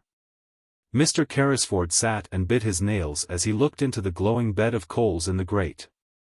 Do you suppose, he said slowly, after a pause, do you think it is possible that the other child, the child I never cease thinking of, I believe, could possibly be reduced to any such condition as the poor little soul next door? Mr. Carmichael looked at him uneasily. He knew that the worst thing the man could do for himself, for his reason and his health, was to begin to think in this particular way of this particular subject. If the child at Madame Pascal's school in Paris was the one you are in search of, he answered soothingly, she would seem to be in the hands of people who can afford to take care of her. They adopted her because she had been the favorite companion of their little daughter who died. They had no other children, and Madame Pascal said that they were extremely well-to-do Russians. And the wretched woman actually did not know where they had taken her, exclaimed Mr. Carrisford. Mr. Carmichael shrugged his shoulders. She was a shrewd, worldly Frenchwoman, and was evidently only too glad to get the child so comfortably off her hands when the father's death left her totally unprovided for. Women of her type do not trouble themselves about the futures of children who might prove burdens. The adopted parents apparently disappeared and left no trace. But you say, if the child was the one I am in search of. You say, if. We are not sure. There was a difference in the name. Madame Pascal pronounced it as if it were Carew instead of Crewe, but that might be merely a matter of pronunciation. The circumstances were curiously similar. An English officer in India had placed his motherless little girl at the school. He had died suddenly after losing his fortune. Mr. Carmichael paused a moment, as if a new thought had occurred to him. Are you sure the child was left at a school in Paris? Are you sure it was Paris? My dear fellow, broke forth Carrisford, with restless bitterness, I am sure of nothing. I never saw either the child or her mother. Ralph Crewe and I loved each other as boys, but we had not met since our school days, until we met in India. I was absorbed in the magnificent promise of the mines. He became absorbed, too. The whole thing was so huge and glittering that we half lost our heads. When we met we scarcely spoke of anything else. I only knew that the child had been sent to school somewhere. I do not even remember, now, how I knew it. He was beginning to be excited. He always became excited when his still weakened brain was stirred by memories of the catastrophes of the past. Mr. Carmichael watched him anxiously. It was necessary to ask some questions, but they must be put quietly and with caution. But you had reason to think the school was in Paris? Yes, was the answer, because her mother was a Frenchwoman, and I had heard that she wished her child to be educated in Paris. It seemed only likely that she would be there. Yes, Mr. Carmichael said, it seems more than probable. The Indian gentleman leaned forward and struck the table with a long, wasted hand. Carmichael, he said, I must find her. If she is alive, she is somewhere. If she is friendless and penniless, it is through my fault. How is a man to get back his nerve with a thing like that on his mind? This sudden change of luck at the mines has made realities of all our most fantastic dreams, and poor Crewe's child may be begging in the street. No, no, said Carmichael. Try to be calm. Console yourself with the fact that when she is found you have a fortune to hand over to her. Why was I not man enough to stand my ground when things looked black? Carrisford groaned in petulant misery. I believe I should have stood my ground if I had not been responsible for other people's money as well as my own.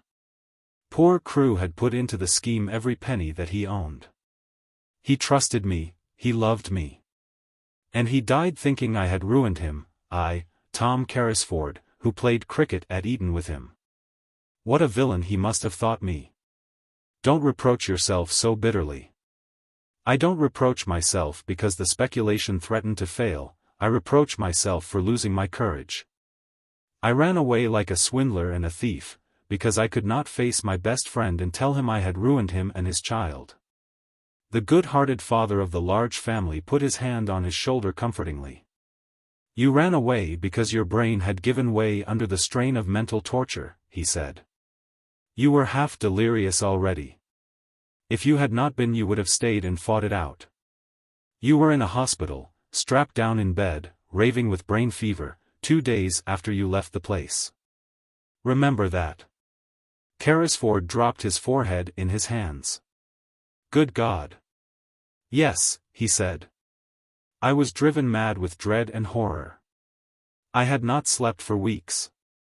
The night I staggered out of my house, all the air seemed full of hideous things mocking and mouthing at me. That is explanation enough in itself, said Mr. Carmichael.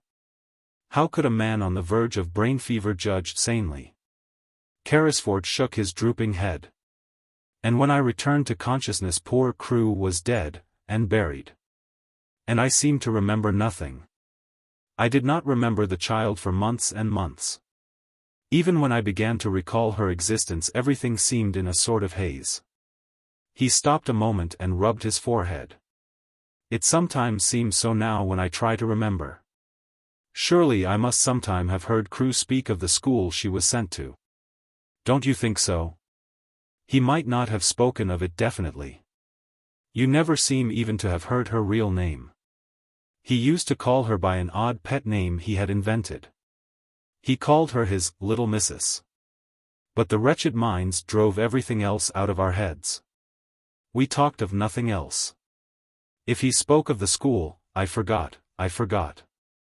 And now I shall never remember. Come, said Carmichael. We shall find her yet. We will continue to search for Madame Pascal's good-natured Russians. She seemed to have a vague idea that they lived in Moscow. We will take that as a clue. I will go to Moscow. If I were able to travel, I would go with you, said Carrisford, but I can only sit here wrapped in furs and stare at the fire. And when I look into it, I seem to see Crewe's gay young face gazing back at me. He looks as if he were asking me a question. Sometimes I dream of him at night, and he always stands before me and asks the same question in words. Can you guess what he says, Carmichael? Mr. Carmichael answered him in a rather low voice. Not exactly, he said. He always says, Tom, old man, Tom, where is the little missus? He caught at Carmichael's hand and clung to it. I must be able to answer him, I must, he said. Help me to find her. Help me.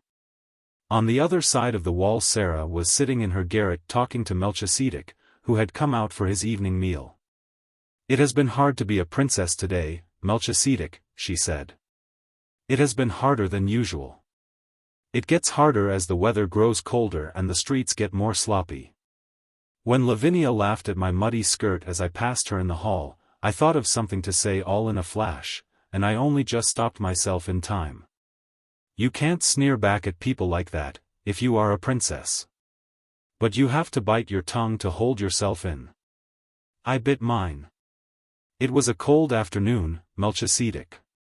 And it's a cold night. Quite suddenly she put her black head down in her arms, as she often did when she was alone. Oh, Papa, she whispered, what a long time it seems since I was your little missus. This was what happened that day on both sides of the wall. Chapter 13. One of the Populace. The winter was a wretched one. There were days on which Sara tramped through snow when she went on her errands. There were worse days when the snow melted and combined itself with mud to form slush.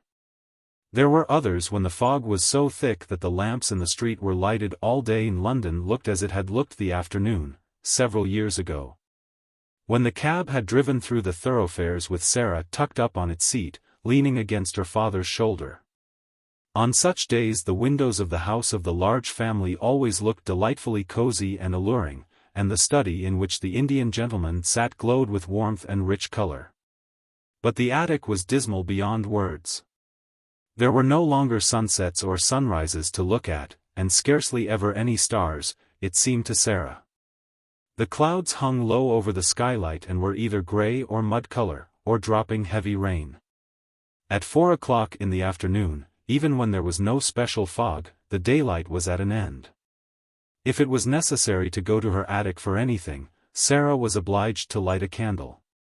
The women in the kitchen were depressed, and that made them more ill-tempered than ever. Becky was driven like a little slave. "'Twarn't for you, miss," she said hoarsely to Sara one night when she had crept into the attic, "'twarn't for you, and the Bastille, and bein' the prisoner in the next cell, I should die. That there does seem real now, doesn't it? The missus is more like the head jailer every day she lives. I can just see them big keys you say she carries. The cook she's like one of the under jailers. Tell me some more, please, miss, tell me about the subterranean passage we've dug under the walls." "I'll tell you something warmer," shivered Sara. "Get your coverlet and wrap it round you, and I'll get mine, and we will huddle close together on the bed. And I'll tell you about the tropical forest where the Indian gentleman's monkey used to live. When I see him sitting on the table near the window and looking out into the street with that mournful expression, I always feel sure he is thinking about the tropical forest where he used to swing by his tail from coconut trees. I wonder who caught him, and if he left a family behind who had depended on him for coconuts."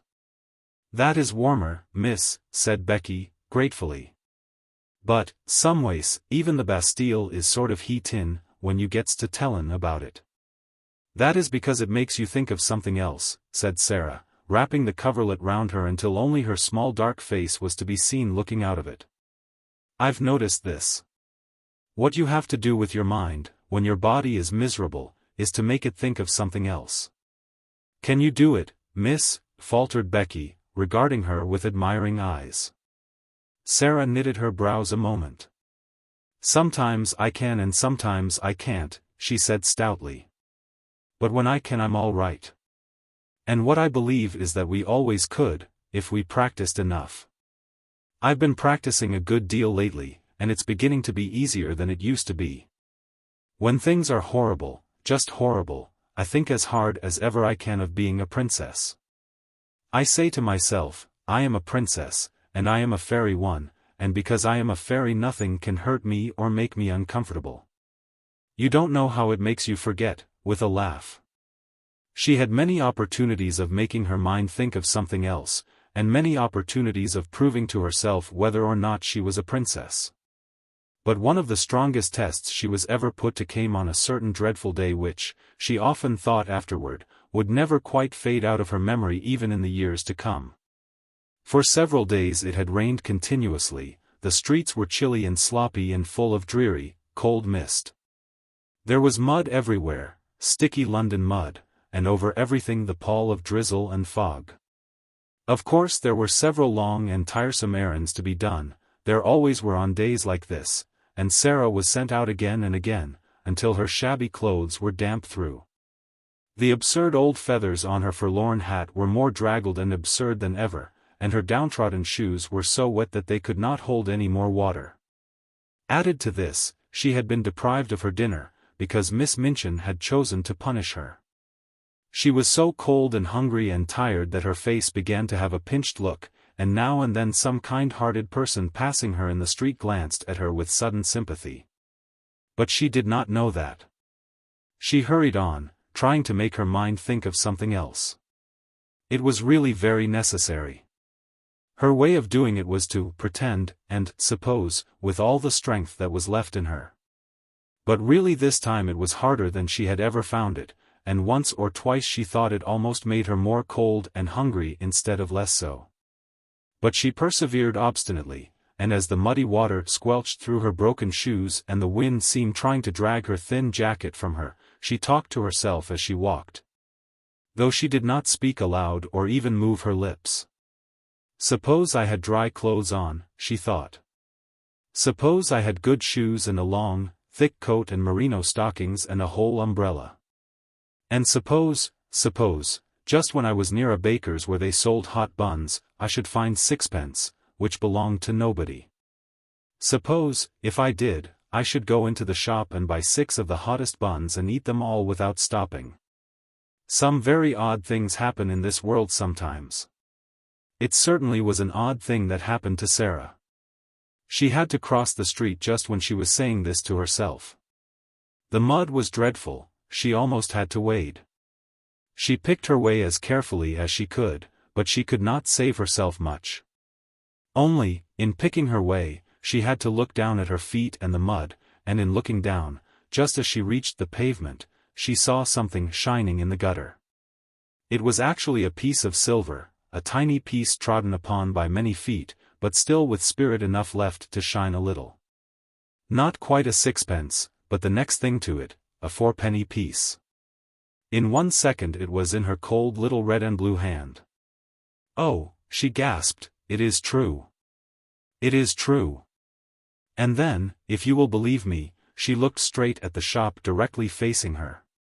And it was a baker's shop, and a cheerful, stout, motherly woman with rosy cheeks was putting into the window a tray of delicious newly baked hot buns, fresh from the oven, large, plump, shiny buns, with currants in them. It almost made Sara feel faint for a few seconds, the shock, and the sight of the buns, and the delightful odors of warm bread floating up through the baker's cellar window.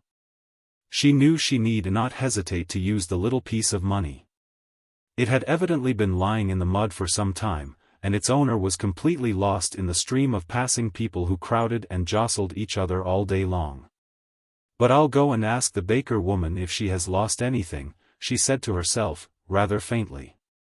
So she crossed the pavement and put her wet foot on the step.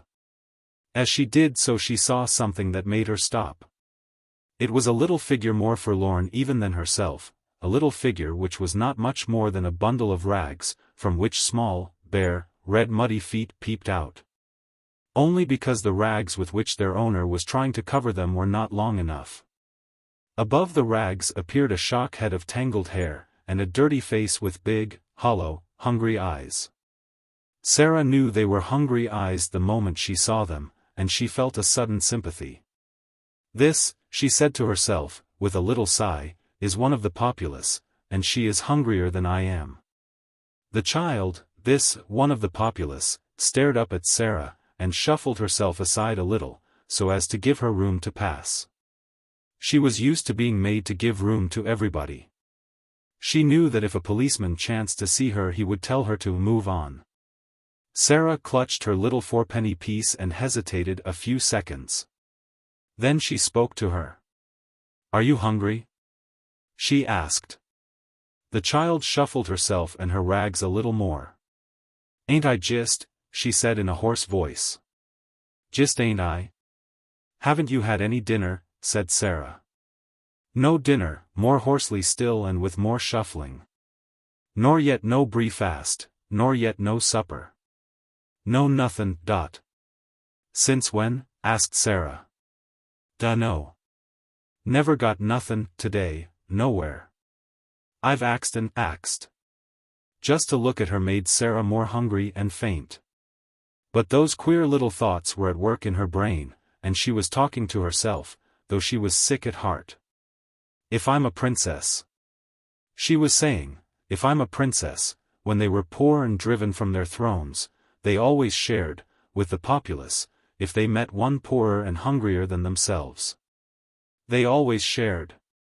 Buns are a penny each. If it had been sixpence I could have eaten 6.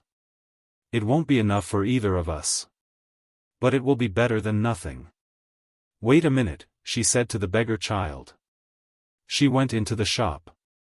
It was warm and smelled deliciously. The woman was just going to put some more hot buns into the window.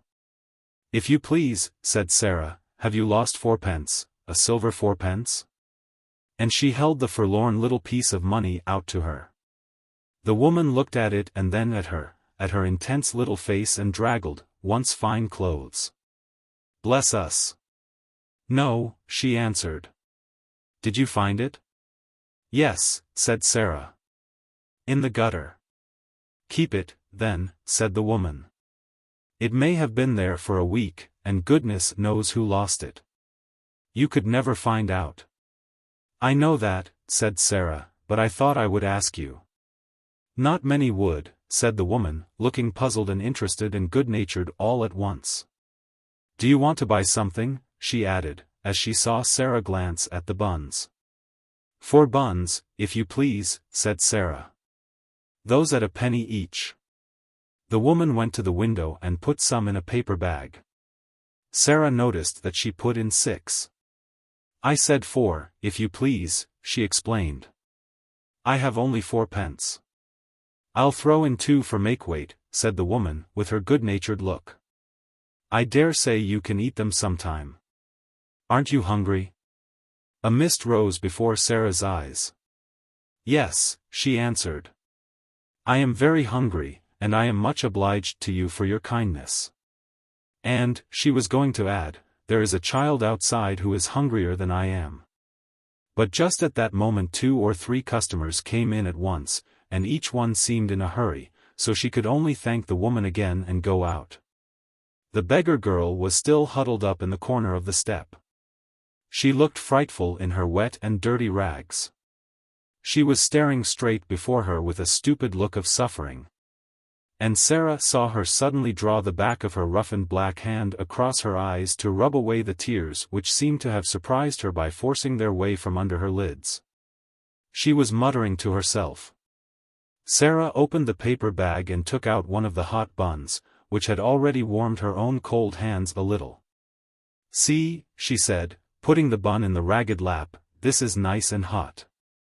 Eat it, and you will not feel so hungry." The child started and stared up at her, as if such sudden, amazing good luck almost frightened her.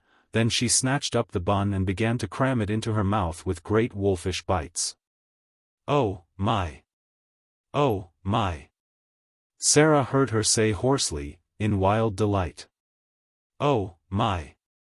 Sara took out 3 more buns and put them down. The sound in the hoarse, ravenous voice was awful. "She is hungrier than I am," she said to herself. "She's starving." But her hand trembled when she put down the 4th bun. "I'm not starving," she said, and she put down the 5th. The little ravening London savage was still snatching and devouring when she turned away. She was too ravenous to give any thanks, even if she had ever been taught politeness, which she had not. She was only a poor little wild animal. "Goodbye," said Sara. When she reached the other side of the street she looked back. The child had a bun in each hand and had stopped in the middle of a bite to watch her. Sara gave her a little nod, and the child, after another stare, a curious lingering stare, jerked her shaggy head in response. And until Sara was out of sight she did not take another bite or even finish the one she had begun. At that moment the baker woman looked out of her shop window. "Well, I never," she exclaimed. "If that young un hasn't given her buns to a beggar child. It wasn't because she didn't want them, either. Well, well, she looked hungry enough. I'd give something to know what she did it for." She stood behind her window for a few moments and pondered. Then her curiosity got the better of her. She went to the door and spoke to the beggar child. "Who gave you those buns?" she asked her. The child nodded her head toward Sara's vanishing figure. "What did she say?" inquired the woman. "Asked me if I was ungry," replied the hoarse voice. "What did you say?" "Said I was just." "And then she came in and got the buns, and gave them to you, did she?" The child nodded. "How many?" 5. The woman thought it over. "Left just one for herself," she said in a low voice. "And she could have eaten the whole 6, I saw it in her eyes." She looked after the little draggled far-away figure and felt more disturbed in her usually comfortable mind than she had felt for many a day. "I wish she hadn't gone so quick," she said. "I'm blessed if she shouldn't have had a dozen." Then she turned to the child. "Are you hungry yet?" she said. "I'm always hungry," was the answer, "but 'tain't as bad as it was." "Come in here," said the woman, and she held open the shop door. The child got up and shuffled in. To be invited into a warm place full of bread seemed an incredible thing. She did not know what was going to happen. She did not care, even. "Get yourself warm," said the woman, pointing to a fire in the tiny back room. "And look here. When you are hard up for a bit of bread, you can come in here and ask for it. I'm blessed if I won't give it to you for that young one's sake." Sara found some comfort in her remaining bun. At all events, it was very hot, and it was better than nothing. As she walked along she broke off small pieces and ate them slowly to make them last longer. "Suppose it was a magic bun," she said, "and a bite was as much as a whole dinner. I should be overeating myself if I went on like this." It was dark when she reached the square where the select seminary was situated. The lights in the houses were all lighted. The blinds were not yet drawn in the windows of the room where she nearly always caught glimpses of members of the large family. Frequently at this hour she could see the gentleman she called Mr. Montmorency sitting in a big chair, with a small swarm round him, talking, laughing, perching on the arms of his seat or on his knees or leaning against them. This evening the swarm was about him, but he was not seated. On the contrary, there was a good deal of excitement going on. It was evident that a journey was to be taken, and it was Mr. Montmorency who was to take it. A brougham stood before the door, and a big portmanteau had been strapped upon it. The children were dancing about, chattering and hanging on to their father. The pretty rosy mother was standing near him, talking as if she was asking final questions. Sara paused a moment to see the little ones lifted up and kissed and the bigger ones bent over and kissed also. "I wonder if he will stay away long," she thought. "The portmanteau is rather big. Oh, dear, how they will miss him. I shall miss him myself, even though he doesn't know I am alive." When the door opened she moved away, remembering the sixpence, but she saw the traveler come out and stand against the background of the warmly lighted hall. The older children still hovering about him. "Will Moscow be covered with snow?" said the little girl Janet. "Will there be ice everywhere?" "Shall you drive in a drosky?" cried another. "Shall you see the Tsar?" "I will write and tell you all about it," he answered, laughing. "And I will send you pictures of moujiks and things. Run into the house. It is a hideous damp night. I would rather stay with you than go to Moscow. Good night. Good night, duckies. God bless you." And he ran down the steps and jumped into the brougham. "If you find the little girl, give her our love," shouted Guy Clarence, jumping up and down on the doormat. Then they went in and shut the door.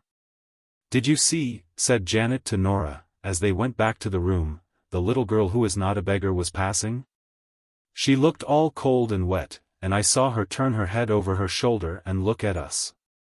Mamma says her clothes always look as if they had been given her by someone who was quite rich, someone who only let her have them because they were too shabby to wear. The people at the school always send her out on errands on the horridest days and nights there are." Sara crossed the square to Miss Minchin's area steps, feeling faint and shaky. "I wonder who the little girl is," she thought, "the little girl he is going to look for." And she went down the area steps, lugging her basket and finding it very heavy indeed. As the father of the large family drove quickly on his way to the station to take the train which was to carry him to Moscow, where he was to make his best efforts to search for the lost little daughter of Captain Crewe. Chapter 14. What Melchisedec Heard and Saw. On this very afternoon, while Sara was out, a strange thing happened in the attic. Only Melchisedec saw and heard it. And he was so much alarmed and mystified that he scuttled back to his hole and hid there, and really quaked and trembled as he peeped out furtively and with great caution to watch what was going on. The attic had been very still all the day after Sara had left it in the early morning. The stillness had only been broken by the pattering of the rain upon the slates and the skylight. Melchisedec had, in fact, found it rather dull. And when the rain ceased to patter and perfect silence reigned, he decided to come out and reconnoiter, though experience taught him that Sara would not return for some time. He had been rambling and sniffing about, and had just found a totally unexpected and unexplained crumb left from his last meal, when his attention was attracted by a sound on the roof. He stopped to listen with a palpitating heart. The sound suggested that something was moving on the roof. It was approaching the skylight. It reached the skylight. The skylight was being mysteriously opened. A dark face peered into the attic, then another face appeared behind it, and both looked in with signs of caution and interest. Two men were outside on the roof, and were making silent preparations to enter through the skylight itself. One was Ram Dass, and the other was a young man who was the Indian gentleman's secretary. But of course Melchisedec did not know this. He only knew that the men were invading the silence and privacy of the attic. And as the one with the dark face let himself down through the aperture with such lightness and dexterity that he did not make the slightest sound, Melchisedec turned tail and fled precipitately back to his hole. He was frightened to death. He had ceased to be timid with Sara, and knew she would never throw anything but crumbs, and would never make any sound other than the soft, low, coaxing whistling. But strange men were dangerous things to remain near. He lay close and flat near the entrance of his home, just managing to peep through the crack with a bright, alarmed eye. How much he understood of the talk he heard I am not in the least able to say, but, even if he had understood it all, he would probably have remained greatly mystified. The secretary, who was light and young, slipped through the skylight as noiselessly as Ram Dass had done, and he caught a last glimpse of Melchisedec's vanishing tail. Was that a rat? He asked Ram Dass in a whisper. Yes, a rat, Sahib, answered Ram Dass, also whispering. There are many in the walls. Ugh, exclaimed the young man. It is a wonder the child is not terrified of them. Ram Dass made a gesture with his hands. He also smiled respectfully. He was in this place as the intimate exponent of Sara, though she had only spoken to him once. The child is the little friend of all things, Sahib, he answered. She is not as other children. I see her when she does not see me. I slip across the slates and look at her many nights to see that she is safe. I watch her from my window when she does not know I am near. She stands on the table there and looks out at the sky as if it spoke to her. The sparrows come at her call. The rat she has fed and tamed in her loneliness. The poor slave of the house comes to her for comfort. There is a little child who comes to her in secret. There is one older who worships her and would listen to her forever if she might. This I have seen when I have crept across the roof. By the mistress of the house, who is an evil woman, she is treated like a pariah, but she has the bearing of a child who is of the blood of kings. You seem to know a great deal about her, the secretary said. All her life each day I know, answered Ram Dass. Her going out I know, and her coming in, her sadness and her poor joys. Her coldness and her hunger. I know when she sits alone until midnight, learning from her books. I know when her secret friends steal to her and she is happier, as children can be, even in the midst of poverty, because they come and she may laugh and talk with them in whispers. If she were ill I should know, and I would come and serve her if it might be done. You are sure no one comes near this place but herself, and that she will not return and surprise us. She would be frightened if she found us here, and the Sahib Carrisford's plan would be spoiled. Ram Dass crossed noiselessly to the door and stood close to it. None mount here but herself, Sahib, he said. She has gone out with her basket and may be gone for hours. If I stand here I can hear any step before it reaches the last flight of the stairs. The secretary took a pencil and a tablet from his breast pocket. Keep your ears open, he said.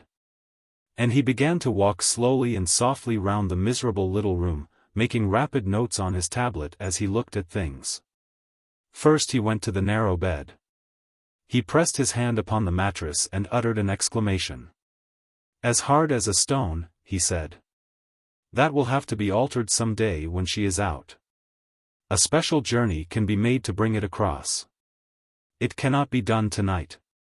He lifted the covering and examined the one thin pillow. Coverlet dingy and worn, blanket thin, sheets patched and ragged, he said. What a bed for a child to sleep in, and in a house which calls itself respectable. There has not been a fire in that grate for many a day, glancing at the rusty fireplace. Never since I have seen it, said Ram Dass. The mistress of the house is not one who remembers that another than herself may be cold. The secretary was writing quickly on his tablet. He looked up from it as he tore off a leaf and slipped it into his breast pocket. It is a strange way of doing the thing, he said.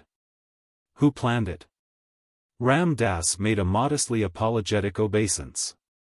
It is true that the first thought was mine, Sahib, he said, though it was not but a fancy. I am fond of this child, we are both lonely. It is her way to relate her visions to her secret friends. Being sad one night, I lay close to the open skylight and listened. The vision she related told what this miserable room might be if it had comforts in it. She seemed to see it as she talked, and she grew cheered and warmed as she spoke. Then she came to this fancy. And the next day, the Sahib being ill and wretched, I told him of the thing to amuse him. It seemed then but a dream, but it pleased the Sahib. To hear of the child's doings gave him entertainment. He became interested in her and asked questions. At last he began to please himself with the thought of making her visions real things. You think that it can be done while she sleeps? Suppose she awakened, suggested the secretary, and it was evident that whatsoever the plan referred to was, it had caught and pleased his fancy as well as the Sahib Carrisford's. I can move as if my feet were of velvet, Ram Dass replied, and children sleep soundly, even the unhappy ones. I could have entered this room in the night many times, and without causing her to turn upon her pillow. If the other bearer passes to me the things through the window, I can do all and she will not stir. When she awakens she will think a magician has been here. He smiled as if his heart warmed under his white robe, and the secretary smiled back at him. It will be like a story from the Arabian Nights, he said. Only an Oriental could have planned it. It does not belong to London fogs.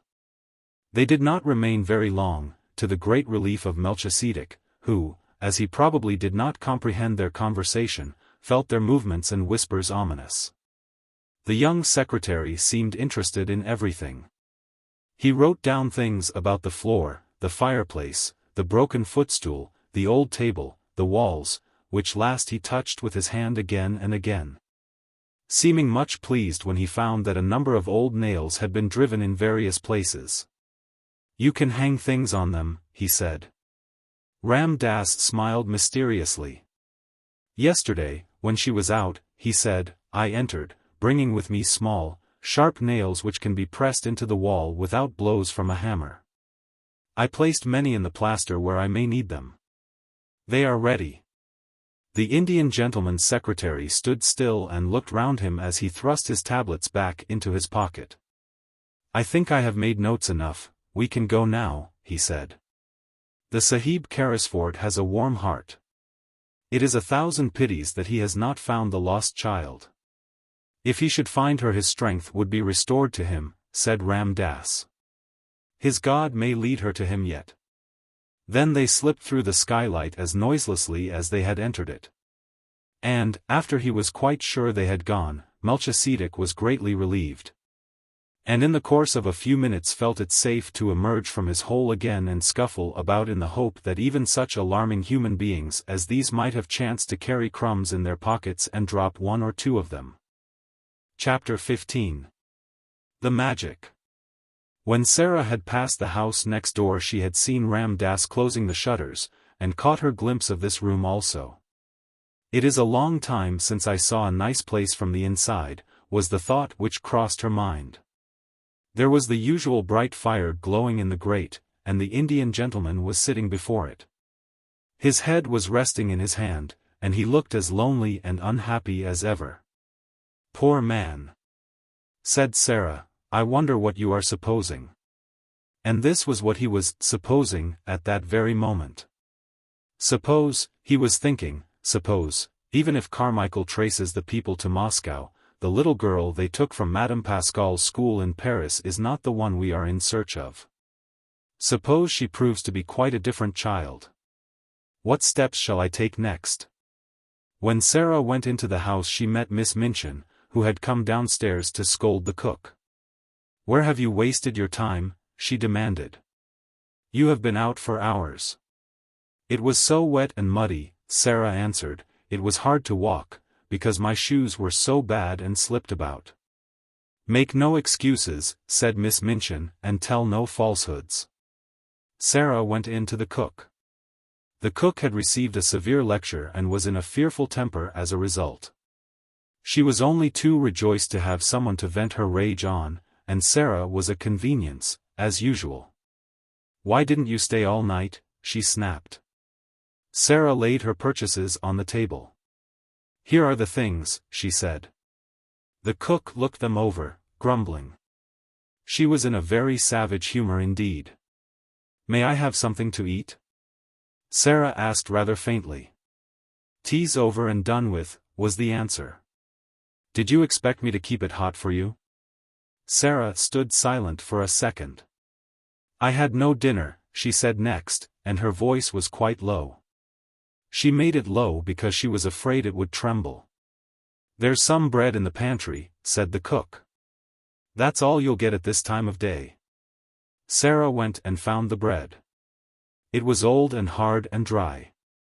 The cook was in too vicious a humor to give her anything to eat with it. It was always safe and easy to vent her spite on Sara. Really, it was hard for the child to climb the 3 long flights of stairs leading to her attic.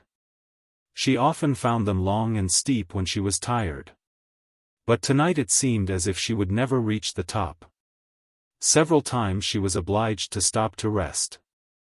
When she reached the top landing she was glad to see the glimmer of a light coming from under her door. That meant that Ermengarde had managed to creep up to pay her a visit. There was some comfort in that. It was better than to go into the room alone and find it empty and desolate. The mere presence of plump, comfortable Ermengarde, wrapped in her red shawl, would warm it a little. Yes, there Ermengarde was when she opened the door. She was sitting in the middle of the bed, with her feet tucked safely under her. She had never become intimate with Melchisedec and his family, though they rather fascinated her. When she found herself alone in the attic she always preferred to sit on the bed until Sara arrived. She had, in fact, on this occasion had time to become rather nervous, because Melchisedec had appeared and sniffed about a good deal.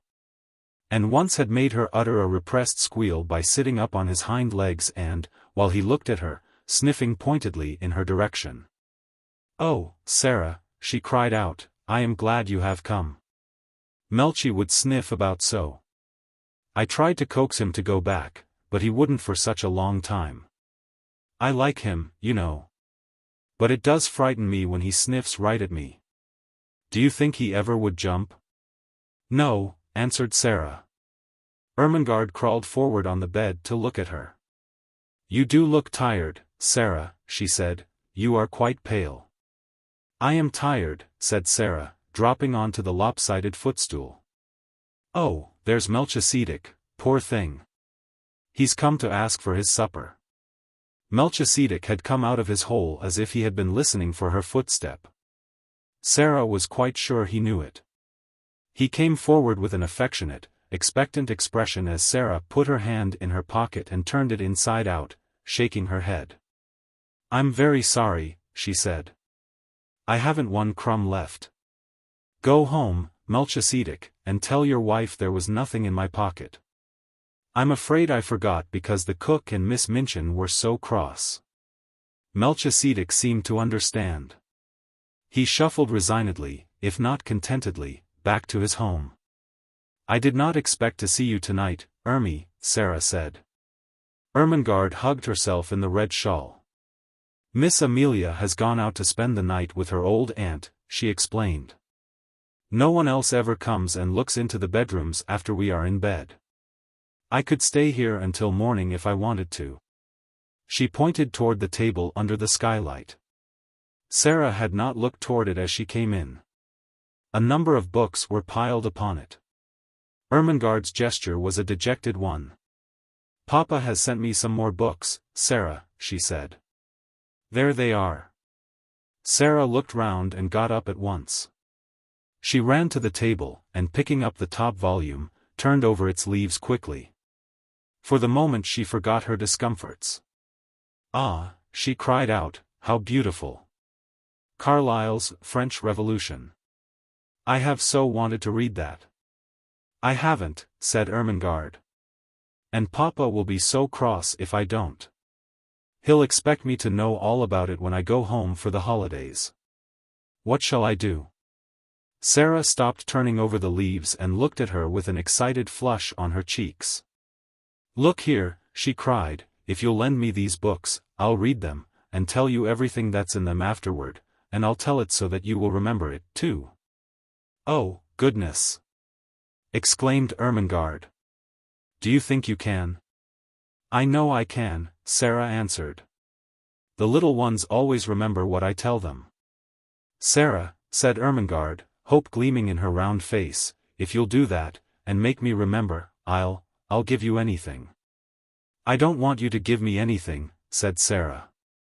"I want your books, I want them." And her eyes grew big, and her chest heaved. "Take them, then," said Ermengarde. "I wish I wanted them, but I don't. I'm not clever, and my father is, and he thinks I ought to be." Sara was opening one book after the other. "What are you going to tell your father?" she asked, a slight doubt dawning in her mind. "Oh, he needn't know," answered Ermengarde. "He'll think I've read them." Sara put down her book and shook her head slowly. "That's almost like telling lies," she said. "And lies, well, you see, they are not only wicked, they're vulgar. Sometimes, reflectively, I've thought perhaps I might do something wicked. I might suddenly fly into a rage and kill Miss Minchin, you know, when she was ill-treating me, but I couldn't be vulgar." "Why can't you tell your father I read them?"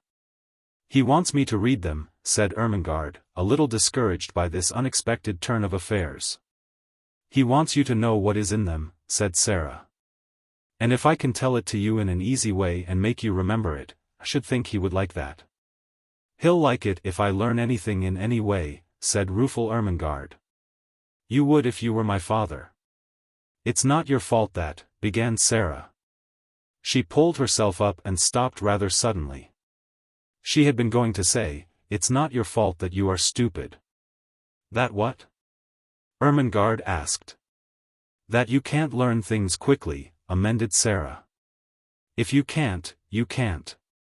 If I can, why, I can, that's all."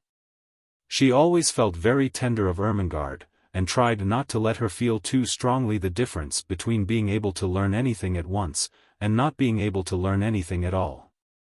As she looked at her plump face, one of her wise, old-fashioned thoughts came to her. "Perhaps," she said, "to be able to learn things quickly isn't everything. To be kind is worth a great deal to other people.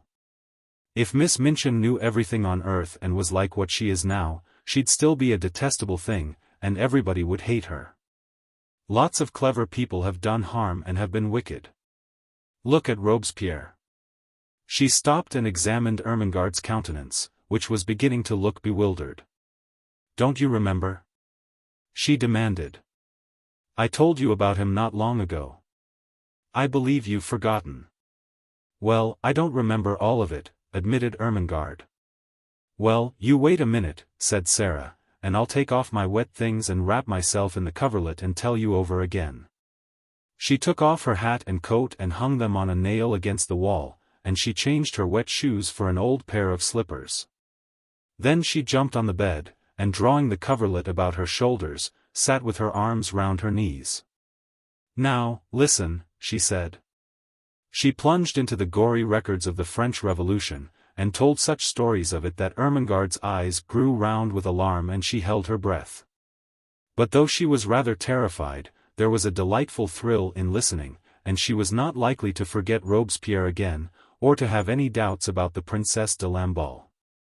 "You know they put her head on a pike and danced round it," Sara explained. "And she had beautiful floating blonde hair. And when I think of her, I never see her head on her body, but always on a pike, with those furious people dancing and howling." It was agreed that Mr. St. John was to be told the plan they had made, and for the present the books were to be left in the attic. "Now let's tell each other things," said Sara. "How are you getting on with your French lessons?" "Ever so much better since the last time I came up here and you explained the conjugations. Miss Minchin could not understand why I did my exercises so well that first morning." Sara laughed a little and hugged her knees.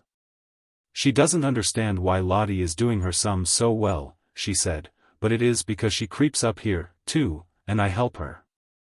She glanced round the room. "The attic would be rather nice, if it wasn't so dreadful," she said, laughing again. "It's a good place to pretend in." The truth was that Ermengarde did not know anything of the sometimes almost unbearable side of life in the attic, and she had not a sufficiently vivid imagination to depict it for herself. On the rare occasions that she could reach Sara's room she only saw that side of it which was made exciting by things which were pretended and stories which were told. Her visits partook of the character of adventures. And though sometimes Sara looked rather pale, and it was not to be denied that she had grown very thin, her proud little spirit would not admit of complaints. She had never confessed that at times she was almost ravenous with hunger, as she was tonight. She was growing rapidly. And her constant walking and running about would have given her a keen appetite even if she had had abundant and regular meals of a much more nourishing nature than the unappetizing, inferior food snatched at such odd times as suited the kitchen convenience. She was growing used to a certain gnawing feeling in her young stomach. "I suppose soldiers feel like this when they are on a long and weary march," she often said to herself. She liked the sound of the phrase, long and weary march. It made her feel rather like a soldier. She had also a quaint sense of being a hostess in the attic. "If I lived in a castle," she argued, "and Ermengarde was the lady of another castle, and came to see me, with knights and squires and vassals riding with her, and pennons flying. When I heard the clarions sounding outside the drawbridge I should go down to receive her, and I should spread feasts in the banquet hall and call in minstrels to sing and play and relate romances. When she comes into the attic I can't spread feasts, but I can tell stories, and not let her know disagreeable things. I dare say poor chatelaines had to do that in times of famine, when their lands had been pillaged. She was a proud, brave little chatelaine, and dispensed generously the one hospitality she could offer, the dreams she dreamed, the visions she saw, the imaginings which were her joy and comfort. So, as they sat together, Ermengarde did not know that she was faint as well as ravenous. And that while she talked she now and then wondered if her hunger would let her sleep when she was left alone. She felt as if she had never been quite so hungry before. "I wish I was as thin as you, Sara," Ermengarde said suddenly. "I believe you are thinner than you used to be. Your eyes look so big, and look at the sharp little bones sticking out of your elbow." Sara pulled down her sleeve, which had pushed itself up. "I always was a thin child," she said bravely, "and I always had big green eyes."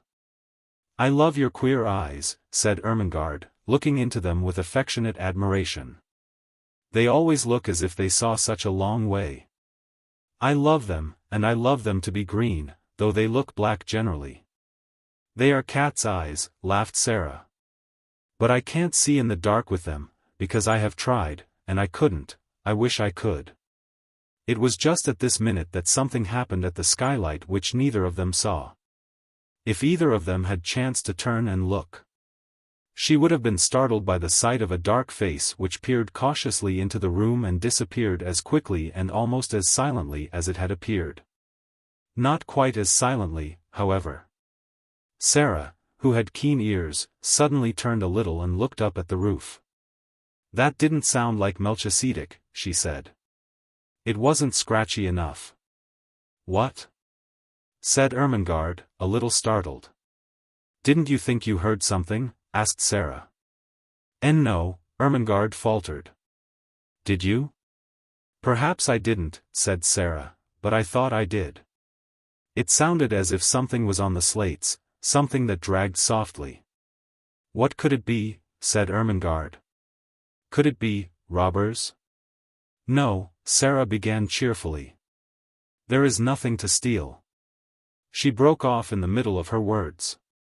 They both heard the sound that checked her.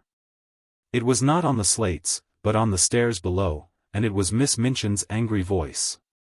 Sara sprang off the bed, and put out the candle. She is scolding Becky, she whispered, as she stood in the darkness. She is making her cry. Will she come in here? Ermengarde whispered back, panic-stricken. No. She will think I am in bed. Don't stir. It was very seldom that Miss Minchin mounted the last flight of stairs. Sara could only remember that she had done it once before. But now she was angry enough to be coming at least part of the way up, and it sounded as if she was driving Becky before her. You impudent, dishonest child, they heard her say. Cook tells me she has missed things repeatedly. "'Twarn't me, Mum," said Becky, sobbing. "I was ungry enough, but 'twarn't me, never." "You deserve to be sent to prison," said Miss Minchin's voice. "Picking and stealing. Half a meat pie, indeed." "'Twarn't me," wept Becky. "I could eat a whole un, but I never laid a finger on it." Miss Minchin was out of breath between temper and mounting the stairs. The meat pie had been intended for her special late supper.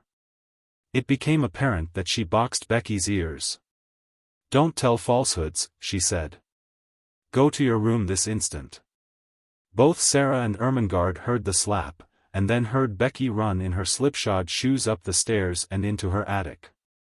They heard her door shut, and knew that she threw herself upon her bed. "I could eat 2 of 'em," they heard her cry into her pillow. "And I never took a bite. 'Twas cook give it to her policeman." Sara stood in the middle of the room in the darkness. She was clenching her little teeth and opening and shutting fiercely her outstretched hands. She could scarcely stand still, but she dared not move until Miss Minchin had gone down the stairs and all was still. "The wicked, cruel thing," she burst forth. "The cook takes things herself and then says Becky steals them. She doesn't. She doesn't. She's so hungry sometimes that she eats crusts out of the ash barrel." She pressed her hands hard against her face and burst into passionate little sobs, and Ermengarde, hearing this unusual thing, was overawed by it. Sara was crying. The unconquerable Sara. It seemed to denote something new, some mood she had never known. Suppose. A new dread possibility presented itself to her kind, slow, little mind all at once. She crept off the bed in the dark and found her way to the table where the candle stood. She struck a match and lit the candle. When she had lighted it, she bent forward and looked at Sara, with her new thought growing to definite fear in her eyes. "Sara," she said in a timid, almost awe-stricken voice, you never told me, I don't want to be rude, but, are you ever hungry?" It was too much just at that moment. The barrier broke down. Sara lifted her face from her hands. "Yes," she said in a new passionate way. "Yes, I am. I'm so hungry now that I could almost eat you. And it makes it worse to hear poor Becky. She's hungrier than I am." Ermengarde gasped. Oh, she cried woefully, "and I never knew." "I didn't want you to know," Sara said. "It would have made me feel like a street beggar. I know I look like a street beggar." "No, you don't. Ermengarde broke in.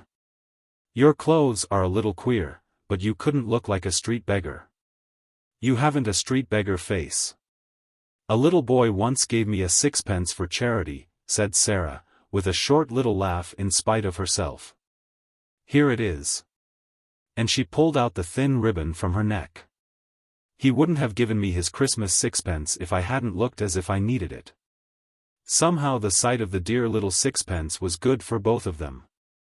It made them laugh a little, though they both had tears in their eyes. "Who was he?" asked Ermengarde, looking at it quite as if it had not been a mere ordinary silver 6pence. "He was a darling little thing going to a party," said Sara. He was one of the large family, the little one with the round legs, the one I call Guy Clarence. I suppose his nursery was crammed with Christmas presents and hampers full of cakes and things, and he could see I had had nothing. Ermengarde gave a little jump backward. The last sentences had recalled something to her troubled mind and given her a sudden inspiration. "Oh, Sara," she cried. "What a silly thing I am not to have thought of it." "Of what?" "Something splendid," said Ermengarde, in an excited hurry. "This very afternoon my nicest aunt sent me a box. It is full of good things. I never touched it, I had so much pudding at dinner, and I was so bothered about Papa's books." Her words began to tumble over each other. "It's got cake in it, and little meat pies, and jam tarts and buns, and oranges and red currant wine, and figs and chocolate. I'll creep back to my room and get it this minute, and we'll eat it now." Sara almost reeled. When one is faint with hunger, the mention of food has sometimes a curious effect. She clutched Ermengarde's arm. "Do you think you could?" she ejaculated. "I know I could," answered Ermengarde, and she ran to the door, opened it softly, put her head out into the darkness, and listened. Then she went back to Sara. "The lights are out. Everybody's in bed. I can creep, and no one will hear." It was so delightful that they caught each other's hands and a sudden light sprang into Sara's eyes. "Ermy," she said. "Let us pretend. Let us pretend it's a party. And oh, won't you invite the prisoner in the next cell?" "Yes. Yes. Let us knock on the wall now. The jailer won't hear." Sara went to the wall. Through it she could hear poor Becky crying more softly. She knocked 4 times. "That means, come to me through the secret passage under the wall," she explained. "I have something to communicate." 5 quick knocks answered her. "She is coming," she said. Almost immediately the door of the attic opened and Becky appeared.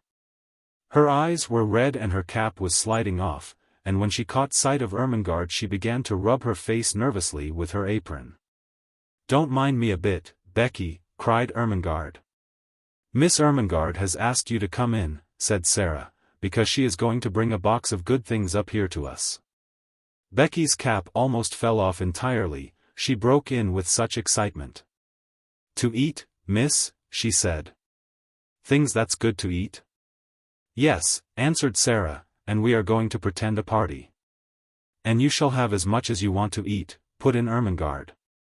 "I'll go this minute." She was in such haste that as she tiptoed out of the attic she dropped her red shawl and did not know it had fallen. No one saw it for a minute or so.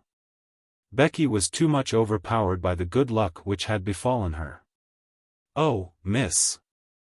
Oh, miss," she gasped, "I know it was you that asked her to let me come. It makes me cry to think of it." And she went to Sara's side and stood and looked at her worshippingly. But in Sara's hungry eyes the old light had begun to glow and transform her world for her. Here in the attic, with the cold night outside, with the afternoon in the sloppy streets barely past, with the memory of the awful unfed look in the beggar child's eyes not yet faded, this simple, cheerful thing had happened like a thing of magic. She caught her breath. "Somehow, something always happens," she cried, "just before things get to the very worst. It is as if the magic did it. If I could only just remember that always. The worst thing never quite comes." She gave Becky a little cheerful shake. "No, no. You mustn't cry," she said. "We must make haste and set the table." "Set the table, miss?" said Becky, gazing round the room. "What'll we set it with?" Sara looked round the attic, too. "There doesn't seem to be much," she answered, half laughing. That moment she saw something and pounced upon it. It was Ermengarde's red shawl which lay upon the floor. "Here's the shawl," she cried. "I know she won't mind it. It will make such a nice red tablecloth." They pulled the old table forward, and threw the shawl over it. Red is a wonderfully kind and comfortable color. It began to make the room look furnished directly. "How nice a red rug would look on the floor," exclaimed Sara. "We must pretend there is one." Her eye swept the bare boards with a swift glance of admiration. The rug was laid down already. "How soft and thick it is," she said, with the little laugh which Becky knew the meaning of. And she raised and set her foot down again delicately, as if she felt something under it. "Yes, miss," answered Becky, watching her with serious rapture. She was always quite serious. "What next, now?" said Sara, and she stood still and put her hands over her eyes. "Something will come if I think and wait a little," in a soft, expectant voice. "The magic will tell me." One of her favorite fancies was that on the outside, as she called it, thoughts were waiting for people to call them. Becky had seen her stand and wait many a time before, and knew that in a few seconds she would uncover an enlightened, laughing face. In a moment she did. "There," she cried. "It has come. I know now. I must look among the things in the old trunk I had when I was a princess." She flew to its corner and kneeled down. It had not been put in the attic for her benefit, but because there was no room for it elsewhere. Nothing had been left in it but rubbish. But she knew she should find something. The magic always arranged that kind of thing in one way or another. In a corner lay a package so insignificant looking that it had been overlooked, and when she herself had found it she had kept it as a relic. It contained a dozen small white handkerchiefs. She seized them joyfully and ran to the table. She began to arrange them upon the red table cover, patting and coaxing them into shape with the narrow lace edge curling outward, her magic working its spells for her as she did it. "These are the plates," she said. "They are golden plates. These are the richly embroidered napkins. Nuns work them in convents in Spain." "Did they, miss?" breathed Becky, her very soul uplifted by the information. "You must pretend it," said Sara. "If you pretend it enough, you will see them." "Yes, miss," said Becky. And as Sara returned to the trunk she devoted herself to the effort of accomplishing an end so much to be desired. Sara turned suddenly to find her standing by the table, looking very queer indeed. She had shut her eyes, and was twisting her face in strange, convulsive contortions, her hands hanging stiffly clenched at her sides. She looked as if she was trying to lift some enormous weight. "What is the matter, Becky?" Sara cried. "What are you doing?" Becky opened her eyes with a start. "I was pretendin', miss," she answered a little sheepishly. "I was tryin' to see it like you do." "I almost did," with a hopeful grin. "But it takes a lot strength. "Perhaps it does if you are not used to it," said Sara, with friendly sympathy. "But you don't know how easy it is when you've done it often. I wouldn't try so hard just at first. It will come to you after a while. I'll just tell you what things are. Look at these." She held an old summer hat in her hand which she had fished out of the bottom of the trunk. There was a wreath of flowers on it. She pulled the wreath off. "These are garlands for the feast," she said grandly. "They fill all the air with perfume. There's a mug on the washstand, Becky. Oh, and bring the soap dish for a centerpiece." Becky handed them to her reverently. "What are they now, miss?" she inquired. "You'd think they was made of crockery, but I know they ain't." "This is a carven flagon," said Sara, arranging tendrils of the wreath about the mug. "And this," bending tenderly over the soap dish and heaping it with roses, "is purest alabaster encrusted with gems." She touched the things gently, a happy smile hovering about her lips which made her look as if she were a creature in a dream. "My, ain't it lovely," whispered Becky. "If we just had something for bonbon dishes," Sara murmured. "There." Darting to the trunk again. "I remember I saw something this minute." It was only a bundle of wool wrapped in red and white tissue paper, but the tissue paper was soon twisted into the form of little dishes, and was combined with the remaining flowers to ornament the candlestick which was to light the feast. Only the magic could have made it more than an old table covered with a red shawl and set with rubbish from a long unopened trunk. But Sara drew back and gazed at it, seeing wonders. And Becky, after staring in delight, spoke with bated breath. "This air," she suggested, with a glance round the attic, "is it the Bastille now, or has it turned into something different?" "Oh, yes, yes," said Sara, "quite different. It is a banquet hall." "My eye, miss," ejaculated Becky. "A blanket all," and she turned to view the splendors about her with odd bewilderment. "A banquet hall," said Sara. "A vast chamber where feasts are given. It has a vaulted roof, and a minstrel's gallery, and a huge chimney filled with blazing oaken logs, and it is brilliant with waxen tapers twinkling on every side." "My eye, Miss Sara," gasped Becky again. Then the door opened, and Ermengarde came in, rather staggering under the weight of her hamper. She started back with an exclamation of joy. To enter from the chill darkness outside, and find oneself confronted by a totally unanticipated festal board, draped with red, adorned with white napery, and wreathed with flowers, was to feel that the preparations were brilliant indeed. "Oh, Sara," she cried out. "You are the cleverest girl I ever saw." "Isn't it nice?" said Sara. "They are things out of my old trunk. I asked my magic, and it told me to go and look." "But oh, miss," cried Becky, "wait till she's told you what they are. They ain't just, oh, miss, please tell her," appealing to Sara. So Sara told her, and because her magic helped her she made her almost see it all: the golden platters, the vaulted spaces, the blazing logs, the twinkling waxen tapers. As the things were taken out of the hamper, the frosted cakes, the fruits, the bonbons and the wine, the feast became a splendid thing. "It's like a real party," cried Ermengarde. "It's like a queen's table," sighed Becky. Then Ermengarde had a sudden brilliant thought. "I'll tell you what, Sara," she said. "Pretend you are a princess now and this is a royal feast." "But it's your feast," said Sara, "you must be the princess, and we will be your maids of honor." "Oh, I can't," said Ermengarde. "I'm too fat, and I don't know how." "You be her." "Well, if you want me to," said Sara. But suddenly she thought of something else and ran to the rusty grate.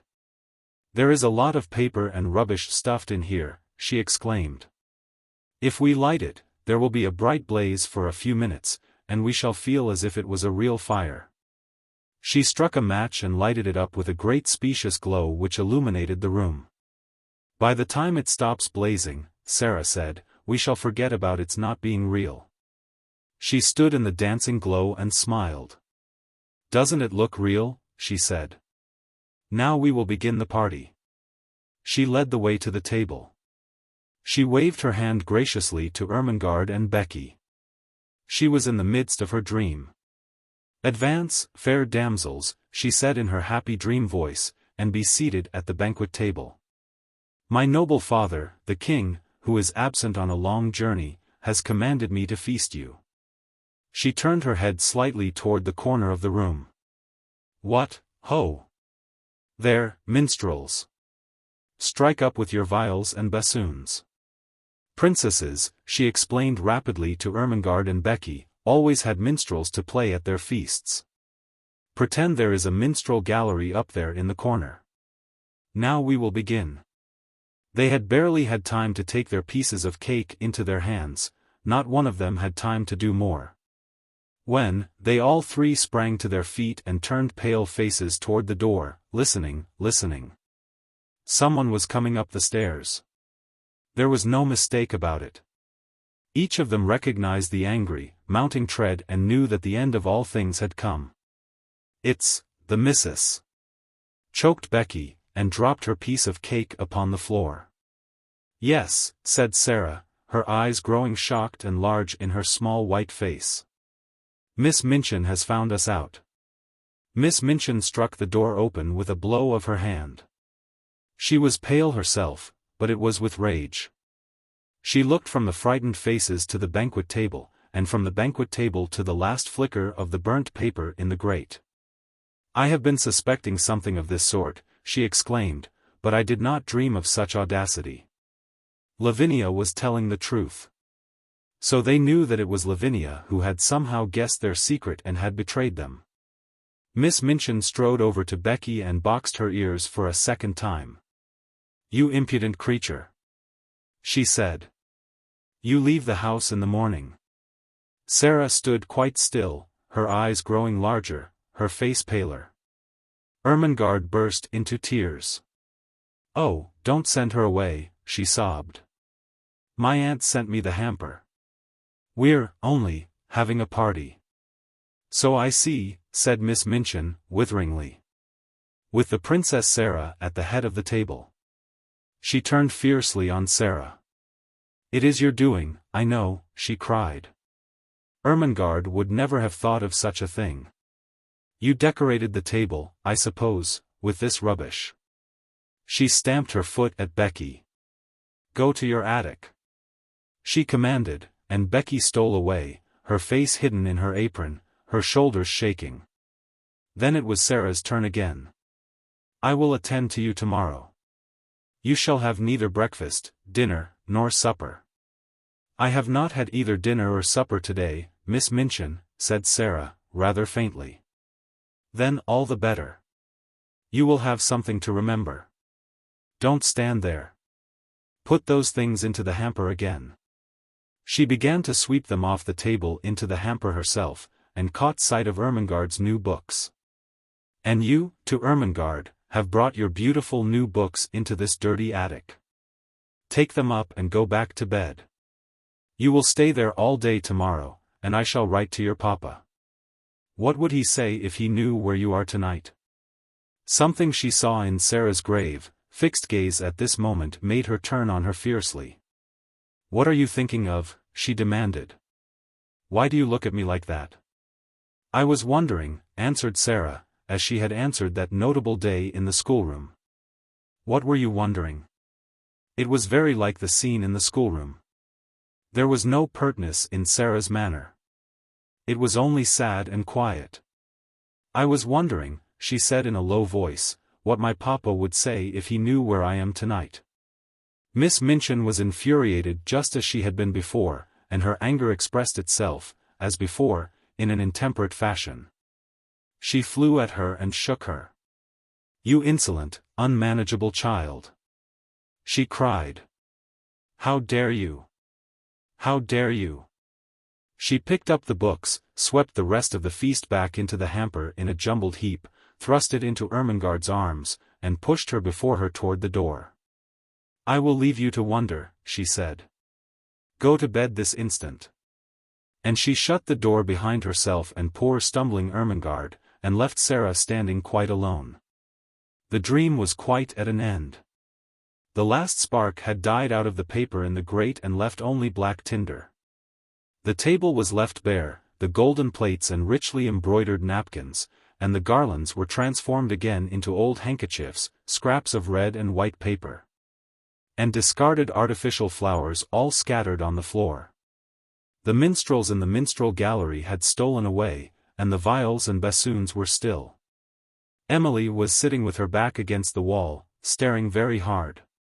Sara saw her, and went and picked her up with trembling hands. "There isn't any banquet left, Emily," she said. "And there isn't any princess.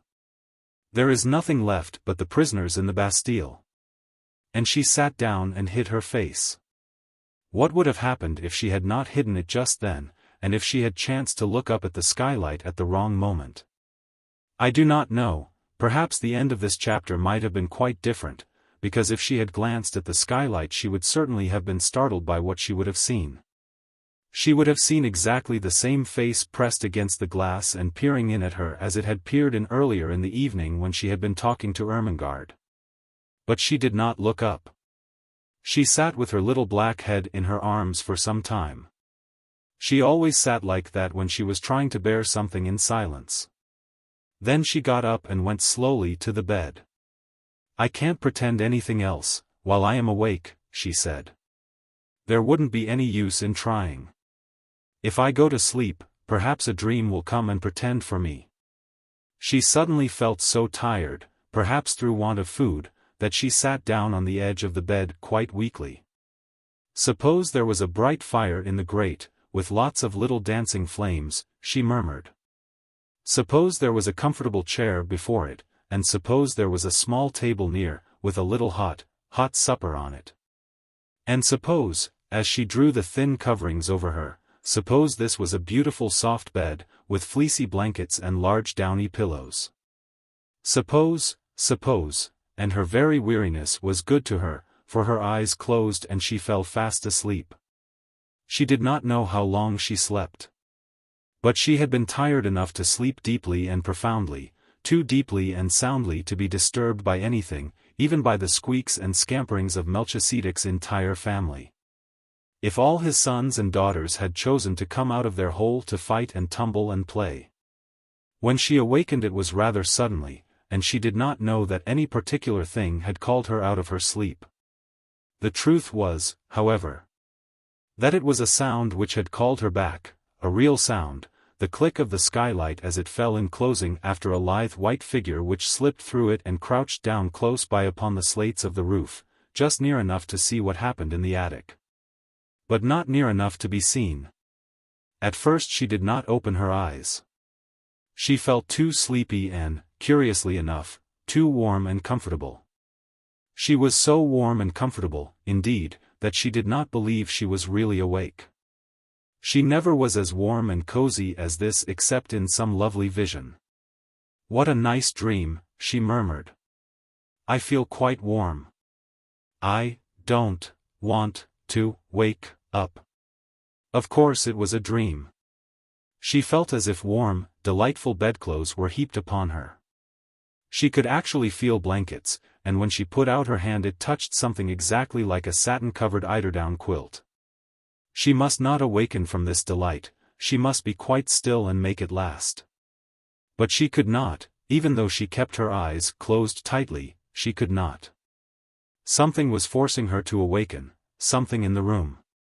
It was a sense of light, and a sound, the sound of a crackling, roaring little fire. "Oh, I am awakening," she said mournfully. "I can't help it, I can't." Her eyes opened in spite of herself. And then she actually smiled, for what she saw she had never seen in the attic before, and knew she never should see. "Oh, I haven't awakened," she whispered, daring to rise on her elbow and look all about her. "I am dreaming yet." She knew it must be a dream, for if she were awake such things could not be. Do you wonder that she felt sure she had not come back to earth? This is what she saw. In the grate there was a glowing, blazing fire. On the hob was a little brass kettle hissing and boiling, spread upon the floor was a thick, warm crimson rug. Before the fire a folding chair, unfolded, and with cushions on it. By the chair a small folding table, unfolded, covered with a white cloth, and upon it spread small covered dishes, a cup, a saucer, a teapot. On the bed were new warm coverings and a satin-covered down quilt, at the foot a curious wadded silk robe, a pair of quilted slippers, and some books. The room of her dream seemed changed into fairyland, and it was flooded with warm light, for a bright lamp stood on the table covered with a rosy shade.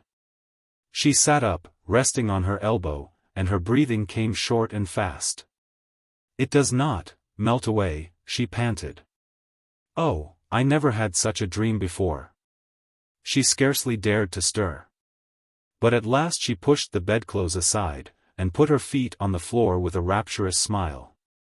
"I am dreaming, I am getting out of bed," she heard her own voice say. And then, as she stood up in the midst of it all, turning slowly from side to side, "I am dreaming it stays real.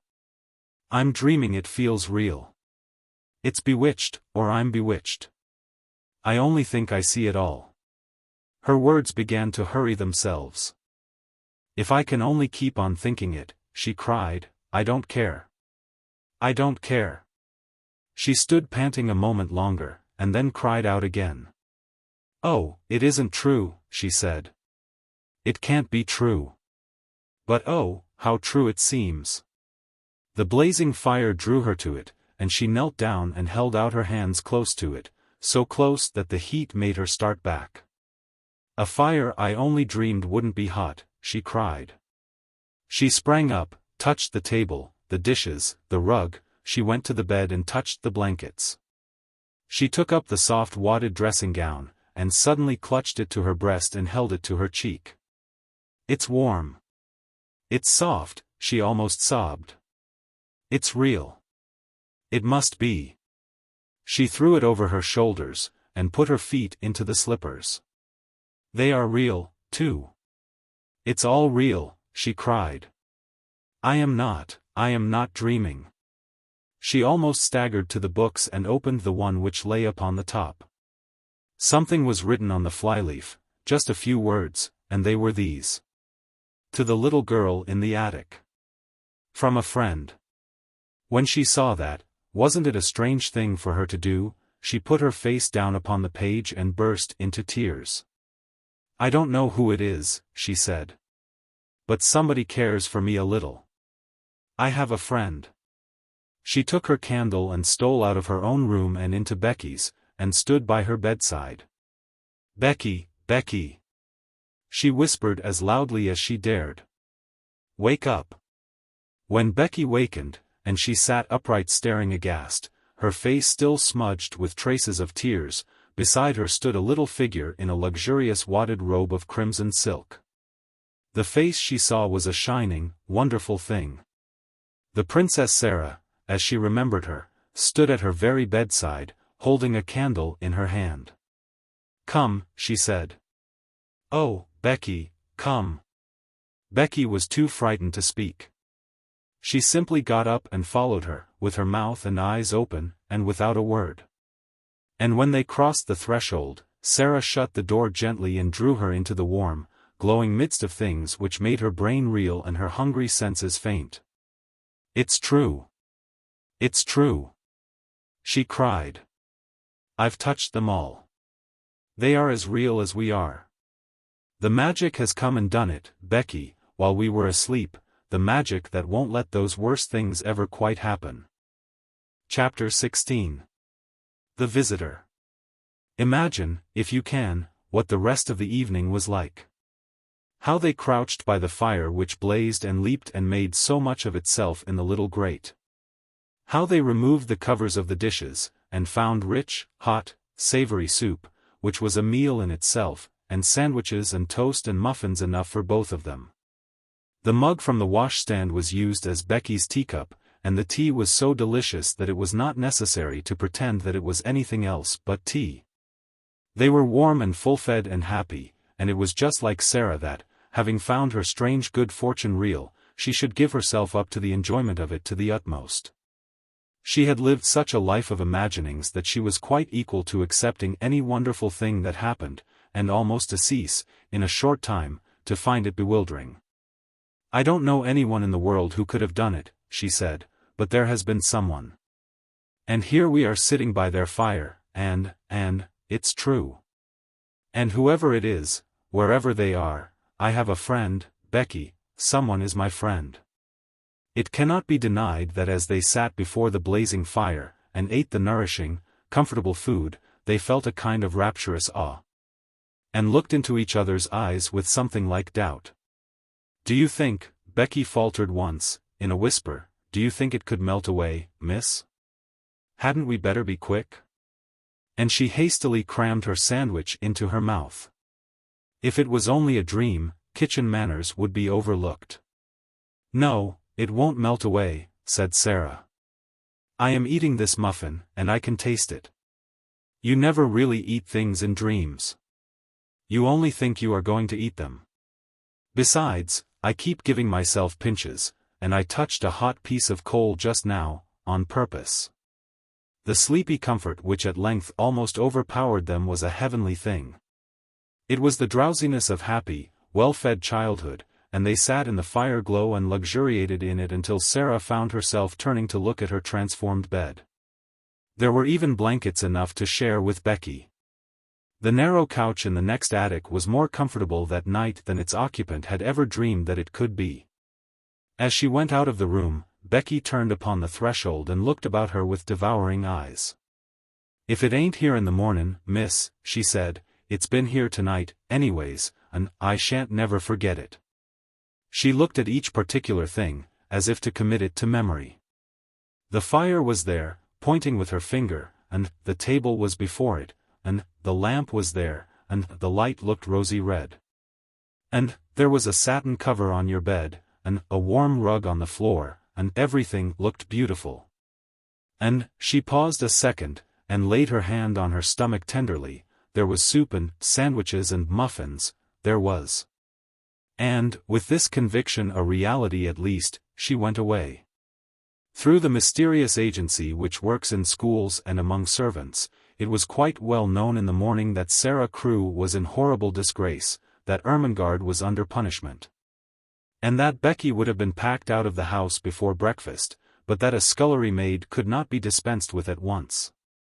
The servants knew that she was allowed to stay because Miss Minchin could not easily find another creature helpless and humble enough to work like a bounden slave for so few shillings a week.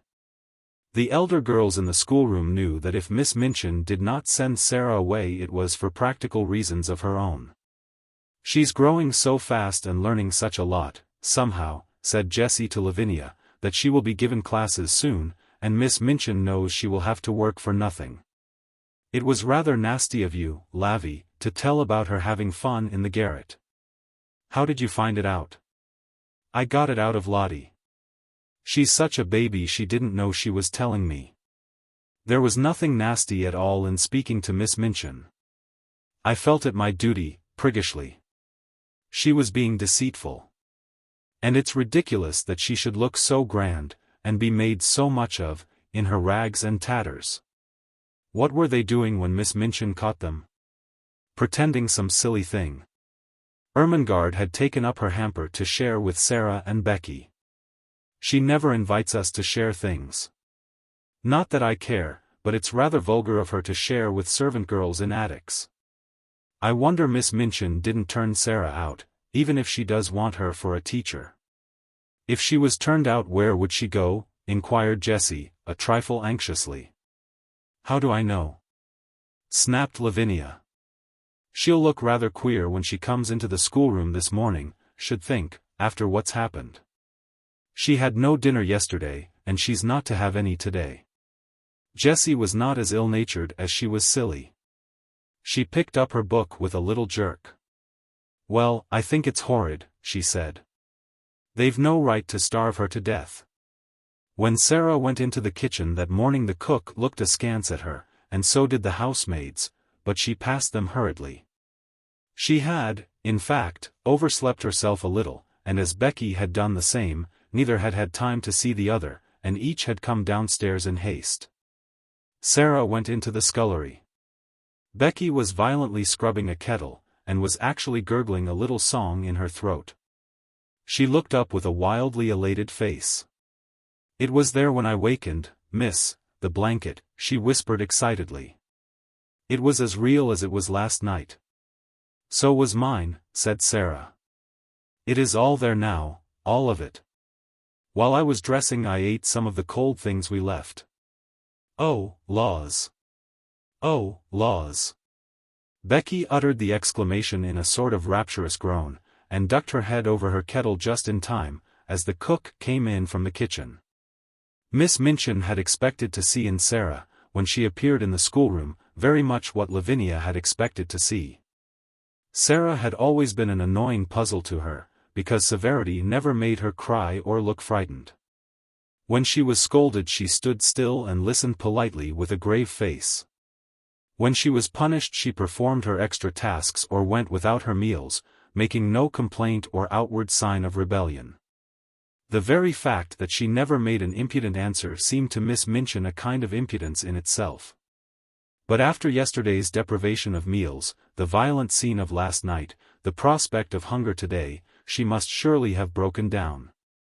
It would be strange indeed if she did not come downstairs with pale cheeks and red eyes and an unhappy, humbled face.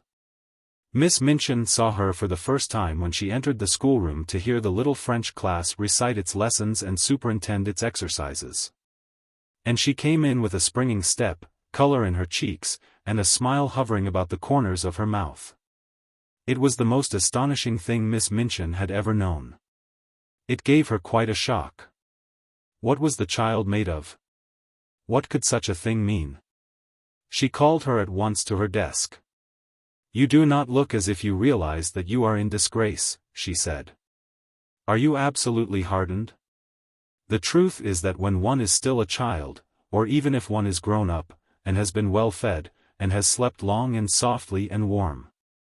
When one has gone to sleep in the midst of a fairy story, and has wakened to find it real, one cannot be unhappy or even look as if one were. And one could not, if one tried, keep a glow of joy out of one's eyes." Miss Minchin was almost struck dumb by the look of Sara's eyes when she lifted them and made her perfectly respectful answer. "I beg your pardon, Miss Minchin," she said, "I know that I am in disgrace. Be good enough not to forget it and look as if you had come into a fortune. It is an impertinence. And remember you are to have no food today." "Yes, Miss Minchin," Sara answered, but as she turned away her heart leaped with the memory of what yesterday had been. If the magic had not saved me just in time, she thought, how horrible it would have been. "She can't be very hungry," whispered Lavinia. "Just look at her. Perhaps she is pretending she has had a good breakfast," with a spiteful laugh. "She's different from other people," said Jessie, watching Sara with her class. "Sometimes I'm a bit frightened of her." "Ridiculous thing," ejaculated Lavinia. All through the day the light was in Sara's face, and the color in her cheek. The servants cast puzzled glances at her, and whispered to each other, and Miss Amelia's small blue eyes wore an expression of bewilderment. What such an audacious look of well-being, under august displeasure, could mean she could not understand. It was, however, just like Sara's singular obstinate way. She was probably determined to brave the matter out.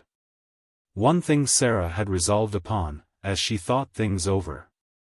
The wonders which had happened must be kept a secret, if such a thing were possible. If Miss Minchin should choose to mount to the attic again, of course all would be discovered. But it did not seem likely that she would do so for some time at least, unless she was led by suspicion.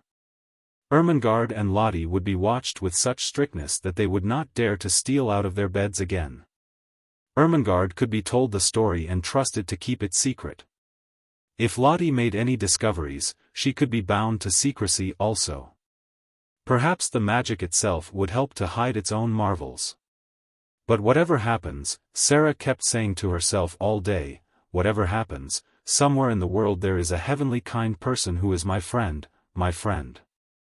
If I never know who it is, if I never can even thank him, I shall never feel quite so lonely. Oh, the magic was good to me.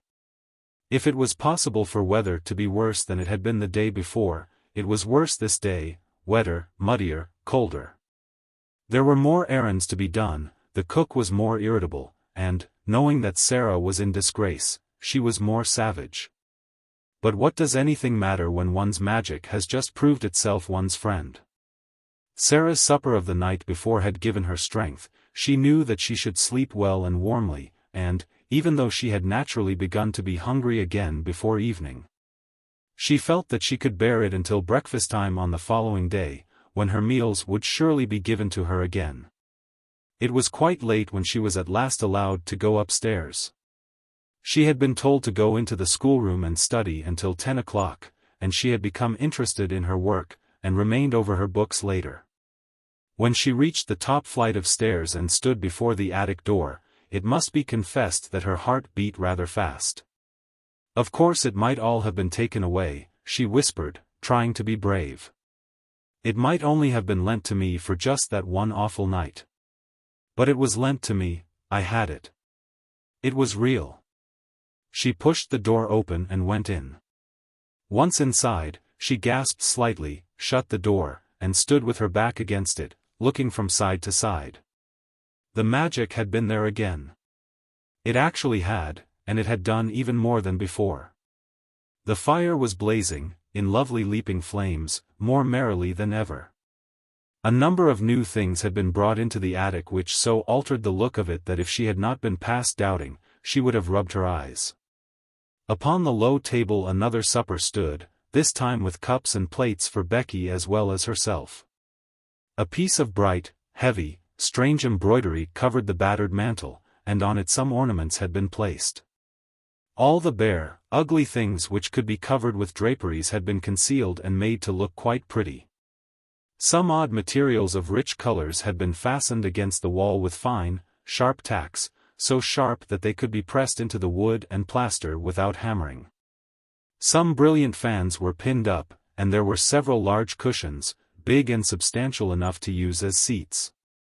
A wooden box was covered with a rug, and some cushions lay on it, so that it wore quite the air of a sofa. Sara slowly moved away from the door and simply sat down and looked again. "It is exactly like something fairy come true," she said. "There isn't the least difference. I feel as if I might wish for anything, diamonds or bags of gold, and they would appear. That wouldn't be any stranger than this. Is this my garret? Am I the same cold, ragged, damp Sara? And to think I used to pretend and wish there were fairies. The one thing I always wanted was to see a fairy story come true.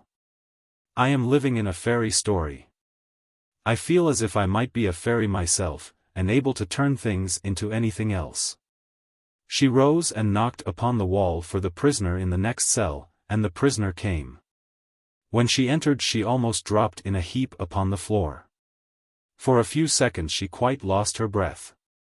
"Oh, laws," she gasped, "oh, laws, miss," just as she had done in the scullery. "You see," said Sara. On this night Becky sat on a cushion upon the hearthrug and had a cup and saucer of her own.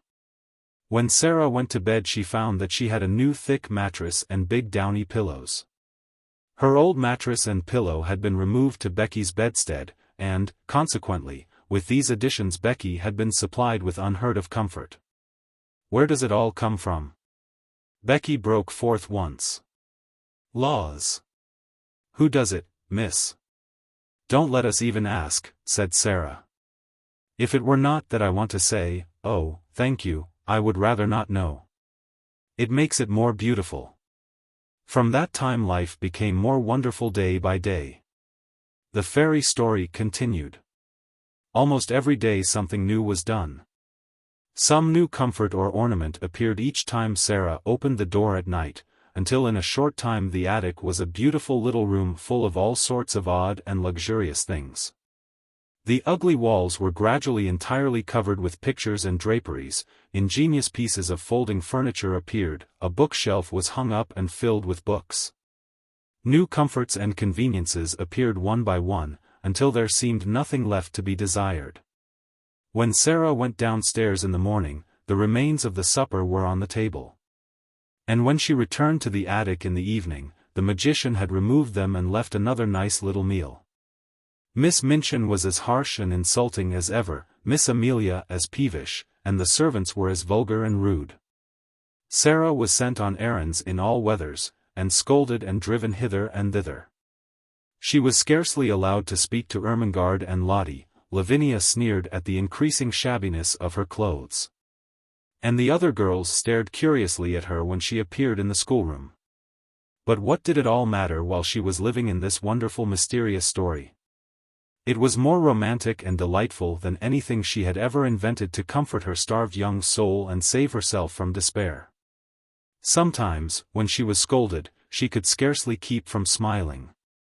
"If you only knew," she was saying to herself. "If you only knew."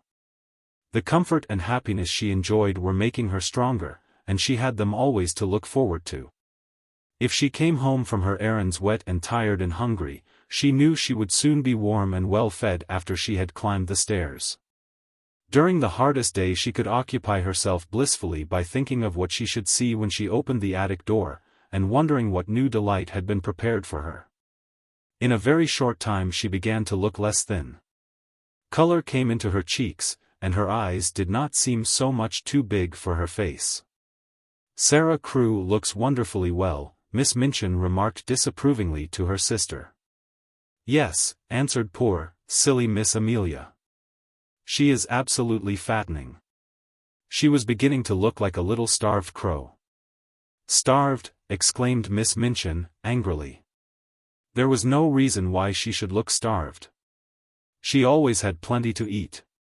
Of course, agreed Miss Amelia, humbly, alarmed to find that she had, as usual, said the wrong thing. There is something very disagreeable in seeing that sort of thing in a child of her age, said Miss Minchin, with haughty vagueness. What sort of thing? Miss Amelia ventured. It might almost be called defiance, answered Miss Minchin, feeling annoyed because she knew the thing she resented was nothing like defiance. And she did not know what other unpleasant term to use. The spirit and will of any other child would have been entirely humbled and broken by the changes she has had to submit to.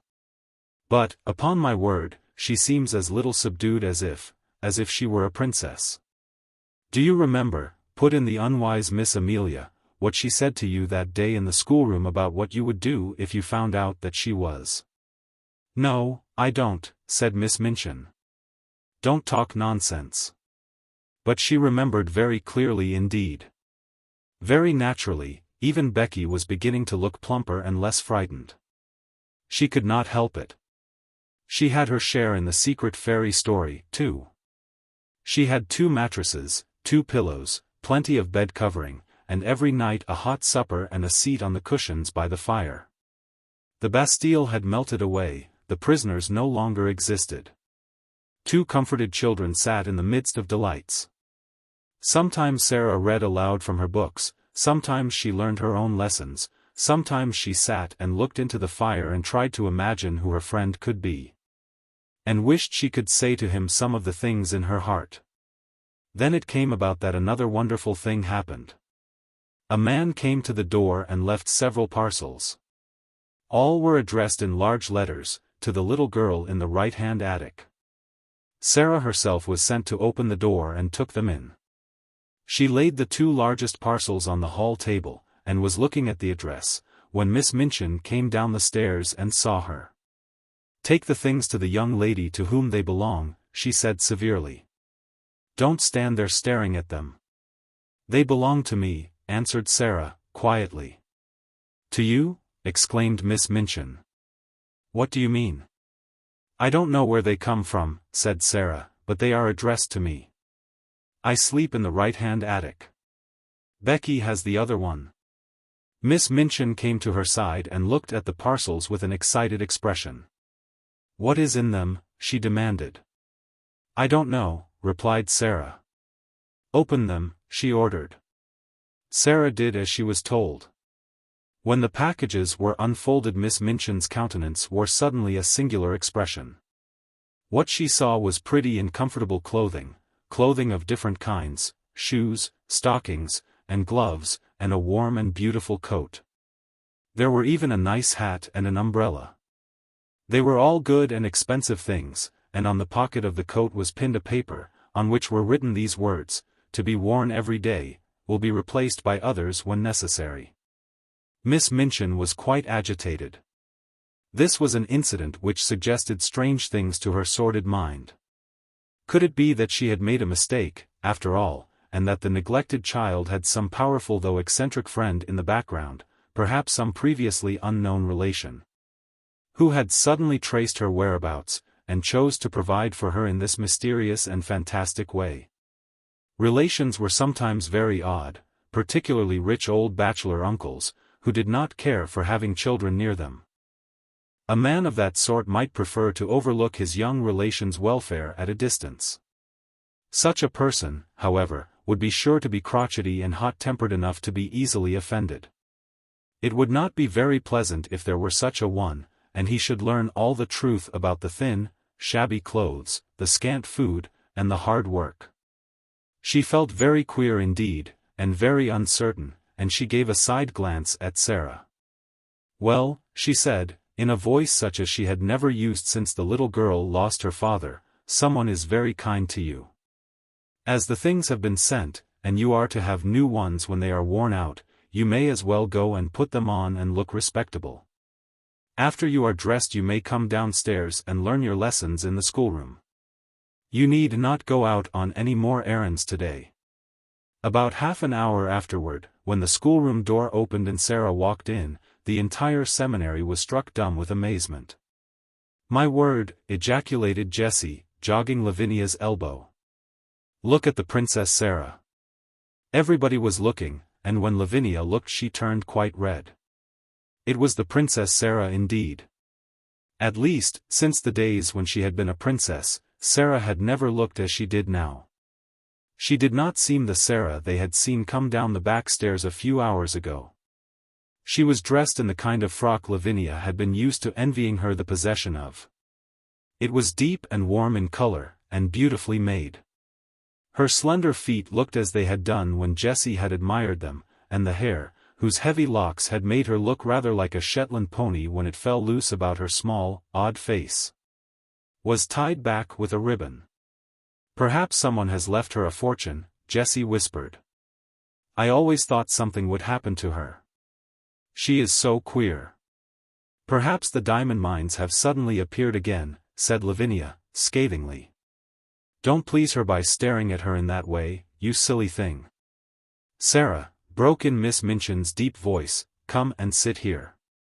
And while the whole schoolroom stared and pushed with elbows, and scarcely made any effort to conceal its excited curiosity, Sara went to her old seat of honor, and bent her head over her books. That night, when she went to her room, after she and Becky had eaten their supper, she sat and looked at the fire seriously for a long time. "Are you making something up in your head, miss?" Becky inquired with respectful softness. When Sara sat in silence and looked into the coals with dreaming eyes, it generally meant that she was making a new story. But this time she was not, and she shook her head. "No," she answered. "I am wondering what I ought to do."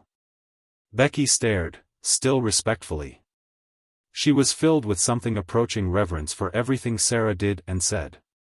"I can't help thinking about my friend," Sara explained. "If he wants to keep himself a secret, it would be rude to try and find out who he is. But I do so want him to know how thankful I am to him, and how happy he has made me. Anyone who is kind wants to know when people have been made happy. They care for that more than for being thanked. I do wish." She stopped short because her eyes at that instant fell upon something standing on a table in a corner.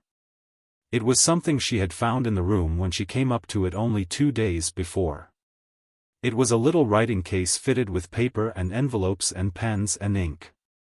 "Oh," she exclaimed, "why did I not think of that before?" She rose and went to the corner and brought the case back to the fire. "I can write to him," she said joyfully, "and leave it on the table. Then perhaps the person who takes the things away will take it, too. I won't ask him anything. He won't mind my thanking him, I feel sure." So she wrote a note. This is what she said. "I hope you will not think it is impolite that I should write this note to you when you wish to keep yourself a secret. Please believe I do not mean to be impolite or try to find out anything at all, only I want to thank you for being so kind to me, so heavenly kind, and making everything like a fairy story. I am so grateful to you, and I am so happy, and so is Becky. Becky feels just as thankful as I do. It is all just as beautiful and wonderful to her as it is to me. We used to be so lonely and cold and hungry, and now, oh, just think what you have done for us. Please let me say just these words. It seems as if I ought to say them. Thank you, thank you, thank you." The little girl in the attic. The next morning she left this on the little table, and in the evening it had been taken away with the other things. So she knew the magician had received it, and she was happier for the thought. She was reading one of her new books to Becky just before they went to their respective beds, when her attention was attracted by a sound at the skylight. When she looked up from her page she saw that Becky had heard the sound also, as she had turned her head to look and was listening rather nervously. "Something's there, miss," she whispered. "Yes," said Sara, slowly. "It sounds rather like a cat trying to get in." She left her chair and went to the skylight. It was a queer little sound she heard, like a soft scratching. She suddenly remembered something and laughed. She remembered a quaint little intruder who had made his way into the attic once before. She had seen him that very afternoon, sitting disconsolately on a table before a window in the Indian gentleman's house. Suppose, she whispered in pleased excitement, just suppose it was the monkey who had got away again. Oh, I wish it was. She climbed on a chair, very cautiously raised the skylight, and peeped out. It had been snowing all day, and on the snow, quite near her, crouched a tiny, shivering figure, whose small black face wrinkled itself piteously at sight of her. "It is the monkey," she cried out. "He has crept out of the Lasker's attic, and he saw the light." Becky ran to her side. "Are you going to let him in, miss?" she said. "Yes," Sara answered joyfully. "It's too cold for monkeys to be out. They're delicate. I'll coax him in."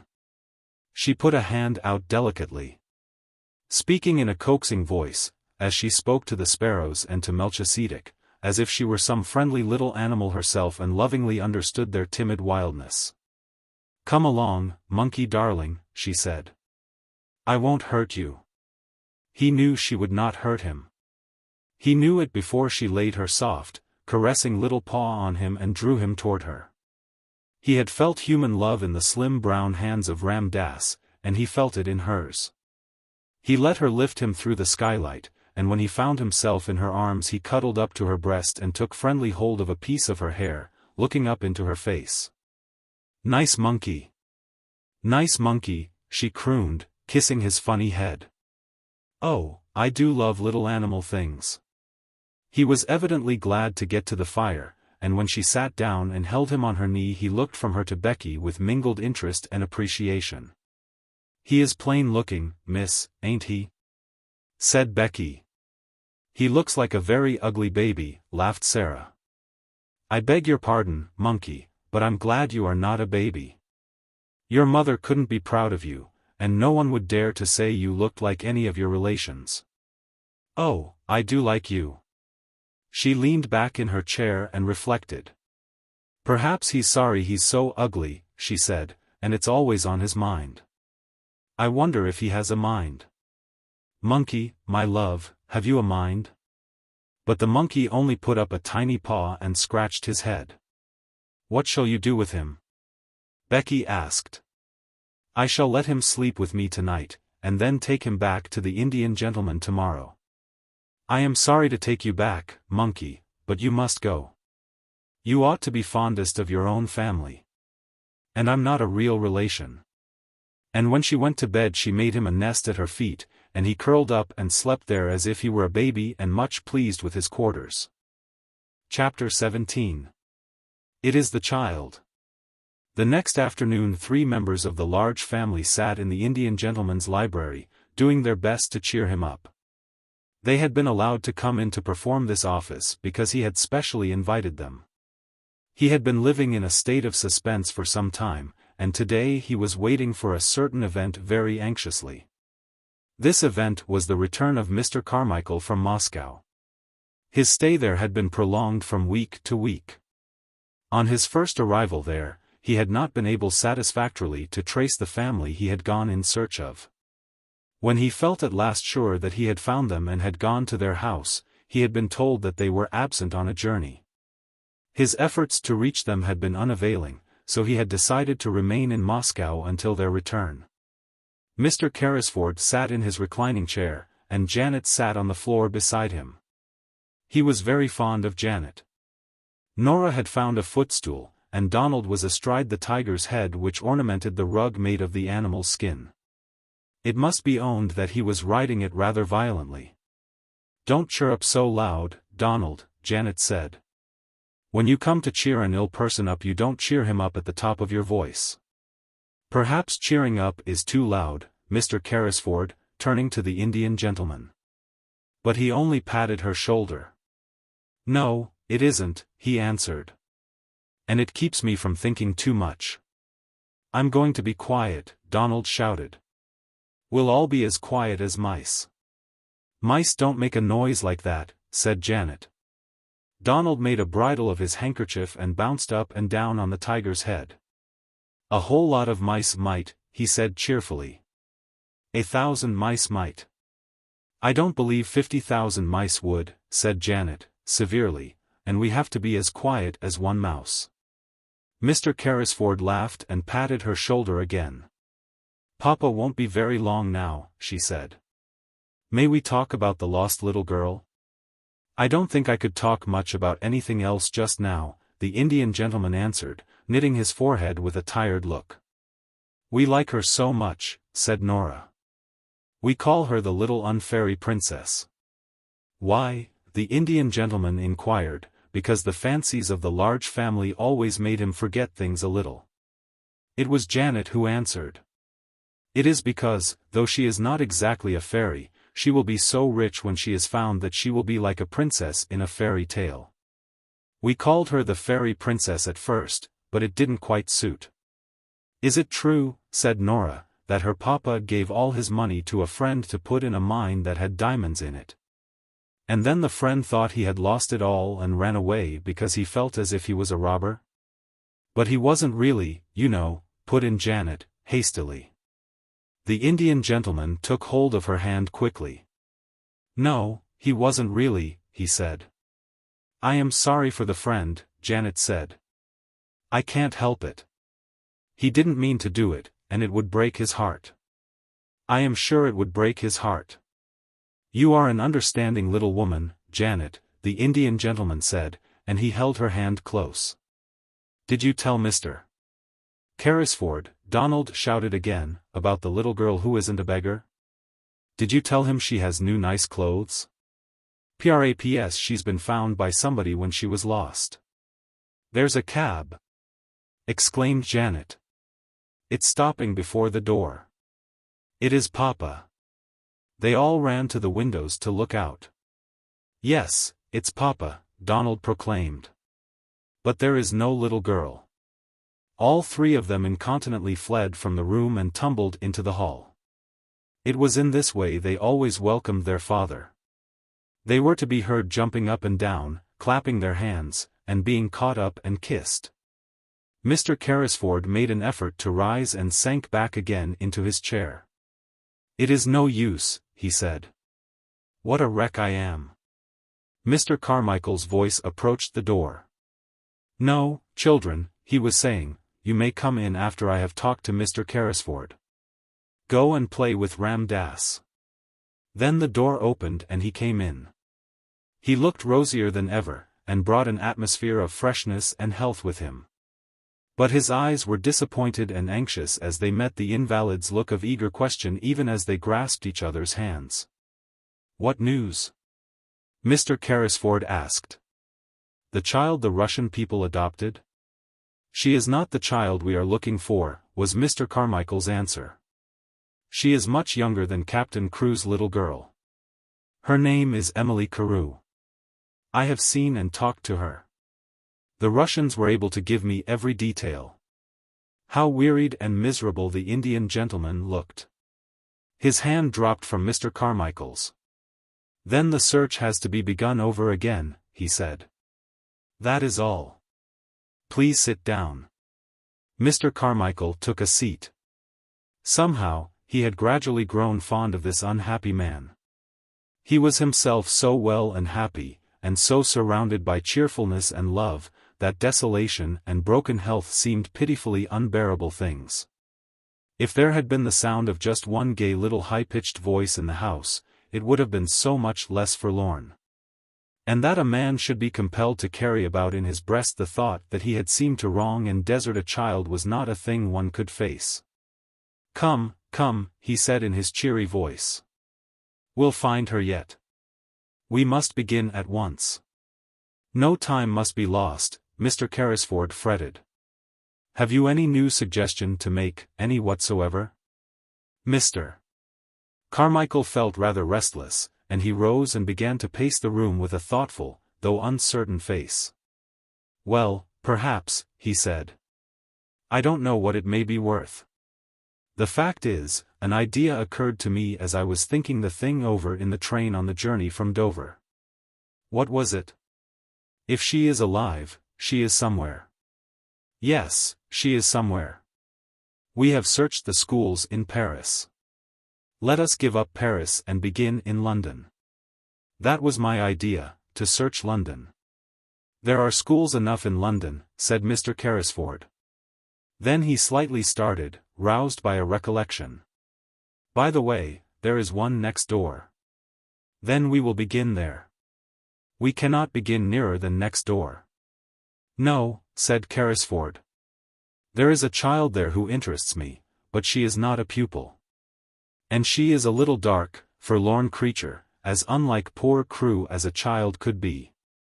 Perhaps the magic was at work again at that very moment, the beautiful magic. It really seemed as if it might be so.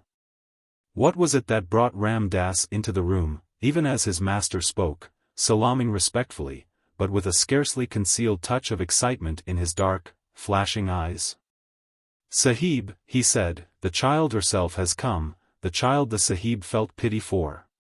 She brings back the monkey who had again run away to her attic under the roof. I have asked that she remain. It was my thought that it would please the Sahib to see and speak with her. Who is she? Inquired Mr. Carmichael. God knows, Mr. Carrisford answered. She is the child I spoke of. A little drudge at the school. He waved his hand to Ram Dass, and addressed him. Yes, should like to see her. Go and bring her in. Then he turned to Mr. Carmichael. While you have been away, he explained, I have been desperate. The days were so dark and long. Ram Dass told me of this child's miseries, and together we invented a romantic plan to help her. I suppose it was a childish thing to do, but it gave me something to plan and think of. Without the help of an agile, soft-footed Oriental like Ram Dass, however, it could not have been done. Then Sara came into the room. She carried the monkey in her arms, and he evidently did not intend to part from her, if it could be helped. He was clinging to her and chattering, and the interesting excitement of finding herself in the Indian gentleman's room had brought a flush to Sara's cheeks. Your monkey ran away again, she said, in her pretty voice. He came to my garret window last night, and I took him in because it was so cold. I would have brought him back if it had not been so late. I knew you were ill and might not like to be disturbed. The Indian gentleman's hollow eyes dwelt on her with curious interest. That was very thoughtful of you, he said. Sara looked toward Ram Dass, who stood near the door. Shall I give him to the Lascar? She asked. How do you know he is a Lascar? Said the Indian gentleman, smiling a little.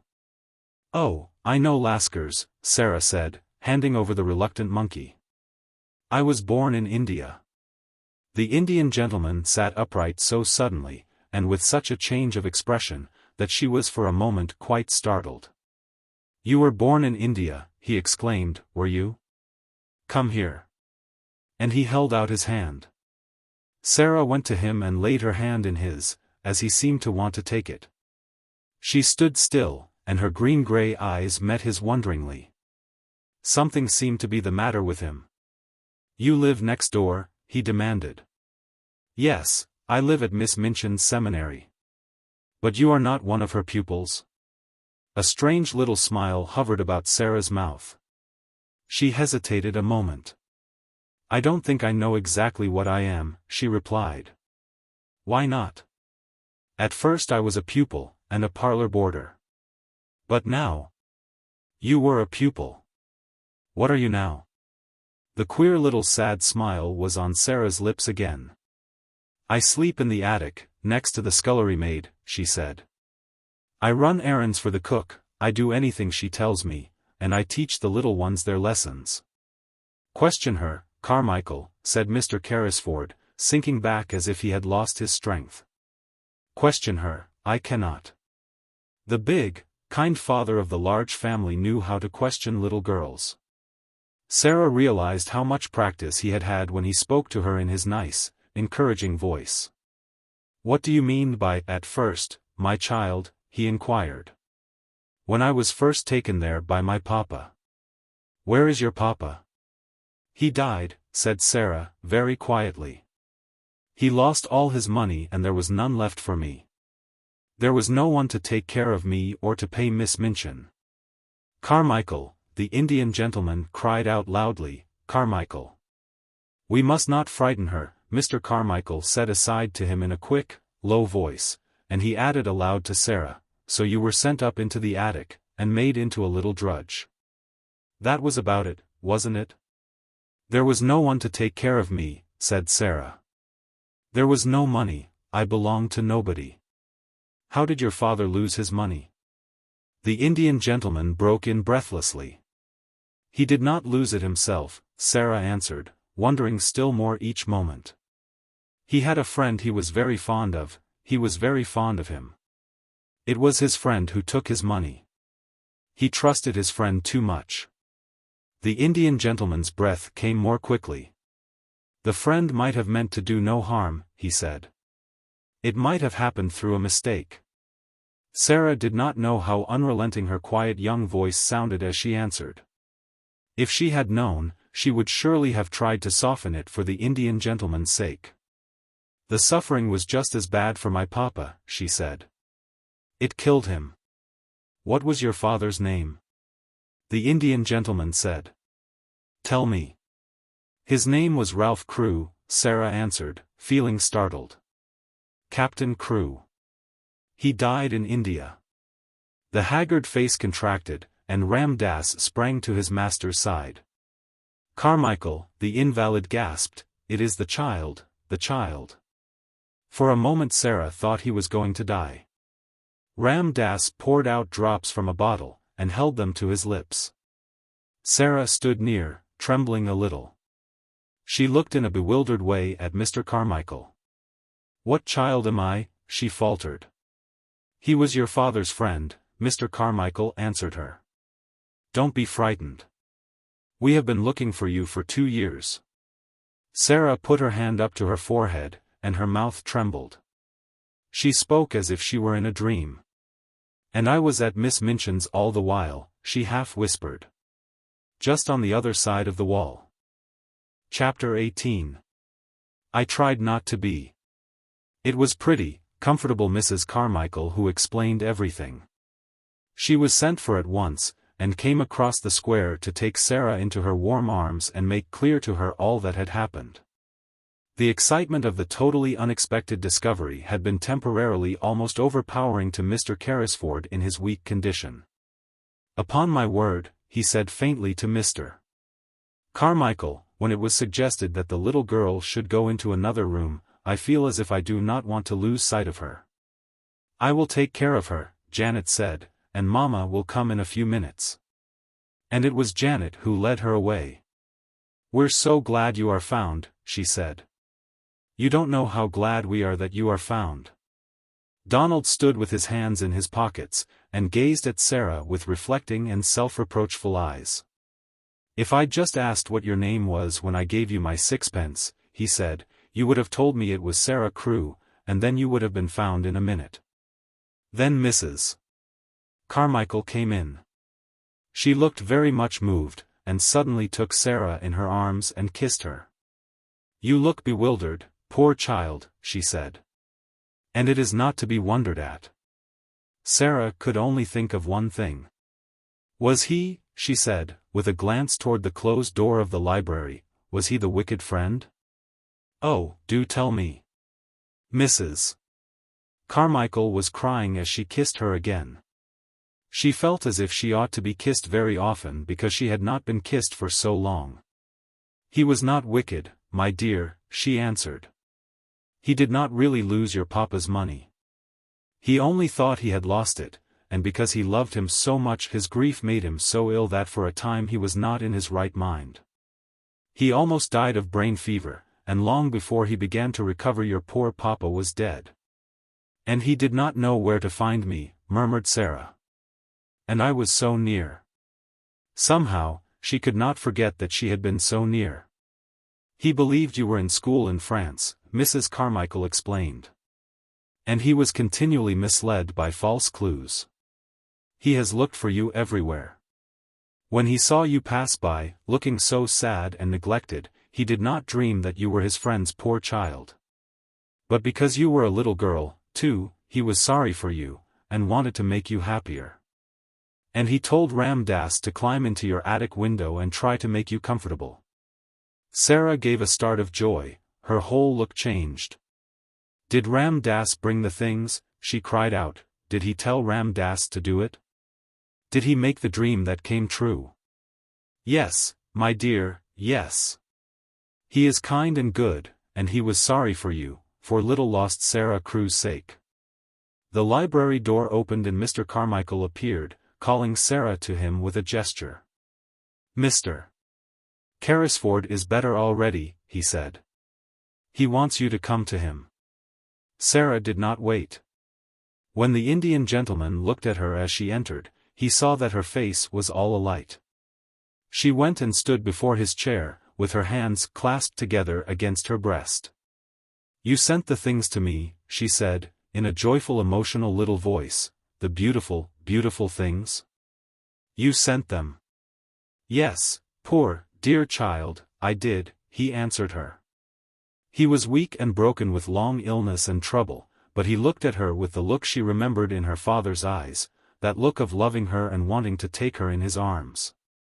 It made her kneel down by him, just as she used to kneel by her father when they were the dearest friends and lovers in the world. Then it is you who are my friend, she said. It is you who are my friend. And she dropped her face on his thin hand and kissed it again and again. The man will be himself again in 3 weeks, Mr. Carmichael said aside to his wife. Look at his face already. In fact, he did look changed. Here was the little missus, and he had new things to think of and plan for already. In the first place, there was Miss Minchin. She must be interviewed and told of the change which had taken place in the fortunes of her pupil. Sara was not to return to the seminary at all. The Indian gentleman was very determined upon that point. She must remain where she was, and Mr. Carmichael should go and see Miss Minchin himself. I am glad I need not go back, said Sara. She will be very angry. She does not like me, though perhaps it is my fault, because I do not like her. But, oddly enough, Miss Minchin made it unnecessary for Mr. Carmichael to go to her, by actually coming in search of her pupil herself. She had wanted Sara for something, and on inquiry had heard an astonishing thing. One of the housemaids had seen her steal out of the area with something hidden under her cloak, and had also seen her go up the steps of the next door and enter the house. What does she mean? Cried Miss Minchin to Miss Amelia. I don't know, I'm sure, sister, answered Miss Amelia. Unless she has made friends with him because he has lived in India. It would be just like her to thrust herself upon him and try to gain his sympathies in some such impertinent fashion, said Miss Minchin. She must have been in the house 2 hours. I will not allow such presumption. I shall go and inquire into the matter, and apologize for her intrusion. Sara was sitting on a footstool close to Mr. Carrisford's knee, and listening to some of the many things he felt it necessary to try to explain to her, when Ram Dass announced the visitor's arrival. Sara rose involuntarily, and became rather pale, but Mr. Carrisford saw that she stood quietly, and showed none of the ordinary signs of child terror. Miss Minchin entered the room with a sternly dignified manner. She was correctly and well dressed, and rigidly polite. I am sorry to disturb Mr. Carrisford, she said. But I have explanations to make. I am Miss Minchin, the proprietress of the young ladies' seminary next door. The Indian gentleman looked at her for a moment in silent scrutiny. He was a man who had naturally a rather hot temper, and he did not wish it to get too much the better of him. So you are Miss Minchin, he said. I am, sir. In that case, the Indian gentleman replied, you have arrived at the right time. My solicitor, Mr. Carmichael, was just on the point of going to see you. Mr. Carmichael bowed slightly, and Miss Minchin looked from him to Mr. Carrisford in amazement. Your solicitor, she said. I do not understand. I have come here as a matter of duty. I have just discovered that you have been intruded upon through the forwardness of one of my pupils, a charity pupil. I came to explain that she intruded without my knowledge. She turned upon Sara. Go home at once, she commanded indignantly. You shall be severely punished. Go home at once. The Indian gentleman drew Sara to his side and patted her hand. She is not going. Miss Minchin felt rather as if she must be losing her senses. Not going, she repeated. No, said Mr. Carrisford. She is not going home, if you give your house that name. Her home for the future will be with me. Miss Minchin fell back in amazed indignation. With you? With you, sir? What does this mean? Kindly explain the matter, Carmichael, said the Indian gentleman, and get it over as quickly as possible. And he made Sara sit down again, and held her hands in his, which was another trick of her papa's. Then Mr. Carmichael explained, in the quiet, level-toned, steady manner of a man who knew his subject, and all its legal significance, which was a thing Miss Minchin understood as a business woman. And did not enjoy. Mr. Carrisford, madam, he said, was an intimate friend of the late Captain Crewe. He was his partner in certain large investments. The fortune which Captain Crewe supposed he had lost has been recovered, and is now in Mr. Carrisford's hands. The fortune, cried Miss Minchin. And she really lost color as she uttered the exclamation. Sara's fortune. It will be Sara's fortune, replied Mr. Carmichael, rather coldly. It is Sara's fortune now, in fact. Certain events have increased it enormously. The diamond mines have retrieved themselves. The diamond mines. Miss Minchin gasped out. If this was true, nothing so horrible, she felt, had ever happened to her since she was born. The diamond mines, Mr. Carmichael repeated, and he could not help adding, with a rather sly, unlawyer-like smile, there are not many princesses, Miss Minchin, who are richer than your little charity pupil, Sara Crewe. Will be. Mr. Carrisford has been searching for her for nearly 2 years, he has found her at last, and he will keep her. After which he asked Miss Minchin to sit down while he explained matters to her fully, and went into such detail as was necessary to make it quite clear to her that Sara's future was an assured one. And that what had seemed to be lost was to be restored to her tenfold. Also, that she had in Mr. Carrisford a guardian as well as a friend.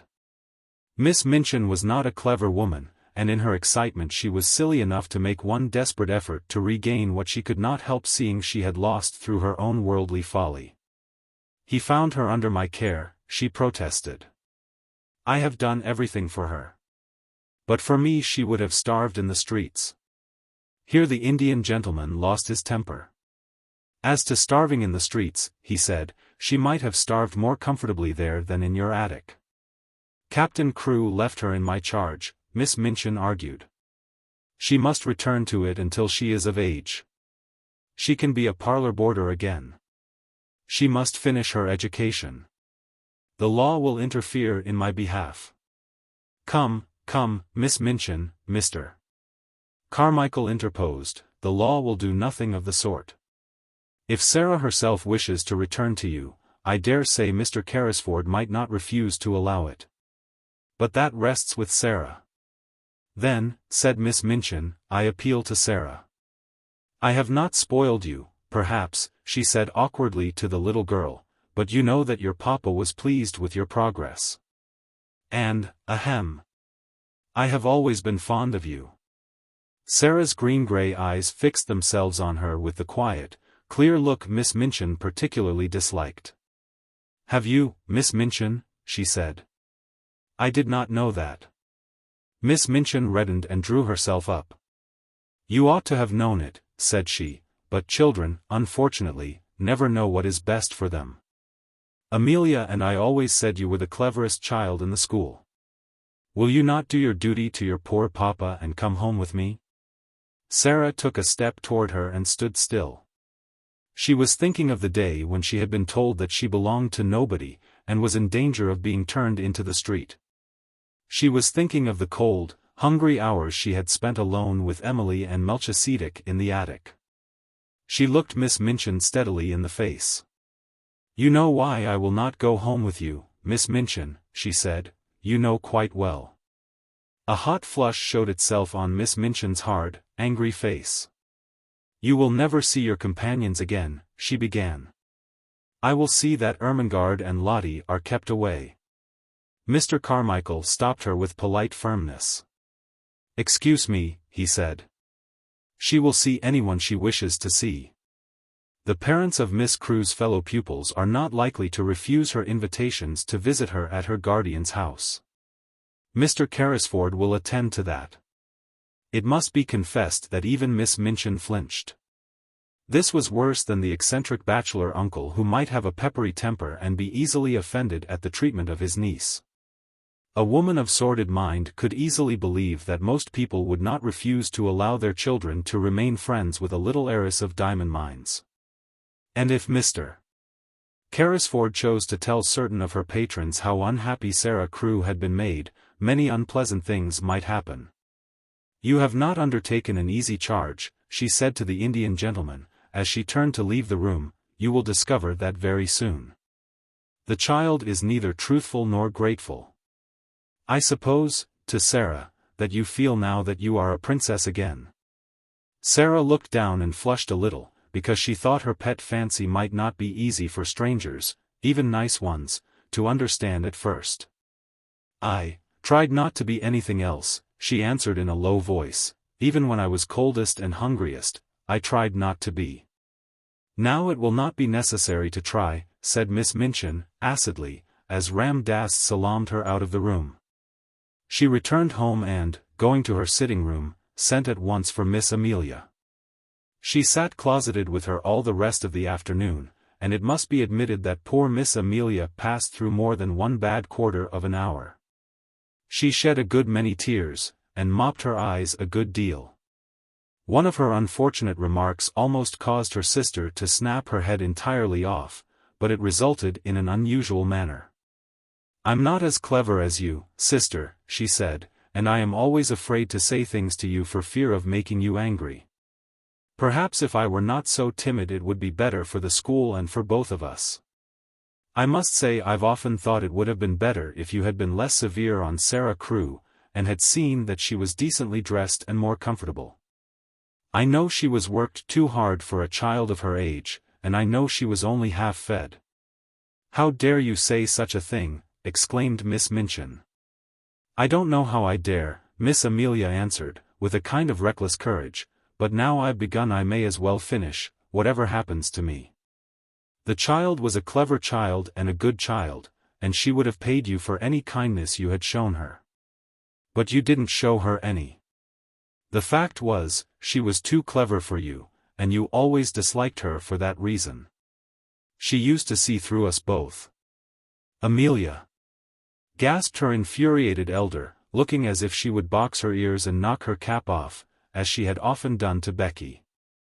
But Miss Amelia's disappointment had made her hysterical enough not to care what occurred next. "She did. She did," she cried. "She saw through us both. She saw that you were a hard-hearted, worldly woman, and that I was a weak fool, and that we were both of us vulgar and mean enough to grovel on our knees before her money, and behave ill to her because it was taken from her, though she behaved herself like a little princess even when she was a beggar. She did, like a little princess." And her hysterics got the better of the poor woman, and she began to laugh and cry both at once, and rock herself backward and forward in such a way as made Miss Minchin stare aghast. "And now you've lost her," she cried wildly, "and some other school will get her and her money. And if she were like any other child she'd tell how she's been treated, and all our pupils would be taken away and we should be ruined. And it serves us right. But it serves you right more than it does me, for you are a hard woman, Maria Minchin, you're a hard, selfish, worldly woman.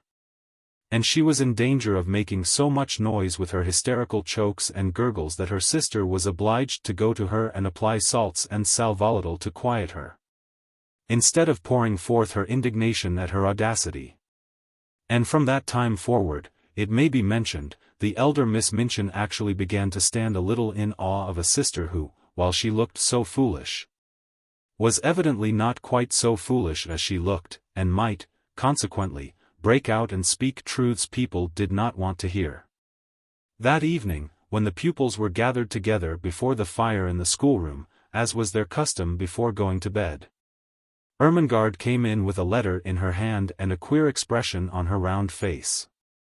It was queer because, while it was an expression of delighted excitement, it was combined with such amazement as seemed to belong to a kind of shock just received. "What is the matter?" cried 2 or 3 voices at once. "Is it anything to do with the row that has been going on?" said Lavinia, eagerly.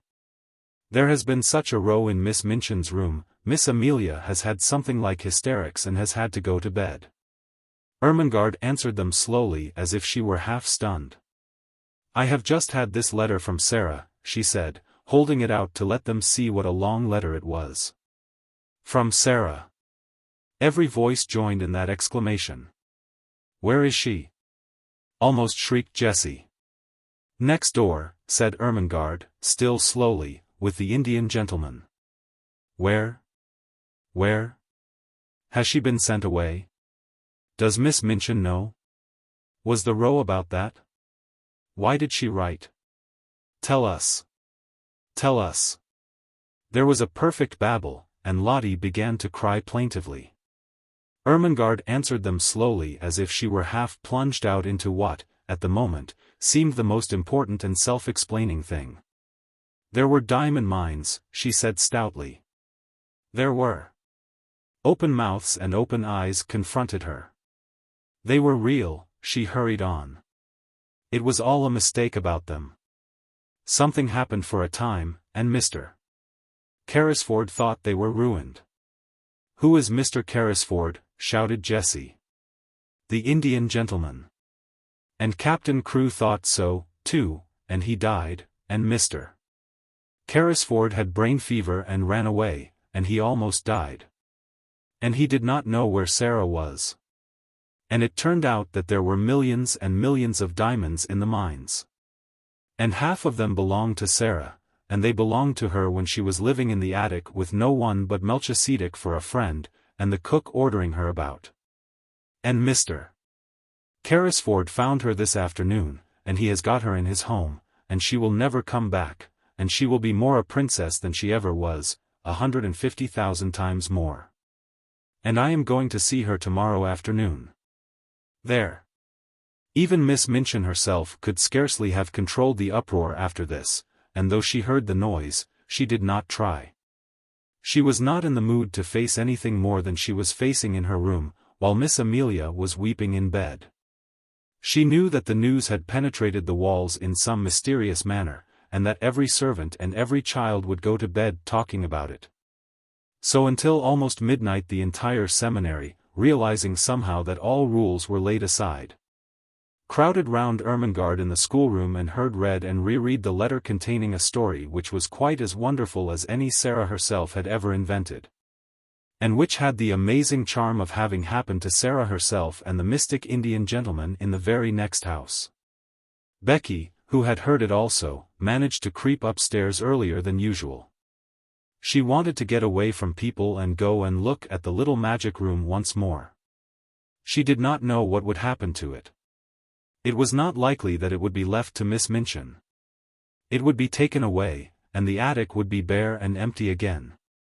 Glad as she was for Sara's sake, she went up the last flight of stairs with a lump in her throat and tears blurring her sight. There would be no fire tonight, and no rosy lamp. No supper, and no princess sitting in the glow reading or telling stories, no princess. She choked down a sob as she pushed the attic door open, and then she broke into a low cry. The lamp was flushing the room, the fire was blazing, the supper was waiting, and Ram Dass was standing smiling into her startled face. "Miss C. Sahib remembered," he said. She told the Sahib all. She wished you to know the good fortune which has befallen her. Behold a letter on the tray. She has written. She did not wish that you should go to sleep unhappy. The Sahib commands you to come to him tomorrow. You are to be the attendant of Missi Sahib. Tonight I take these things back over the roof. And having said this with a beaming face, he made a little salaam and slipped through the skylight with an agile silentness of movement which showed Becky how easily he had done it before. Chapter 19. Anne. Never had such joy reigned in the nursery of the large family. Never had they dreamed of such delights as resulted from an intimate acquaintance with the little girl who was not a beggar. The mere fact of her sufferings and adventures made her a priceless possession. Everybody wanted to be told over and over again the things which had happened to her. When one was sitting by a warm fire in a big, glowing room, it was quite delightful to hear how cold it could be in an attic. It must be admitted that the attic was rather delighted in, and that its coldness and bareness quite sank into insignificance when Melchisedec was remembered. And one heard about the sparrows and things one could see if one climbed on the table and stuck one's head and shoulders out of the skylight. Of course the thing loved best was the story of the banquet and the dream which was true. Sara told it for the first time the day after she had been found. Several members of the large family came to take tea with her, and as they sat or curled up on the hearthrug she told the story in her own way, and the Indian gentleman listened and watched her. When she had finished she looked up at him and put her hand on his knee. "That is my part," she said. "Now won't you tell your part of it, Uncle Tom?" He had asked her to call him always Uncle Tom. "I don't know your part yet, and it must be beautiful." So he told them how, when he sat alone, ill and dull and irritable, Ram Das had tried to distract him by describing the passers-by, and there was one child who passed oftener than anyone else. He had begun to be interested in her, partly perhaps because he was thinking a great deal of a little girl. And partly because Ram Das had been able to relate the incident of his visit to the attic in chase of the monkey. He had described its cheerless look, and the bearing of the child, who seemed as if she was not of the class of those who were treated as drudges and servants. Bit by bit, Ram Das had made discoveries concerning the wretchedness of her life. He had found out how easy a matter it was to climb across the few yards of roof to the skylight, and this fact had been the beginning of all that followed. "Sahib," he had said one day, "I could cross the slates and make the child a fire when she is out on some errand. When she returned, wet and cold, to find it blazing, she would think a magician had done it." The idea had been so fanciful that Mr. Carrisford's sad face had lighted with a smile. And Ram Das had been so filled with rapture that he had enlarged upon it and explained to his master how simple it would be to accomplish numbers of other things. He had shown a childlike pleasure in invention, and the preparations for the carrying out of the plan had filled many a day with interest which would otherwise have dragged wearily. On the night of the frustrated banquet Ram Das had kept watch, all his packages being in readiness in the attic which was his own. And the person who was to help him had waited with him, as interested as himself in the odd adventure. Ram Das had been lying flat upon the slates, looking in at the skylight. When the banquet had come to its disastrous conclusion, he had been sure of the profoundness of Sara's wearied sleep. And then, with a dark lantern, he had crept into the room, while his companion had remained outside and handed the things to him. When Sara had stirred ever so faintly, Ram Das had closed the lantern slide and lain flat upon the floor. These and many other exciting things the children found out by asking 1,000 questions. "I am so glad," Sara said. "I am so glad it was you who were my friend. There never were such friends as these two became. Somehow, they seemed to suit each other in a wonderful way." The Indian gentleman had never had a companion he liked quite as much as he liked Sara. In a month's time he was, as Mr. Carmichael had prophesied he would be, a new man. He was always amused and interested, and he began to find an actual pleasure in the possession of the wealth he had imagined that he loathed the burden of. There were so many charming things to plan for Sara. There was a little joke between them that he was a magician, and it was one of his pleasures to invent things to surprise her. She found beautiful new flowers growing in her room, whimsical little gifts tucked under pillows, and once, as they sat together in the evening, they heard the scratch of a heavy paw on the door. And when Sara went to find out what it was, there stood a great dog, a splendid Russian boarhound, with a grand silver and gold collar bearing an inscription in raised letters. "I am Boris," it read, "I serve the Princess Sara." There was nothing the Indian gentleman loved more than the recollection of the little princess in rags and tatters. The afternoons in which the large family, or Ermengarde and Lottie, gathered to rejoice together were very delightful. But the hours when Sara and the Indian gentleman sat alone and read or talked had a special charm of their own. During their passing many interesting things occurred. One evening, Mr. Carrisford, looking up from his book, noticed that his companion had not stirred for some time, but sat gazing into the fire. "What are you supposing, Sara?" he asked. Sara looked up, with a bright color on her cheek. "I was supposing," she said, "I was remembering that hungry day, and a child I saw." "But there were a great many hungry days," said the Indian gentleman, with rather a sad tone in his voice. "Which hungry day was it?" "I forgot you didn't know," said Sara. "It was the day the dream came true." Then she told him the story of the bun shop, and the 4 pence she picked up out of the sloppy mud, and the child who was hungrier than herself. She told it quite simply, and in as few words as possible, but somehow the Indian gentleman found it necessary to shade his eyes with his hand and look down at the carpet. "And I was supposing a kind of plan," she said, when she had finished. "I was thinking I should like to do something." "What was it?" said Mr. Carrisford, in a low tone. "You may do anything you like to do, Princess." "I was wondering," rather hesitated Sara, "you know, you say I have so much money, I was wondering if I could go to see the bun woman and tell her that if, when hungry children, particularly on those dreadful days, come and sit on the steps, or look in at the window, she would just call them in and give them something to eat. She might send the bills to me. Could I do that?"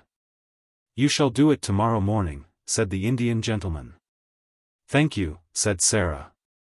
"You see, I know what it is to be hungry, and it is very hard when one cannot even pretend it away." "Yes, yes, my dear," said the Indian gentleman. "Yes, yes, it must be. Try to forget it. Come and sit on this footstool near my knee, and only remember you are a princess." "Yes," said Sara, smiling, "and I can give buns and bread to the populace." And she went and sat on the stool, and the Indian gentleman, he used to like her to call him that, too, sometimes, drew her small dark head down upon his knee and stroked her hair. The next morning, Miss Minchin, in looking out of her window, saw the thing she perhaps least enjoyed seeing. The Indian gentleman's carriage, with its tall horses, drew up before the door of the next house, and its owner and a little figure, warm with soft, rich furs, descended the steps to get into it. The little figure was a familiar one, and reminded Miss Minchin of days in the past. It was followed by another as familiar, the sight of which she found very irritating. It was Becky, who, in the character of delighted attendant, always accompanied her young mistress to her carriage, carrying wraps and belongings. Already Becky had a pink, round face. A little later the carriage drew up before the door of the baker's shop, and its occupants got out, oddly enough, just as the bun woman was putting a tray of smoking hot buns into the window. When Sara entered the shop the woman turned and looked at her, and, leaving the buns, came and stood behind the counter. For a moment she looked at Sara very hard indeed, and then her good-natured face lighted up. "I'm sure that I remember you, miss," she said. "And yet—" "Yes," said Sara. "Once you gave me 6 buns for 4 pence, and you gave 5 of them to a beggar child," the woman broke in on her. "I've always remembered it. I couldn't make it out at first." She turned round to the Indian gentleman and spoke her next words to him. "I beg your pardon, sir, but there's not many young people that notices a hungry face in that way. And I've thought of it many a time. Excuse the liberty, miss, to Sara, but you look rosier and, well, better than you did that. I am better, thank you, said Sara. And, I am much happier, and I have come to ask you to do something for me. Me, miss, exclaimed the bun woman, smiling cheerfully. Why, bless you. Yes, miss. What can I do? And then Sara, leaning on the counter, made her little proposal concerning the dreadful days and the hungry waifs and the hot buns. The woman watched her, and listened with an astonished face. Why, bless me, she said again when she had heard it all, it'll be a pleasure to me to do it. I am a working woman myself and cannot afford to do much on my own account, and there's sights of trouble on every side. But, if you'll excuse me, I'm bound to say I've given away many a bit of bread since that wet afternoon, just along thinking of you, and how wet and cold you was, and how hungry you looked. And yet you gave away your hot buns as if you was a princess. The Indian gentleman smiled involuntarily at this, and Sara smiled a little, too, remembering what she had said to herself when she put the buns down on the ravenous child's ragged lap. She looked so hungry, she said. She was even hungrier than I was. She was starving, said the woman. Many's the time she's told me of it since, how she sat there in the wet, and felt as if a wolf was tearing at her poor young insides. Oh, have you seen her since then? Exclaimed Sara. Do you know where she is? Yes, I do, answered the woman, smiling more good-naturedly than ever. Why, she's in that there back room, miss, and has been for a month. And a decent, well-meanin' girl she's goin' to turn out, and such a help to me in the shop and in the kitchen as you'd scarce believe, knowin' how she's lived. She stepped to the door of the little back parlor and spoke, and the next minute a girl came out and followed her behind the counter. And actually it was the beggar child, clean and neatly clothed, and looking as if she had not been hungry for a long time. She looked shy, but she had a nice face, now that she was no longer a savage, and the wild look had gone from her eyes. She knew Sara in an instant, and stood and looked at her as if she could never look enough. You see, said the woman, I told her to come when she was hungry, and when she'd come I'd give her odd jobs to do, and I found she was willing, and somehow I got to like her. And the end of it was, I've given her a place and a home, and she helps me, and behaves well, and is as thankful as a girl can be. Her name's Anne. She has no other. The children stood and looked at each other for a few minutes. And then Sara took her hand out of her muff and held it out across the counter, and Anne took it, and they looked straight into each other's eyes. I am so glad, Sara said. And I have just thought of something. Perhaps Mrs. Brown will let you be the one to give the buns and bread to the children. Perhaps you would like to do it because you know what it is to be hungry, too. Yes, miss, said the girl. And, somehow, Sara felt as if she understood her, though she said so little, and only stood still and looked after her as she went out of the shop with the Indian gentleman. And they got into the carriage and drove away.